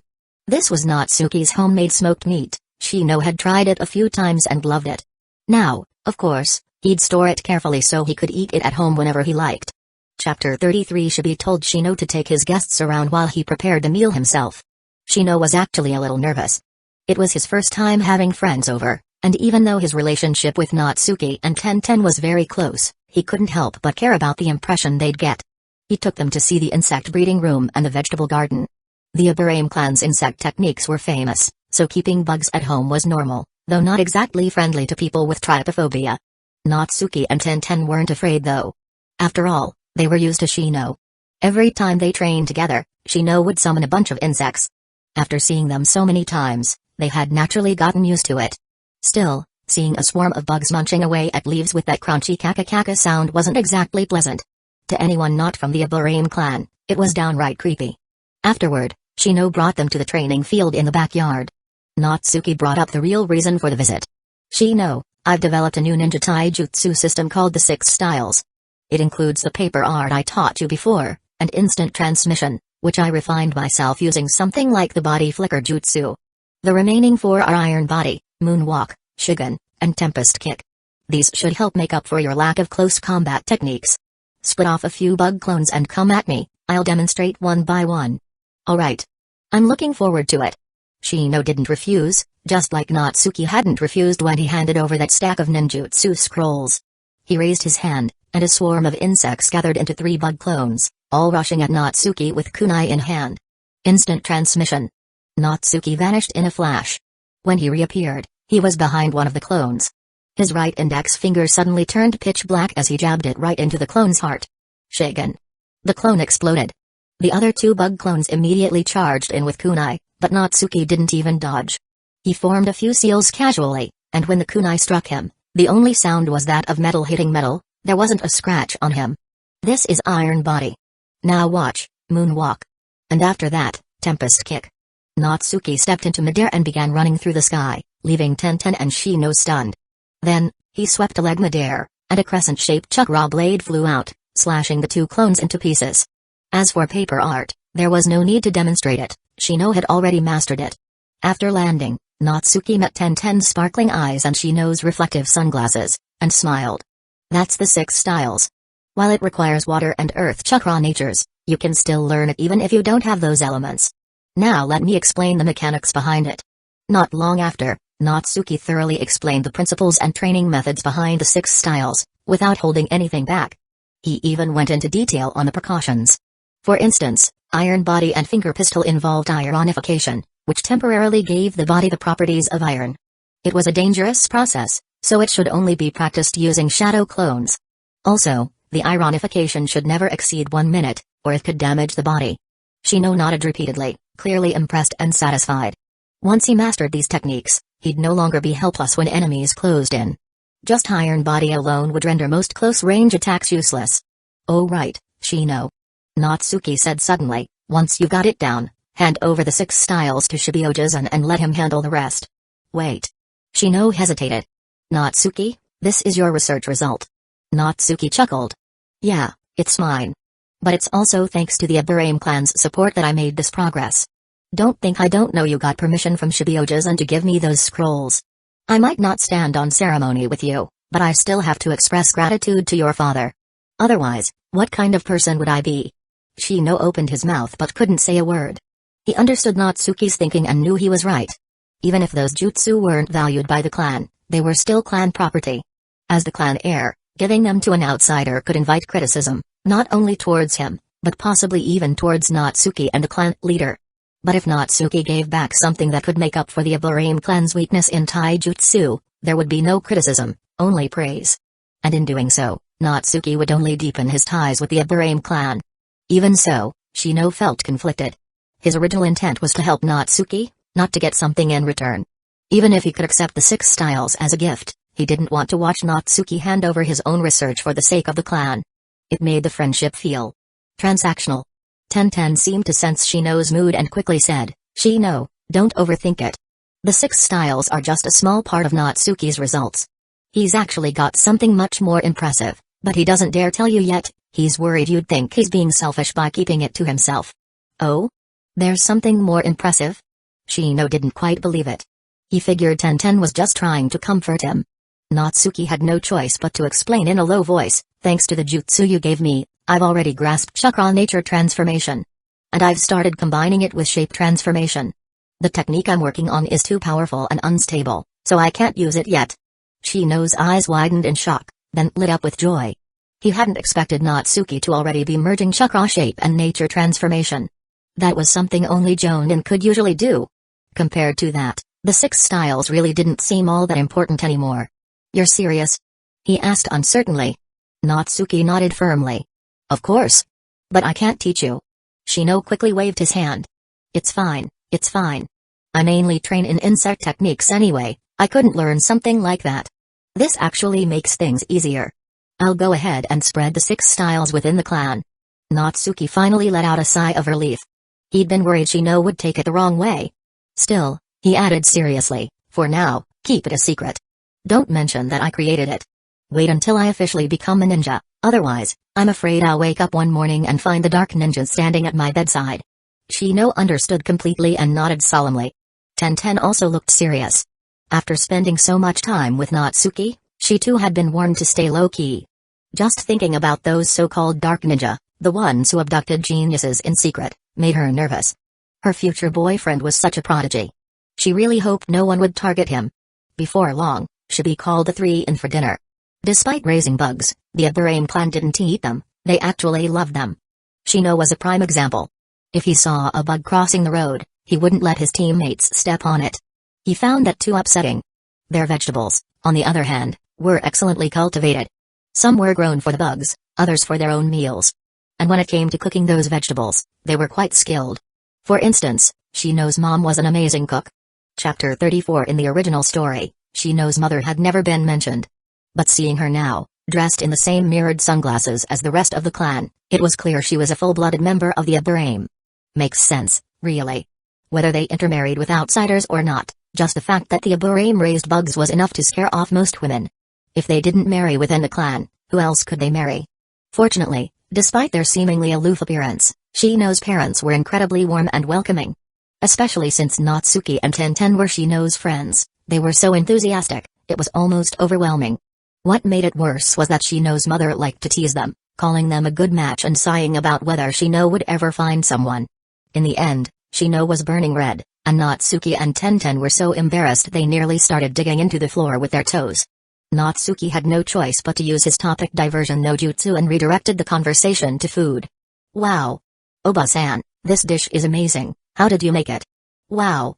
This winter melon soup is so good, no wonder Shino likes winter melon so much. It's all thanks to your cooking. Oba-san, I saw pumpkins growing in your garden. Did you know you can cook with pumpkin flowers and pumpkin vines too? If you peel the skin off the vines and stir-fry them with lean meat, it's delicious. And pumpkin flowers.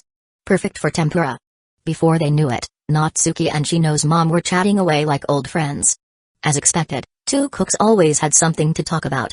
By the end of the meal, Shino and Tenten were exhausted, mentally and physically. Meanwhile, Natsuki had learned quite a few new cooking tricks. And before they left, Shino's mom even stuffed him with 2 baskets of fresh vegetables. Her enthusiasm was unstoppable.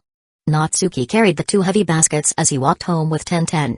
As soon as they got back, Tenten couldn't help but laugh.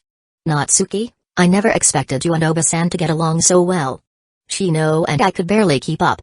Natsuki didn't mind. That's just how aunties are. As long as you steer the conversation and match their pace, it's fine. She probably doesn't get many people to talk about cooking with. Having someone to share her passion with. Of course she'd want to chat. Better that than being teased about us. Tenten blushed, remembering the perfect couple comment from Shino's mom. Natsuki, meanwhile, rummaged through the basket and suddenly lit up.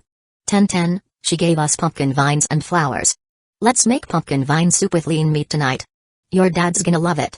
Oh, and do you know how to make tempura? You could use the pumpkin flowers. It's delicious. Tempura? Yeah, I know how to make that. Tenten, caught up in the excitement, started checking the baskets too. By evening, they carried a basket of vegetables back to Tenten's house and got to work. Seeing this, the shopkeeper uncle beamed with joy.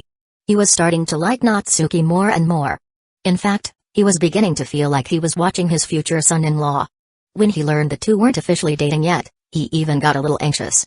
In this day and age, geniuses were rare and highly sought after. He couldn't let this one get away. That night, the pumpkin vine soup and pumpkin flower tempura were a huge hit. They all praised the dishes, and Natsuki and Tenten even joked about asking Shino to bring more next time. After dinner, the shopkeeper glanced at the dark sky outside and, for the first time, said, "It's already dark. Your house is pretty far, and it's not safe to walk around at night. Just stay here tonight." Natsuki was stunned. "Wait, are you serious, shopkeeper-san?" The shopkeeper's face darkened. "You want me to say it again? Kid, I'm worried you'll get snatched up out there. Things haven't been calm in the village lately. You'd better be careful. But I'm warning you, don't even think about sneaking into Tenten's room. If I catch you, I'll break your legs." With that, he shut the shop door and went back to his room. Natsuki and Tenten were left standing there, staring at each other in silence, their cheeks slowly turning red with awkwardness. And a hint of something else. But the shopkeeper wasn't wrong. Lately, tensions between the Uchiha clan and the village leadership had become increasingly unstable. It felt like a primed explosive tag waiting to go off. Even ordinary villagers could sense the pressure in the air. Some loose-tongued villagers whispered that the village had assigned shinobi to watch the Uchiha compound, and the clan's members were being recalled from outside missions. It was a clear sign, conflict was coming. No one even knew if Shizui was still alive. Under those circumstances, it really wasn't safe for Natsuki to walk home at night. Who knew when that weasel would make his move? Natsuki? Natsuki. Don't space out. I'll take you to your room.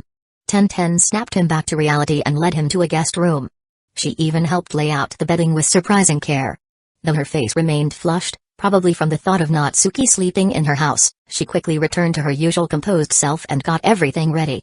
Natsuki didn't refuse. After washing up, he lay down to rest. But not long after, the door creaked open in the darkness. A small figure cautiously stepped in, carrying a dim lantern. As the soft light illuminated the room, he saw it was none other than twin-tailed Tenten. Tenten. SHH. Quiet, don't let my dad hear. She slipped in like a thief, quietly closed the door, and sat on the edge of the bed, clearly hesitant but saying nothing for a while. Natsuki glanced at her pajamas and couldn't help but tease, "Tenten, isn't his pace a little fast for us?" Tenten's face went crimson. She shot him a glare and whispered, "In your dreams. I just wanted to have a quiet talk about training. I didn't know where to start, that's all. Don't get the wrong idea. You come sneaking in, wearing pajamas, acting all bashful.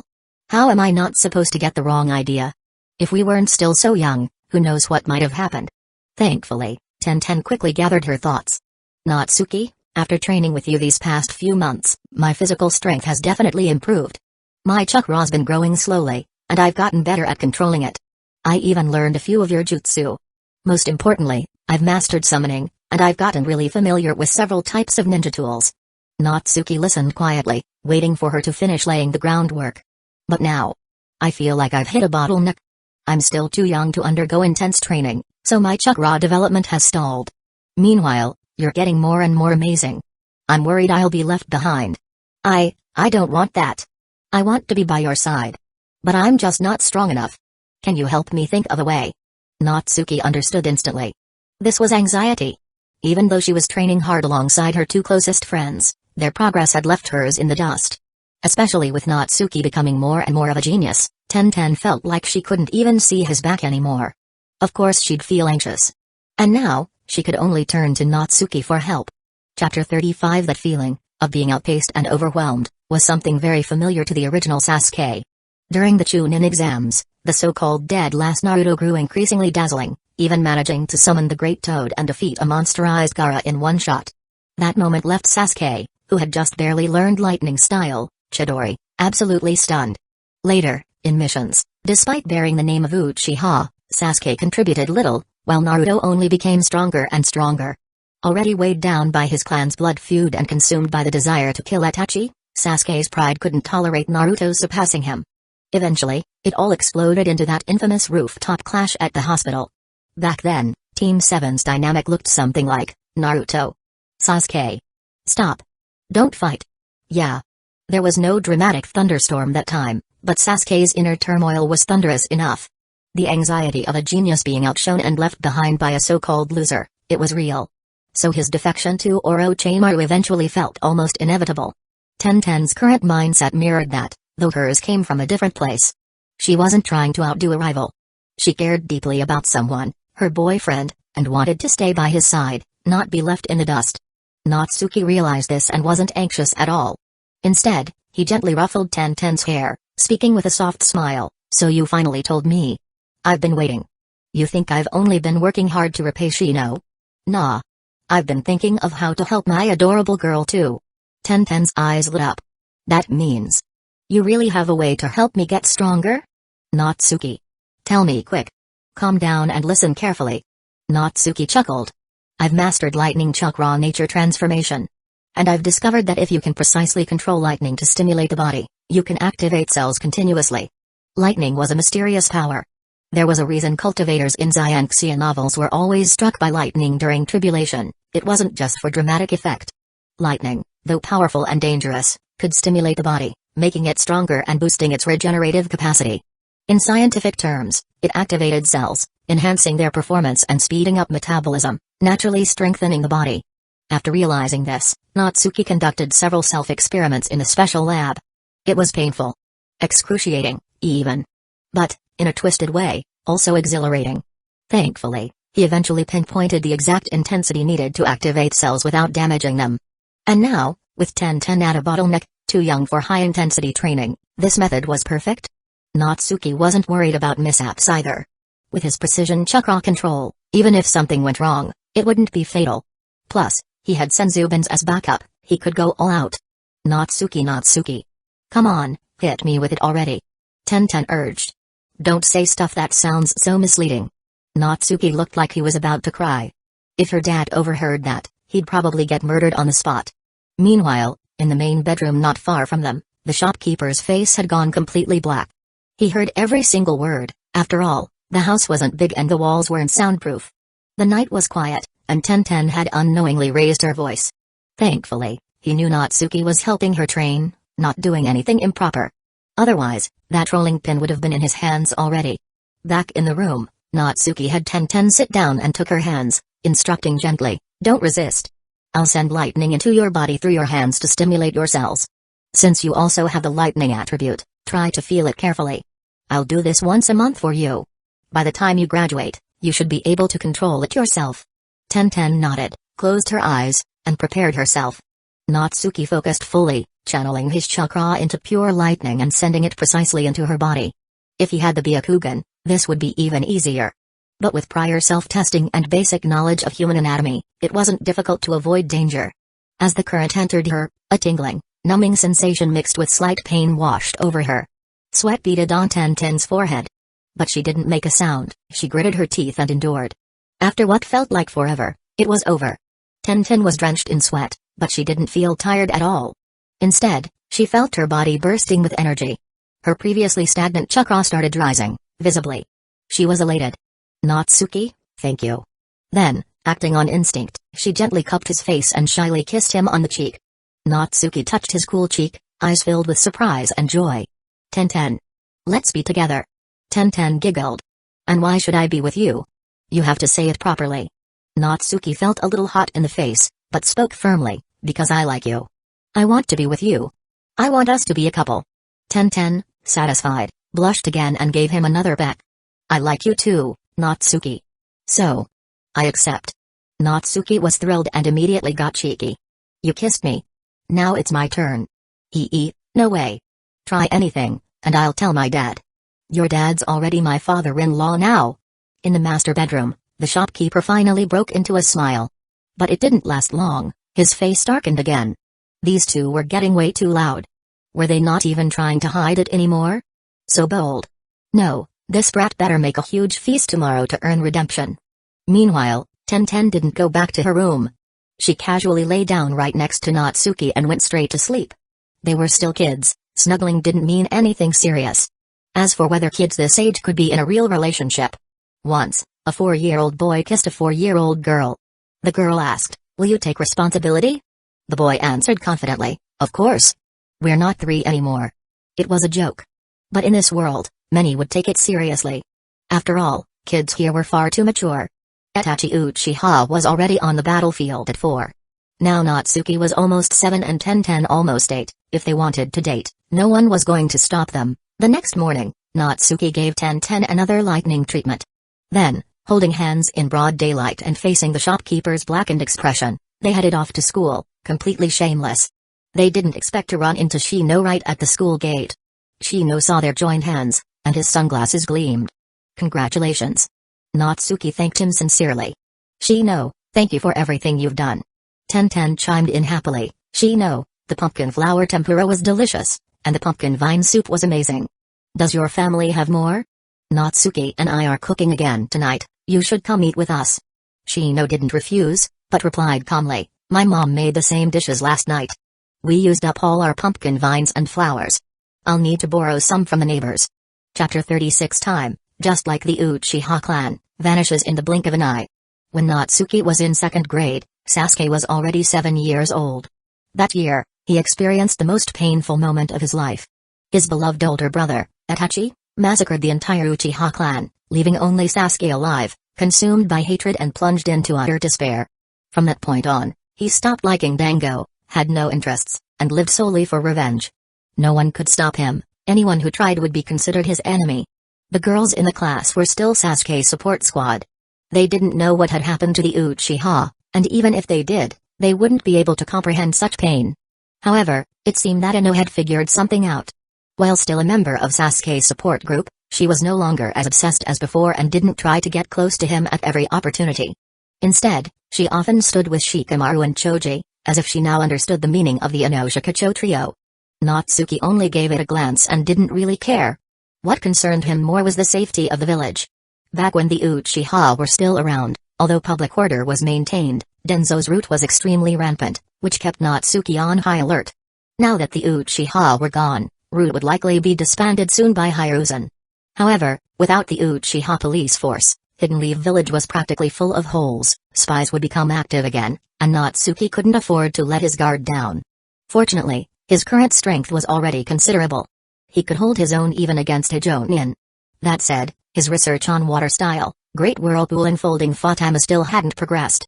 Instead, he developed other jutsus, such as the previously theorized water style, Water Encampment Wall, Chakra Sticky Threads, and Earth style, Rising Whirlwind Giant Up. The jutsus were simple in concept, but with his massive chakra reserves, every technique he used packed a punch akin to an ultimate move. As long as he could catch the opponent off guard, even a Jonin could be defeated in one strike. In addition, due to the lack of progress in his main research, he spent his spare time tinkering with other things to ease his boredom, like designing the Demonic Blade, Thousand Edge, and developing a ninja-themed card game. The Demonic Blade, Thousand Edge, was inspired by the blade of the same name from Scissor 7. It was crafted from over 1,000 pieces of chakra metal, forming a fractured blade that could expand or contract at will through chakra control, undoubtedly a divine weapon. To prepare for this, Natsuki even went to the library and picked up a book on swordsmanship. It would definitely come in handy later, especially if he studied the Hatake sword style. However, for now, Thousand Edge remained a blueprint. Tenten had already taken it to begin research. Who knew when it might be completed? As for the ninja card game, it was born from a sudden spark of inspiration. Ever since he got into a relationship with Tenten, he was filled with a sense of responsibility. He didn't want to keep living off his future father-in-law and felt he should find a way to earn money himself. Then one day, he saw Naruto dragging Shikamaru and Choji to play poker, and realized how dull the games in the ninja world were. That gave him the idea to create a new card game, based on Killers of the Three Kingdoms from his previous life, and so Ninja Kill was born. It was only recently finished, just yesterday. In fact, he brought 2 decks to Hiruzen for approval. The Ninja Kill card game included identities of deceased Hidden Leaf village heroes and some clan jutsus, so it had to be cleared by the Hokage. Thankfully, Hiruzen approved it, especially since the back of each card proudly displayed the slogan Will of Fire, making it politically correct and a good tool for spreading ideology. Those 2 decks gifted to Hiruzen were a gesture of goodwill. He could bring them home to play with his grandson. Speaking of which, Konohamaru should be a few years old by now, right? Now all that was left was promotion. Natsuki planned to play with a few friends, giving each of them a free deck. That should help it spread quickly. That day was extracurricular combat class. Iruka held the roster and began calling out, first match, Natsuki vs Sasuke Uchiha. He paused in surprise after reading it out, and the class immediately turned their eyes toward Natsuki and Sasuke, curious about how this battle would unfold. After all, their duel in first grade had been impressive, but they hadn't fought since. No one knew how strong they were now. Sasuke was also curious about Natsuki's strength. He stepped forward coolly and said, come on, show me your moves. Is this emo kid getting cocky again? Didn't seem like it. Natsuki looked at the once handsome and adorable Sasuke, now gloomy and dark-eyed, probably hadn't slept well for a long time, likely plagued by nightmares every night. And it made sense. His most respected brother had killed the whole clan, including their parents, and even used Sakami to torment him. How could a young boy handle that? Surrounded by hatred during the day, haunted by nightmares at night, of course his mental state would collapse. Natsuki sighed inwardly, thinking how pitiful Sasuke truly was. Even though Sasuke would eventually kill his own brother, he still wouldn't find peace. Instead, he'd be consumed by darkness and fall completely. How tragic. Still, Natsuki wasn't some saint. He could feel pity for Sasuke, but he wouldn't meddle. Saviors had their own destinies. Natsuki would respect that and focus on living his own life well. Natsuki stepped forward and formed the seal of confrontation, silently pulling a smoke bomb from his ninja pouch and smashing it to the ground. A smoke bomb? That's not how it's supposed to be used. Sasuke sneered. But in the next second, dozens of shuriken shot out from the smoke, targeting Sasuke's vital points and escape routes. Oh, right, starting from second grade, the use of ninja tools and jutsus in battle was permitted. Sasuke's eyes narrowed as he parried 2 shuriken with a kunai and twisted his body to dodge another. Just as he was about to say something, a bam sounded beside his ear. One of the shuriken turned into Natsuki, who then roundhouse kicked Sasuke square inches the face while he was unguarded. Sasuke was sent flying and rolled several times on the ground before struggling to get back up. The crowd gasped in surprise. Iruka praised, Natsuki was very clever. Everyone thought throwing a smoke bomb at his own feet was a foolish move, but in fact it was to conceal his transformation jutsu into a shuriken. He used that to get close and launch a sneak attack when Sasuke let his guard down, truly unexpected. In this aspect, he's already qualified as a ninja. The classmates looked at Natsuki with envy. They didn't expect he'd become so strong. He was the first to knock Sasuke down last time, and now he did it again. How was he always this amazing? Naruto immediately shouted, Natsuki's awesome Dappeo. Beat that stuck-up Sasuke and I'll treat you to a Kairaku ramen, Dappeo. The girls were furious. They yelled at Naruto, and Sakura even punched him straight in the face. How dare he talk like that about their beloved Sasuke? But none of them noticed that Ino wasn't in the cheering squad today. She didn't join the others in scolding Naruto either. Instead, she stood seriously beside Shikamaru and Choji, as if Sasuke's defeat hadn't surprised her at all. Chapter 37. Choji munched on his chips. Ino, you're not cheering for Sasuke anymore? Shikamaru looked even more surprised. Not only is she not cheering, she's not even surprised. Ino, do you know something we don't? Ino just chuckled and didn't answer. These past few months, she hadn't been training aimlessly. Her devil of a dad had pushed her beyond her limits. She'd long since learned to judge strength clearly. Plus, she occasionally trained with Tenten, so she had a decent understanding of the strength of Natsuki and his 2 teammates. She could even confidently say that not just Natsuki and Shino, even Tenten was probably stronger than Sasuke. Those 3 really were something else. Sasuke wiped the scratch on his face, annoyed at himself for being careless, but also more alert toward Natsuki. He could tell Natsuki was sharp and extremely good at applying what he'd learned. Take the smoke bomb, for instance, others used it to block the enemy's sight for a sneak attack. But not Natsuki. He'd looked like a fool, throwing a smoke bomb at himself, only to conceal his transformation into a shuriken, pulling off a successful ambush. An opponent like that was much more interesting than all the others still clumsily flailing at each other. Hey! Natsuki, you're impressive. You're getting more interesting. Sasuke felt a spark of excitement. He needed strong opponents to improve. Natsuki might not be insanely powerful, but he was full of creativity. He'd already taught Sasuke a lot. But he wasn't about to lose. This time, he was going to win. Natsuki didn't respond. Instead, he threw another handful of shuriken, which Sasuke easily dodged. There was no smoke bomb this time, but Sasuke was much more cautious now, concerned there might be a shadow clone hidden among the shuriken. Whether Natsuki actually knew how to use shadow clone didn't matter, Sasuke was ready for anything. Seeing this, Natsuki formed hand seals and used the clone combination jutsu, rushing forward. Sasuke knew this move well. He didn't panic at all and quickly formed seals of his own, spitting out a massive fireball. Fire style, fireball jutsu. The class gasped. No one expected Sasuke to already be able to use a technique like that. He was only 7. Truly a prodigy of the Uchiha. Iruka grew nervous, worried a student might get hurt. But Natsuki charged straight at the fireball without even trying to dodge, forming hand seals as he ran. Oh, a substitution jutsu? Then he's fine. Wait, a substitution? That's brilliant. Iruka suddenly realized. A substitution? Sasuke couldn't see clearly, but his expression changed. Damn it. This guy. He spun around and kicked backward just in time to see the Natsuki running toward the fireball transform with a puff into a shuriken, while the real Natsuki had reappeared behind him. They had swapped places. Bam. Their feet collided midair. Because Sasuke had kicked reflexively, he was slightly off balance and ended up stumbling back. Just as he was about to counter, Natsuki rapidly formed another set of hand seals, eyes locked on Sasuke, and suddenly, Sasuke felt the world spinning. Ganjutsu, Narakumasa no Jutsu. Crap, Ganjutsu. Sasuke immediately calmed his mind and disrupted his chakra flow, breaking free from the illusion in an instant, only to be greeted by a big ol' kick to the face, sending him flying. The entire class was dumbstruck. They hadn't expected Natsuki to chain together attacks like a storm, dominating Sasuke the whole time. Sasuke had been knocked down twice, and his seemingly powerful fire style, fireball jutsu, hadn't even worked. It really looked like Natsuki had surpassed him. But how was that possible? Sasuke was supposed to be the Uchiha prodigy. Sasuke himself couldn't believe it.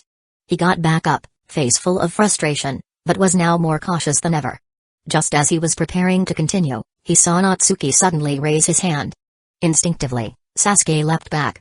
But Natsuki calmly said, "Iruka-sensei, I'm out of chakra. I forfeit." "Nani? Natsuki, are you messing with me?" Sasuke was furious. "You knocked me down twice, my fireball did nothing, and now you're telling me you're giving up? What kind of logic is that? Keep fighting me." But Natsuki had already formed the seal of reconciliation. Sasuke had no way to vent his frustration. The guy said he was out of chakra, he clearly couldn't pull off those techniques anymore. Forcing the fight to continue didn't make sense. Left with no choice, Sasuke sulkily formed the reconciliation seal too. Natsuki saw Sasuke's expression and, in a rare moment of kindness, said, "Sasuke, that Ganjutsu may be low level, but it does consume a lot of chakra. And I don't have much of a knack for Ganjutsu, I practiced that one for a long time. The fact you broke out of it so quickly means I wouldn't have been able to land another. Continuing would have been pointless. More importantly, if I kept going, you'd lose, and I'd blow my cover. Better to leave it at that." Sasuke felt a bit better hearing that. Maybe he wasn't doing so badly after all, he had escaped a Ganjutsu instantly. But then Natsuki added, "Still, your mental state isn't great, Sasuke.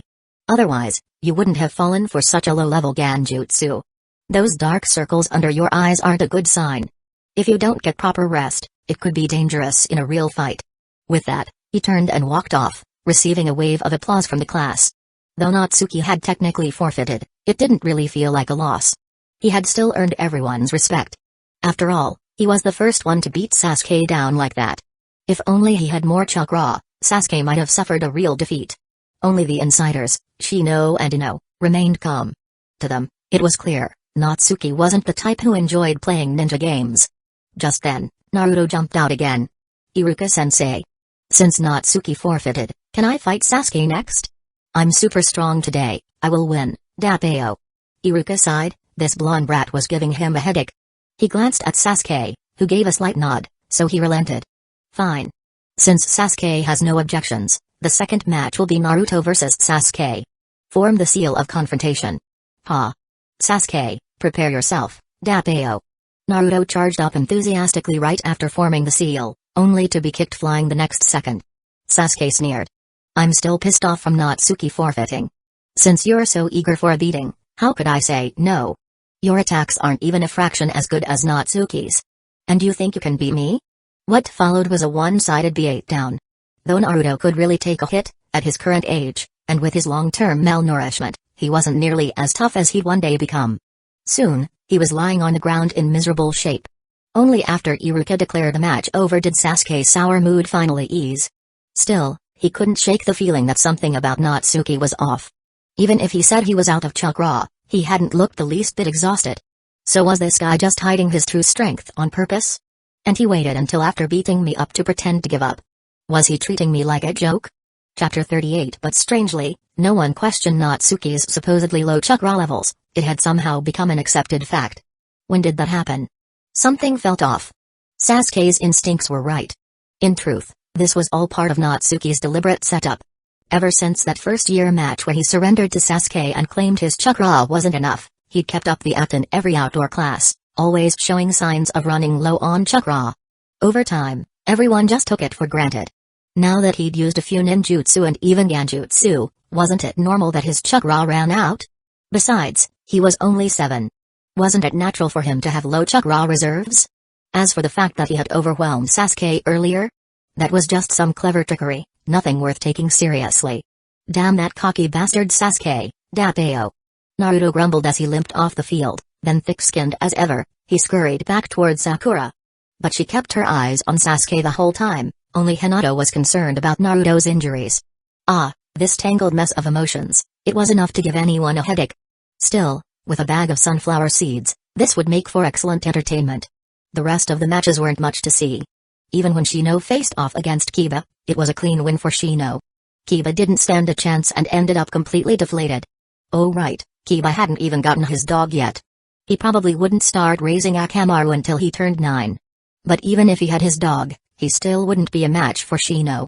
That, Natsuki was absolutely sure of. Once the boys' matches wrapped up, it was the girls' turn. First up? The best friends turned rivals battle, Yamanaka Ino vs Haruno Sakura. No need to wait for the Chunin exams, this was a full-blown hair-pulling war right now. Or, that's what everyone expected. Instead, the match began with Sakura getting smacked and sent flying. She stayed down for quite a while. Iruka was instantly alarmed and quickly declared Ino the winner, even preparing to send Sakura to the hospital. Ino, however, walked over, extended a fair and delicate hand, and said, "Come on, I didn't hit you that hard. It'll stop hurting soon." "But Sakura, you're really weak. A whole year of school and you've barely improved." Sakura clutched her stomach, but the pain did ease up quickly. Ino had clearly held back. And something about Ino felt different today. She didn't mock her forehead and even offered a helping hand. That wasn't normal. "Ino pig, what's gotten into you?" Sakura grumbled, but there was concern in her tone. "You trying to pick a fight? Get up, forehead. I'll talk to you later in private, everyone's watching." A vein popped on Ino's forehead as she grabbed Sakura and hauled her up. Hand in hand, they walked off the field like nothing had ever happened between them. Sakura stood in a daze, staring at Ino's hand wrapped around hers, as if it were a dream. Outdoor class soon ended, and Iruka announced dismissal. The students scattered like birds, they had way more important things to do than stick around. Natsuki gathered a few friends together. "Shino, Shikamaru, Choji, Ino, tomorrow's our day off. If you're free, come over to my place. I want your help trying out a game. I'll treat you to lunch as thanks." Shino and Shikamaru didn't say much but nodded in agreement. Choji started drooling. "You're treating again, Natsuki?" "Hey, I'll come for sure. I'll even skip dinner tonight to save room." Ino was intrigued. "What are you treating us to that even this glutton is willing to skip dinner? And wait, shouldn't we be asking what game you want us to play? What's with the mystery?" Natsuki kept it vague. "Just come, you'll love it. Even if you don't like the game, you'll love my cooking." Choji added, "He's right. Natsuki's cooking is amazing." That was enough for Ino to agree. She didn't feel like helping at the flower shop on her day off anyway, and she definitely didn't want to go through more of her dad's hellish training. A little break sounded great. Thinking about a game, she quickly asked, "Can I bring Sakura?" Sakura blinked in surprise, pointing at herself. She hadn't expected Ino to invite her. Something was seriously up with Ino today. Naruto immediately butted in. Nani? You're all going to Natsuki's place to play a game? And he's treating? Sakura and everyone else is going, I can come too, right?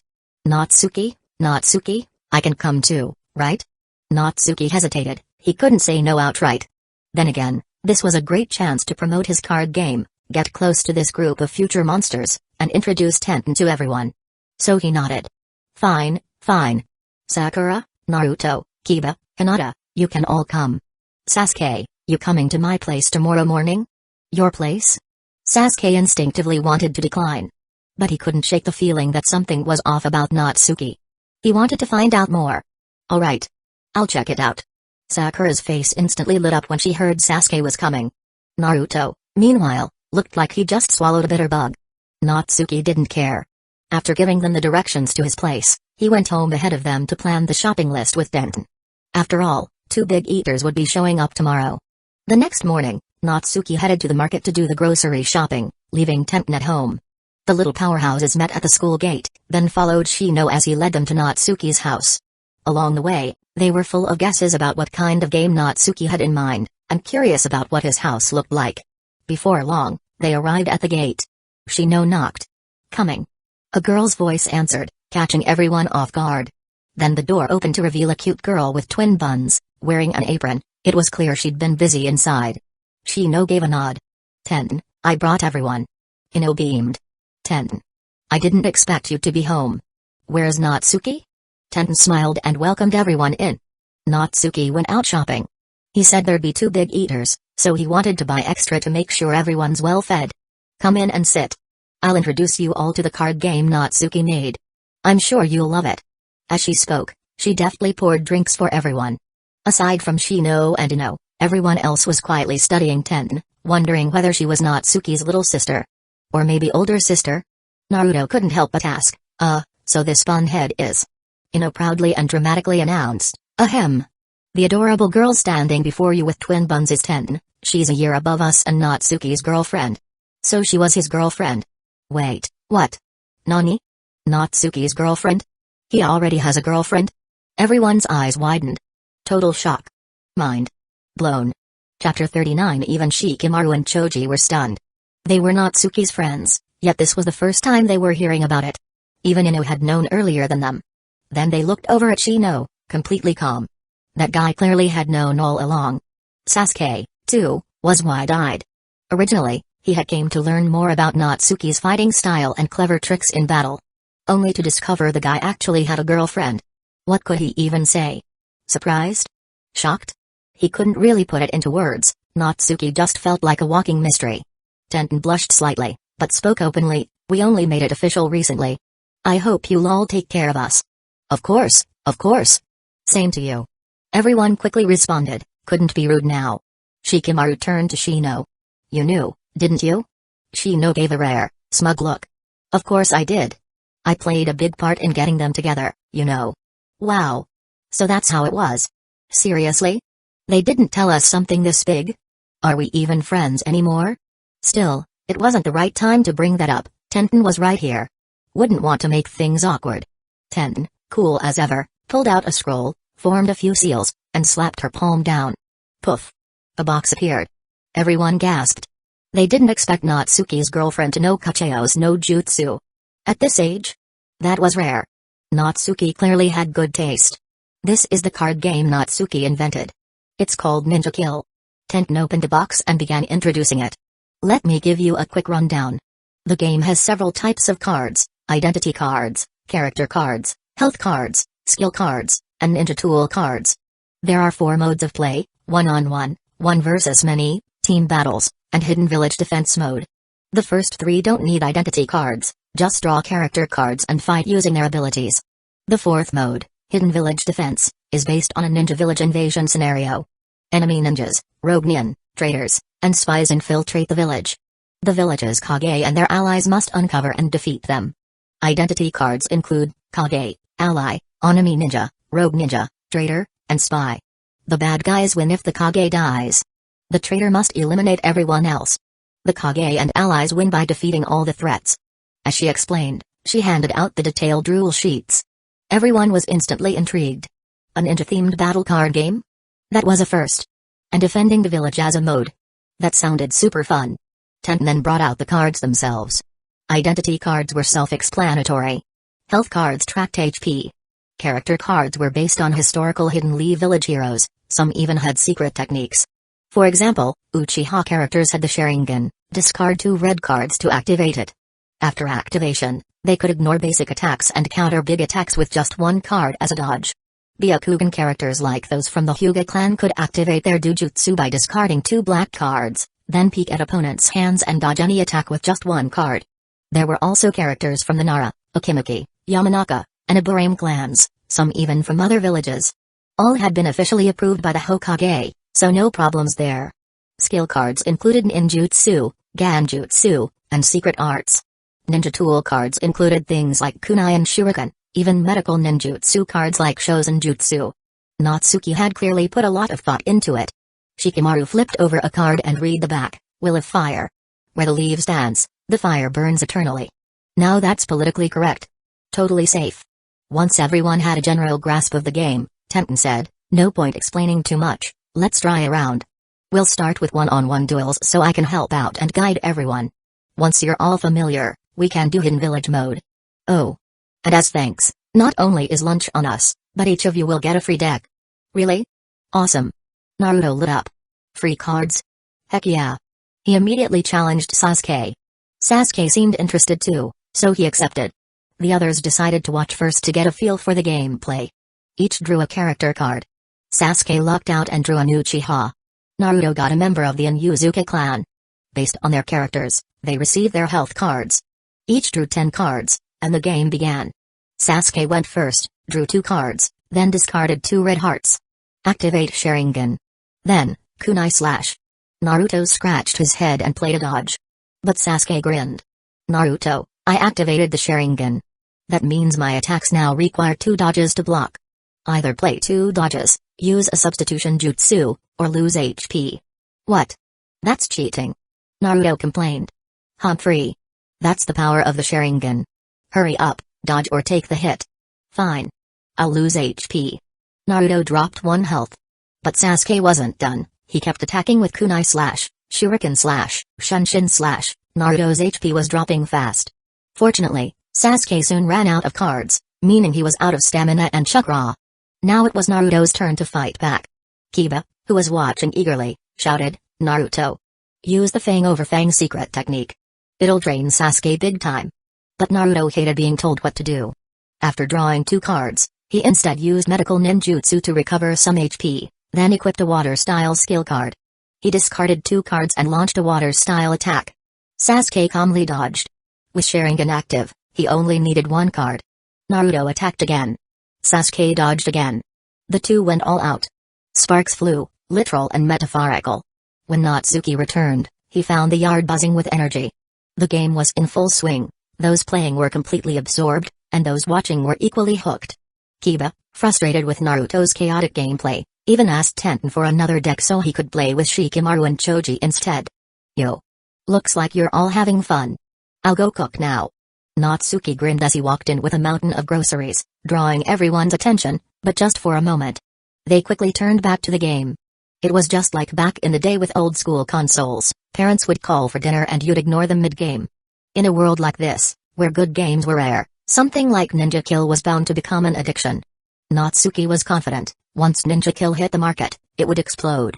He'd be raking in the Rio, no more worrying about future marriage funds.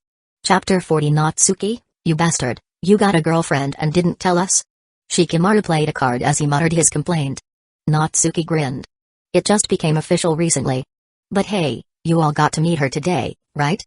I'll give you a proper introduction over lunch. For now, keep playing. Tenten came over to help as well. Shino also tried to lend a hand, but Natsuki and Tenten gently pushed him back into his seat. This day was meant for their friends to enjoy the game, cooking was their job as hosts, no help needed.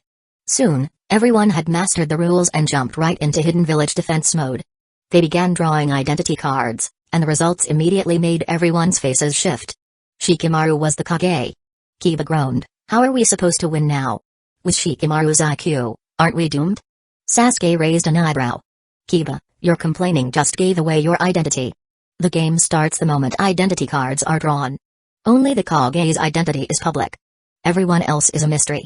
This is the intel gathering phase. What happened to your basic ninja training? Kiba immediately shut up. He knew he'd slipped and would be targeted first by Shikamaru, and the Kage's allies would probably join in taking him out. The others kept straight faces, but Shikamaru was already scanning the room with that calculating gaze. He'd likely already pegged a few people's identities. A smirk crept onto his lips. Normally lazy, Shikamaru thrived in strategy games like this. Let the hunt begin. Everyone drew their character cards, received their health cards, and drew 10 starting cards. With the Kage's turn beginning, the Hidden Village defense officially kicked off. Shikamaru, I'll equip Fire Style and blast Kiba with a Fire Style, Fireball Jutsu. Kiba, hee. Substitution Jutsu. Sasuke, Naruto is definitely the spy. Lightning Style, Earth Flash. Naruto, Sasuke, what are you talking about? You're the spy. No, you're the rogue ninja. I dodge. And now I activate Byakugan. Sasuke, show me 5 of your cards. Sakura, Naruto. Shuriken Slash. Everyone calm down. If we keep attacking randomly, we might end up killing allies. I'm passing. Choji, Munch, why overthink it?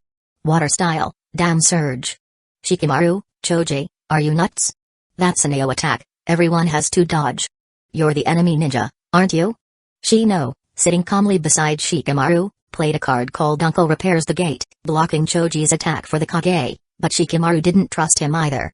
Shino could be the traitor. Everyone was having a blast while Natsuki and Tenten flirted in the kitchen. Luckily, it didn't delay lunch. Around noon, Natsuki began serving dish after dish to the table. The courtyard was still loud and chaotic. Natsuki overheard some of it and couldn't help but snicker. Apparently, Naruto had mistaken Shino for the traitor and kept targeting him. Turns out Shino was an ally. Meanwhile, the person Naruto tried so hard to protect, Sakura, was the rogue ninja, and nearly got Shikamaru killed. If not for Choji's accidental but timely AO move that finished off Naruto, Shikamaru might have lost due to poor teammates. Sasuke, acting all helpful as the traitor, was eventually found out by Shikamaru too. Even with all the enemy ninjas, rogues, and traitors working together, they couldn't outsmart Shikamaru. The Kage survived, and the Hidden Village secured victory. In short, total chaos, tons of laughs. But beneath all that, the game really tested a ninja's fundamentals, information gathering, jutsu combos, teamwork, all of it subtly woven into the gameplay. Naturally, everyone fell in love with it. Alright, time to eat. After lunch, I'll give each of you your own deck. Play as much as you want. Natsuki and Tenten called everyone to the table and personally dished out the food. Then Natsuki did something strange, he scooped 2 big bowls of rice, one for Choji, expected, but the other he handed to Hinata, even placing the main rice spot closer to her than to Choji. Naruto blinked. Natsuki, what's up with that? Why'd you give Hinata so much rice? She's tiny, how's she gonna eat all that? Natsuki gave a mysterious smile. Exactly because she's tiny, she needs to eat more. You should focus on yourself, short guys like you need to eat up too.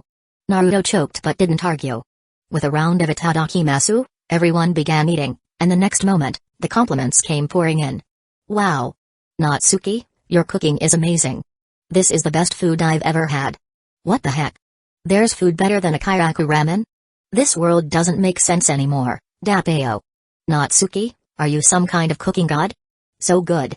I want seconds. Those were the newbies. As for Shino, Shikamaru, and Choji, they just buried their heads in their bowls. No time for words. Then came the real shocker.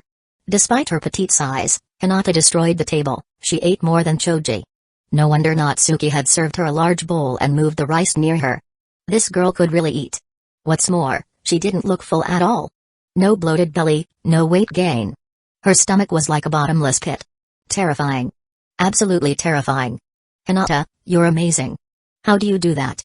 I don't know. Hinata turned red as a beet, sneaking a glance at Naruto, terrified he'd think she was a glutton and hate her. That'd break her heart. But Naruto grinned. Hinata, you're incredible, Dappeo. If you can eat that much, you'll definitely grow strong one day. Hinata's eyes sparkled. Naruto-kun. And then, Naruto turned back to fawn over Sakura again. Hinata's heart shattered on the spot. Drama galore. After the meal, Everyone sprawled across the table like corpses, then got right back into gaming. Natsuki and Tenten ditched the dishes and jumped in too, filling the courtyard with laughter once again. It wasn't until evening that the games finally wrapped up. Natsuki smiled and said, "We had a blast today. There'll be plenty more chances to play, but don't forget to keep up with your training too." Then he and Tenten handed out the promised card decks. No empty promises here, everyone got one. Grinning from ear to ear, the kids started planning who to play with at school tomorrow. As the sun dipped low, they all said their goodbyes and left one by one. Peace returned to the yard. Tenten took Natsuki's hand and smiled. "You've got great friends." Natsuki gave her hand a gentle squeeze. "They're your friends now too." Chapter 41. After that day, the Ninja Kill card game suddenly became a big hit. It first took off at the Ninja Academy. The next day, Naruto and the others brought their cards to challenge others, and soon the game spread like wildfire. Then, Tenten's family's ninja tool shop was almost trampled by the village kids and their parents. After that, other merchants came to negotiate wholesale deals for the cards. But since Natsuki was only the inventor of the game, all trading decisions were up to the shop owner, his father-in-law. All Natsuki had to do was sit back and wait to collect his share of the profits. The shop owner knew Natsuki was a capable guy and happily went off to do business. But Ninja Kill really did explode in popularity. For a while, the entire village was obsessed. Even some of the ninja got into it. After all, whether they had missions or not, life was usually pretty boring. Not everyone was like Kakashi, who loved reading Kaka Paradise, and constantly playing poker got old. The appearance of the Ninja Kill card game filled that void perfectly. What could Natsuki do? He was making a fortune, that's what. But of course, trouble soon followed. "Natsuki. Natsuki. Come play Ninja Kill with us. We're trying to play the Ninja Village defense mode but don't have enough people." Naruto shouted once again. Sigh. "Naruto, give it a rest." Natsuki rubbed his temples. "Sure, the game is fun, and it lets you live out your dream of being Kage for a bit. But don't forget to study and train, alright? Every time you become the Kage in the game, you go on a killing spree. I've been your teammate a few times and you keep killing me. What happened to your basic ninja skills like intel gathering?" Naruto turned red and stubbornly replied, I'm learning now, Dappeo. I'll definitely be a great Hokage in the future." Natsuki rolled his eyes. "Exactly why you should focus on learning and training. Otherwise, you'll only ever be Hokage in the game, and forget about it in real life."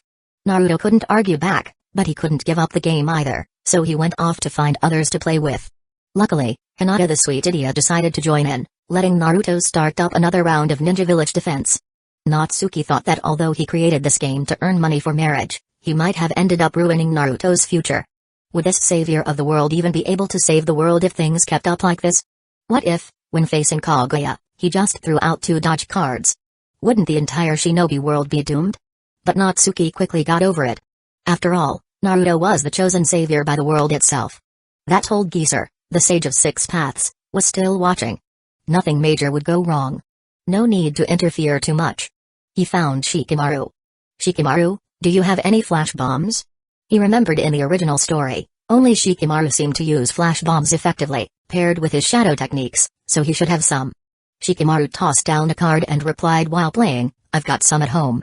I'll bring one for you later." "But what do you want a flash bomb for?" "Never mind, sounds like a pain." "I won't ask." "Thanks.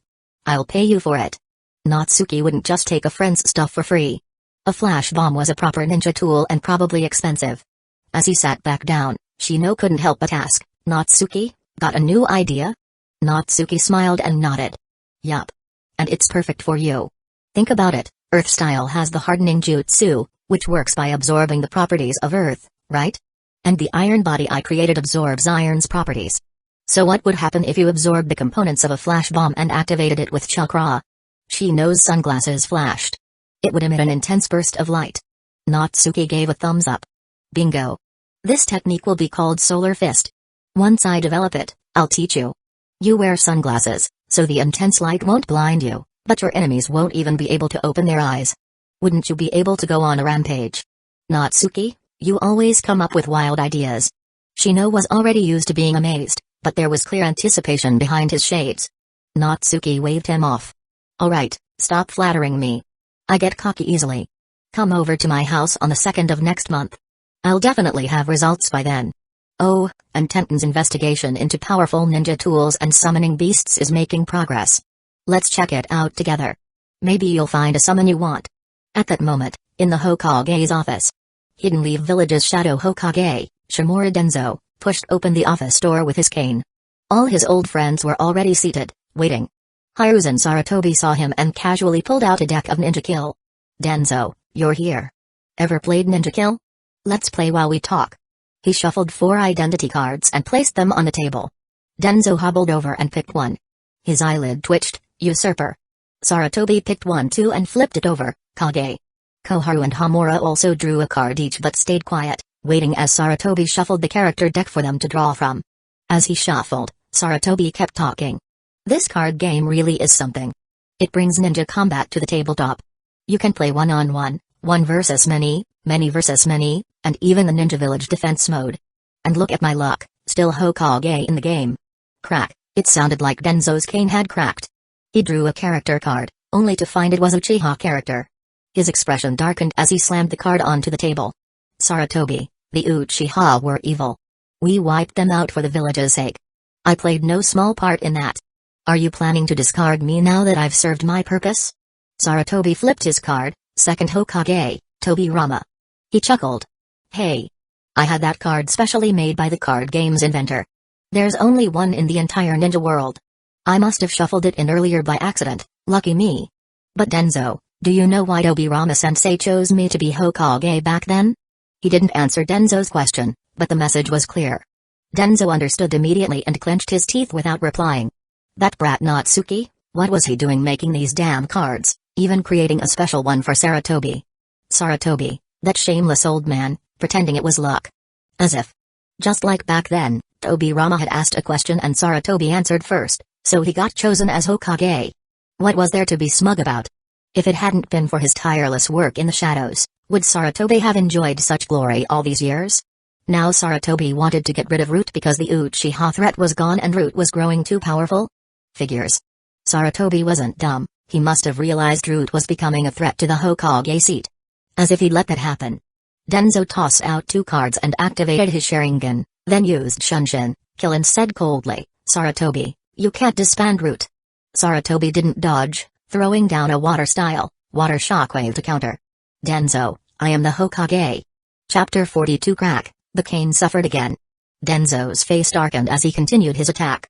Fire-style, fireball jutsu. Hiruzen, you'll regret this. But Homura quickly threw out a earth-style wall to block for Hiruzen. Danzō, you need to rein it in. The clans have a lot of complaints about Root. Danzō nearly crushed the cards in his hand. Homura, you're a partner? Then Koharu followed with a wind-style, shuriken aimed at Danzō. Danzō, I'm a partner too. In this match, there's only the Kage and partners. No rogues, no enemy ninjas, and no spies. Good. Very good. Danzō tossed his hand away and flipped over his identity card. So you've all decided I'm the usurper and gang up on me? I've toiled in the shadows for years, doing the dirty work none of you would touch. Now the Uchiha are gone, and you want to cast me aside like a worn-out tool? The 3 said nothing. With what they knew about Danzō, calling him a usurper wasn't far off. This man had even attempted to assassinate the Hokage, and his eyes were always set on the Hokage seat. If that wasn't a usurper, what was? Hiruzen also set his cards down, took a deep puff from his pipe, and sighed. Danzō, disband Root. The village is heading into an era of peace, and Root has become a hindrance to that peace. You should understand. Danzō remained silent for a long while. But he had no room to refuse. Yet deep in his eyes was a glint of ferocity and unwillingness. Fine. I'll hand over the list of Root members. But I want to keep a few aides. The 3 of them breathed a sigh of relief. That's acceptable. Danzō stormed out, but not an ounce of submission could be seen in his eyes. Disband Root?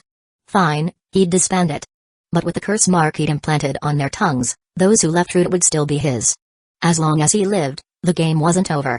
He would definitely become the 5th Hokage. That night, the 1st of the month, Natsuki slipped into his special lab, carrying a flash bomb in his hand. Channeling Chakra, he absorbed the flash bomb's properties into his body. Then, imitating Yanshinhan's stance, he planted his feet and pointed his fingers at his temples. Taiyakan. Buzz. A brilliant flash of light burst from his body, flooding the area. Even though Natsuki was the source of the light, the flash still left his vision blurred. Any enemy in front of him would have been in an even worse state. Natsuki was very satisfied. Didn't think it'd succeed this easily. Still, I'd better carry extra sunglasses from now on. If I hit my team with Taiyakan too, no one will be left to back up the ambush. First project done, time to move on to the next big jutsu. He mentally conjured a massive forest in the lab and formed a Rasengan in his hand, pressing it onto a large tree. Nagasgan. Oritamo Nagasgan. Water style, whirlpool boil bomb jutsu. Boom. Natsuki hurled the scalding whirlpool water ball into the distance. It exploded on impact, unleashing a giant vortex that shredded an entire mountain to pieces, while a cloud of boiling steam swept out in every direction. Thankfully, he'd thrown it far enough that he wasn't caught in the blast. Clearly, after many tweaks, his version of Hidden Eddy Village Furutama was far more stable and now usable as a long-range jutsu. Phew. Finally got it. All that research paid off. Natsuki grinned. He could now confirm his combat power was at least Jonin level, only lacking real battle experience. That could come after graduation, no rush. Next, he began testing other techniques. He clapped his hands, and a huge earth-style spinning top shot out of the ground, spinning violently and crashing down, instantly drilling a deep hole into the earth. Earth-style, Choten Mawari. Then came the next move. He lifted a grindstone-sized spinning disc of water over his head. It whirled fiercely, emitting a terrifying slicing noise, then he flung it forward. Water-style, water encampment wall. The water-style, water encampment wall spun straight through a mountain neck and beheaded it in one clean sweep. Its sharpness was undeniable. Natsuki then extended both hands. From his left fingers shot out razor-sharp chakra threads that cleanly sliced a thick tree into firewood. From his right hand came sticky chakra threads that easily latched onto several trees and ripped them from the ground with a tug. Yup, that's about it. These techniques should be more than enough for now. As for what's next, I'm aiming for the Hikumen and the Hatake swordsmanship. Once Hyru's and Aizen Tsunade becomes the 5th Hokage, I'll ask her for Hirashin no Jutsu. When Hidden Leaf Village is short on talent, I doubt she'll refuse. But that's all theoretical. No telling how things will actually go. In the meantime, I can't waste the remaining years before graduation. The top priority now is Sage Mode. In truth, the history of the ninja world held plenty of examples of absorbing natural energy. Even the library might have relevant texts, since Sage Mode wasn't a foreign concept to most shinobi. Jiraiya, Minato, even Hashirama, each of them had mastered Sage Mode. From the founding of Hidden Leaf Village to now, many had seen it. But few dared attempt it. Randomly absorbing natural energy turned people into stone. Only Jiraiya and Minato succeeded thanks to the guidance of the Toad Sages. As for Hashirama, he was the god of shinobi. Of course he could use it. So really, finding a method to absorb natural energy wasn't that hard. Even if the library didn't have it, worst case he could buy it at the exchange pavilion. No way he wouldn't get his hands on it. Once he had it, he could safely conduct experiments in his lab without dying. As long as he carefully adjusted the ratio of natural energy, physical energy, and spiritual energy, he would eventually master Sage Mode. At that point, his power would skyrocket, easily Kage level. Everything was planned out. The next day, on the 2nd, Shino arrived at Natsuki's house. Tenten was there too, flipping through a stack of scrolls. Shino wasn't surprised. Tenten had the house key and had long since claimed the role of lady of the house. "You're here, Shino.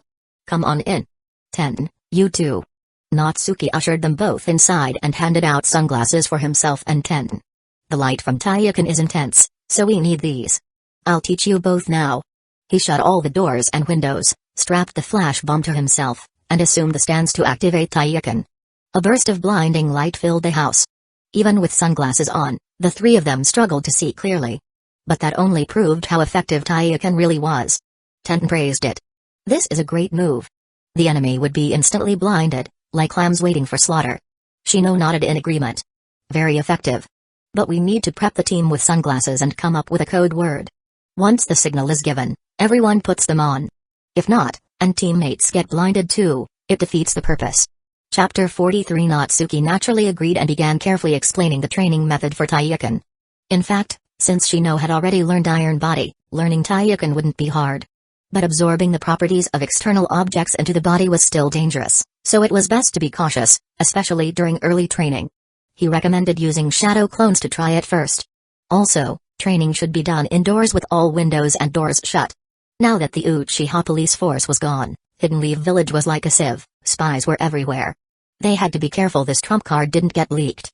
Very soon, Shino memorized the entire training method. As for Tenten, She was with Natsuki nearly every day before graduation anyway, so he would just teach her personally. By the way, part of the intel my dad pulled through backdoor connections has arrived, come take a look. Tenten pulled out the scroll she'd been browsing earlier. This pile is information about ninja tools, and this one is about summoning beasts. Help me go over them, and if there's anything you want, just say it, we'll figure out a way to get it. Tenten was clearly excited. After all, her path forward was focused on ninja tool mastery and summoning jutsu. As long as she could acquire powerful ninja tools and contract a strong summon, plus the body enhancements from Natsuki's repeated lightning stimulation, her physical strength and chakra reserves would steadily grow. Even if she didn't reach Kage level, Elite Jonin was practically guaranteed. Natsuki opened one scroll and immediately froze. The ninja tools from Takumi Village? He stared at the intel. It detailed the Takumi Village's legendary 4-piece ninja tool set, infinite whole armor, dragon eye extendable blade, peacock twin blades, and lightsaber. Weren't these from an anime original arc? Did that mean this world included anime originals? Maybe even movie content? Natsuki wasn't sure. But he did know those 4 tools were genuinely impressive. The infinite whole armor could absorb chakra, the dragon eye extendable blade could be lengthened or shortened by adjusting chakra flow and even turn into 3 dragon heads, the peacock twin blades could manipulate wind and unleash wind slashes, and the lightsaber could fire beams of light and flame. And the best part? They barely consumed any chakra. On top of that, the 4 could be combined for an even greater power boost. If Tenten, a ninja tool specialist, could obtain this set, her strength would instantly leap past Chunin. She could probably hold off a Jonin, and after mastering them, she'd definitely be on Jonin level. What were they waiting for? Natsuki handed the scroll to Tenten. Take a look at this, you're a perfect fit for them. Tenten's eyes lit up as she read. She immediately saw how much these tools could boost her combat power. But she couldn't help but complain, Natsuki, we're not bandits. We can't just steal other people's stuff. What if it ruins Hidden Leaf Village's reputation? Tenten, did you read the intel properly? Natsuki chuckled. These tools are currently in the hands of 4 Takumi Village ninjas who call themselves the 4 Celestial Symbols Men. They're basically criminals who go around causing trouble. Taking their tools is just doing the world a favor. Besides, we can post a bounty at the exchange pavilion, as long as our names don't get exposed, it's all good. In truth, Natsuki wasn't worried at all. The 4 Celestial Symbols guys really were bad news. And those who accepted exchange pavilion jobs weren't saints either. Take someone like Kakazu. If he went after the bounty, he'd probably kill them all and grab the loot without a second thought. So what's to worry about? Just take them. Alright then. That 4-piece set is mine. Tenten agreed without hesitation. Just then, Shino passed over another scroll. Most of the other tools are nothing special, but the 7 swords of Hidden Mist Village are worth a look. I've heard of them before. 7 ninja swordsmen of the mist? Tenten took the scroll and saw the bizarre weapons. She hesitated. Especially after realizing they were tied to Hidden Mist Village, she didn't really want to get involved. After all, Hidden Mist Village was one of the 5 great villages. If they stole their iconic tools, the retaliation could be a nightmare. Natsuki saw her hesitation and patiently explained, Tenten, maybe you've never heard of the swordsman's backstory, or Hidden Mist Village's situation. Back in the Great Ninja War, the Mist sent the 7 swordsmen to ambush Hidden Leaf Village. Each of the 7 was an elite jonin with a sword tailored to them, and when working together, they could even kill a Kage. That powerful? Tenten and Shino were shocked. They could hardly imagine it. Yup. But before they could even reach the village gates, 4 of them were killed on the spot by a senior named Might Dewey. The remaining 3 ran away like dogs and never dared step into the land of fire again. Afterward, the group reformed, but a bloody mist rebellion broke out. One by one, the swordsmen defected and became rogue ninjas. So now, the 7 swords are out in the wild. If we get them from missing Nyan, what's the issue? None at all. And those swords were powerful, definitely worth acquiring. Tenten got excited. So, we keep posting bounties at the exchange pavilion? Natsuki quickly stopped her. Don't be hasty. Not all the swords suit you, and some are tricky to handle. For example, Seimata has its own will. If you're not strong enough, it won't acknowledge you, you'll never control it. And the executioner's blade just absorbs blood to repair itself. Honestly, kind of lame. No need to bother with it. Tenten calmed down and reread the intel. Eventually, she made her choice. Then I'll put a bounty on Kiba, the Thunder Swords. They seem really good. Natsuki nodded. Kiba was indeed excellent. With just chakra input, it could unleash lightning attacks both up close and at range. In thunderstorm weather, it could even summon lightning from the sky. Extremely powerful. Tenten's lightning affinity wasn't bad either, so it was a perfect match. In the anime original arc, it was Team Guy and Naruto who fought the sword wielders of Kiba. If it weren't filler, Tenten could have totally claimed the blades herself, and her strength would have skyrocketed. Now that this world included filler plots, he might as well hand Kiba over to her. Beyond that, Tenten had her eyes on some other unique tools. She planned to issue secret bounties later to keep them as hidden trump cards. Then came the summoning beasts. She read through a few scrolls before saying, actually, the Aburame clan has special summons, giant insects. I'll ask my dad about them when I get back. As expected of a big clan, they had everything. Natsuki and Tenten discussed it and settled on one. Then let's go with these Highland giant eagles. Not only are they strong, they can carry people and deliver messages, super practical. As for how to get one? Simple. Post a bounty and have someone deliver the contract scroll. Money really did make life easier. Tenten beamed. By the way, Natsuki, continue the story from before. About that Mike Dewey Sr. Chapter 44. Time flew by, and in the blink of an eye, more than 3 years had passed. It was once again graduation season. Early in the morning, Tenten had already put on her forehead protector. With her signature double bun hairstyle, a pink short jacket, and deep green capri pants, she looked spirited and valiant. Perhaps due to Natsuki's frequent lightning-based training, Tenten had developed quite well. Now at 12 years old, she stood graceful and elegant. Natsuki gave her a look from head to toe, showing a satisfied smile. As expected of my girlfriend, you're getting more and more beautiful. Tenten smiled shyly and boldly tiptoed to kiss Natsuki on the cheek. Nowadays, Natsuki was tall and handsome, and even though Tenten was a year older, she was still nearly a head shorter. But she liked this version of Natsuki, confident, powerful, and increasingly attractive. Still, she needed to be careful of that face-obsessed no. Well, I'm heading off. Natsuki, Dad, see you later. She turned and ran toward the academy, her confident, composed back radiating an effortless charm. Over the years, Natsuki had personally guided his girlfriend into becoming such an excellent young woman. The overwhelming sense of achievement he felt couldn't even be put into words. The shopkeeper uncle whispered, Natsuki, you better protect Tenten well. Natsuki nodded solemnly. Don't worry, father-in-law, I'll protect her with my life. Go on with you. I'm not your father-in-law yet. Although the shopkeeper spoke with mock annoyance, his eyes were full of trust in Natsuki. After all, not only had Natsuki made Tenten stronger, he himself had become even more powerful. There was no need to worry about their safety. At the Ninja Academy, Team 3, Neji Hyuga, Rock Lee, Tenten. Jonan instructor, Might Guy. Tenten glanced at her teammates in surprise. She really wanted to comment on Rock Lee's thick eyebrows, but what shocked her even more was being placed on the same team as a Hyuga genius. Over the years, Tenten had followed Natsuki's stealth path strategy and never truly revealed her strength at school. So how did she end up in this grouping? What excited her even more was their instructor, none other than Might Guy. Tenten had heard plenty about Guy from Natsuki, including the story of Might Dewey, Guy's father, who had taken down several members of the 7 ninja swordsmen of the mist. She deeply respected him. Her boyfriend spoke very highly of Guy, and even coveted his Hukeman, 8 gates, technique. Perfect? As his girlfriend, she'd be the one to get her hands on the 8 gates. Not long after, a bizarre-looking man with a kappa hairstyle entered the classroom and shouted, Team 3. Neji Hyuga, Rock Lee, Tenten, follow me. Huh? Was this Might Guy? Wasn't he a kappa? Tenten was stunned, her mind full of silent complaints, even starting to doubt Natsuki's judgment. Guy's fashion sense was that ridiculous. On a second-floor balcony, the green spandex-clad kappa, Might Guy, stood proudly with his hands on his hips. I am Hidden Leaf Village's proud blue beast, Might Guy. Pleased to meet you. Now, everyone, introduce yourselves. Neji turned his head to the side. I'm not interested. Lee immediately raised his hand. Me. My name is Rock Lee. My dream is to prove that even someone who can't use ninjutsu can still become a strong ninja. Neji responded with ridicule. Even the ever-optimistic Guy could tell this was going to be a problem. He had observed Lee before and recognized his effort and potential. Lee was someone Guy had specifically requested for his team. As for Neji, well, the Hyuga clan had too many internal issues, far beyond his control. He just hoped Neji wouldn't tear apart the team dynamic. Then there was the girl. She'd been looking at him strangely the entire time.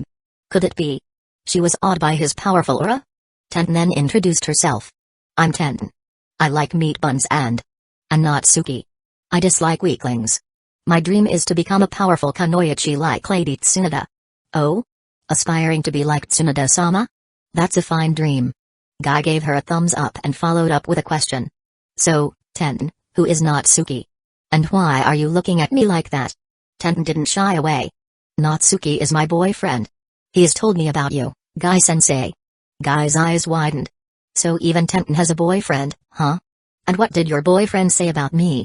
Tenten replied suspiciously, I once asked Natsuki who the strongest person in Hidden Leaf Village was, and without any hesitation, he said Might Guy. But now that I see you, you don't really look like the strongest. Nani? Tenten, your boyfriend really said that about me? He's got such great taste. Ha ha ha ha. Guy laughed heartily, hands on hips. Neji and Lee turned to look at Tenten, totally unconvinced. Tenten, is your boyfriend mentally okay? Of course he is. Natsuki knows a ton. Tenten defended him instinctively. Natsuki once told me, during the Shinobi World War, the 7 ninja swordsmen of the mist launched a sneak attack on Hidden Leaf Village. Those 7 were incredibly powerful. Together, they could probably kill a Kage.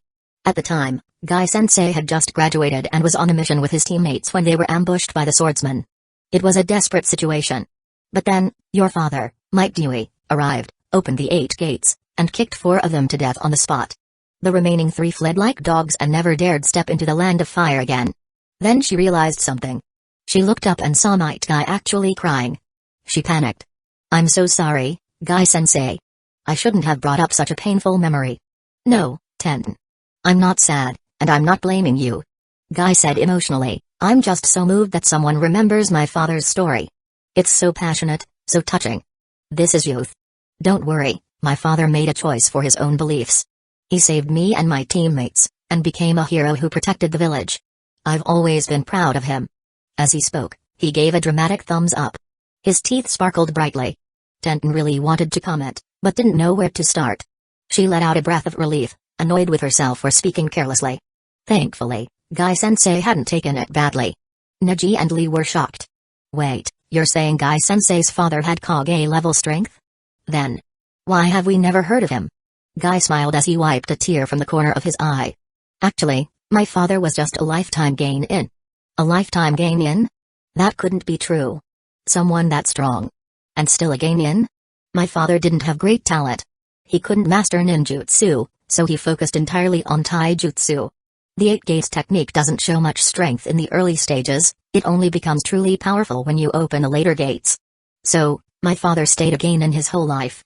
But that day, he opened the gate of death, fulfilled his beliefs, and earned the title of a hero.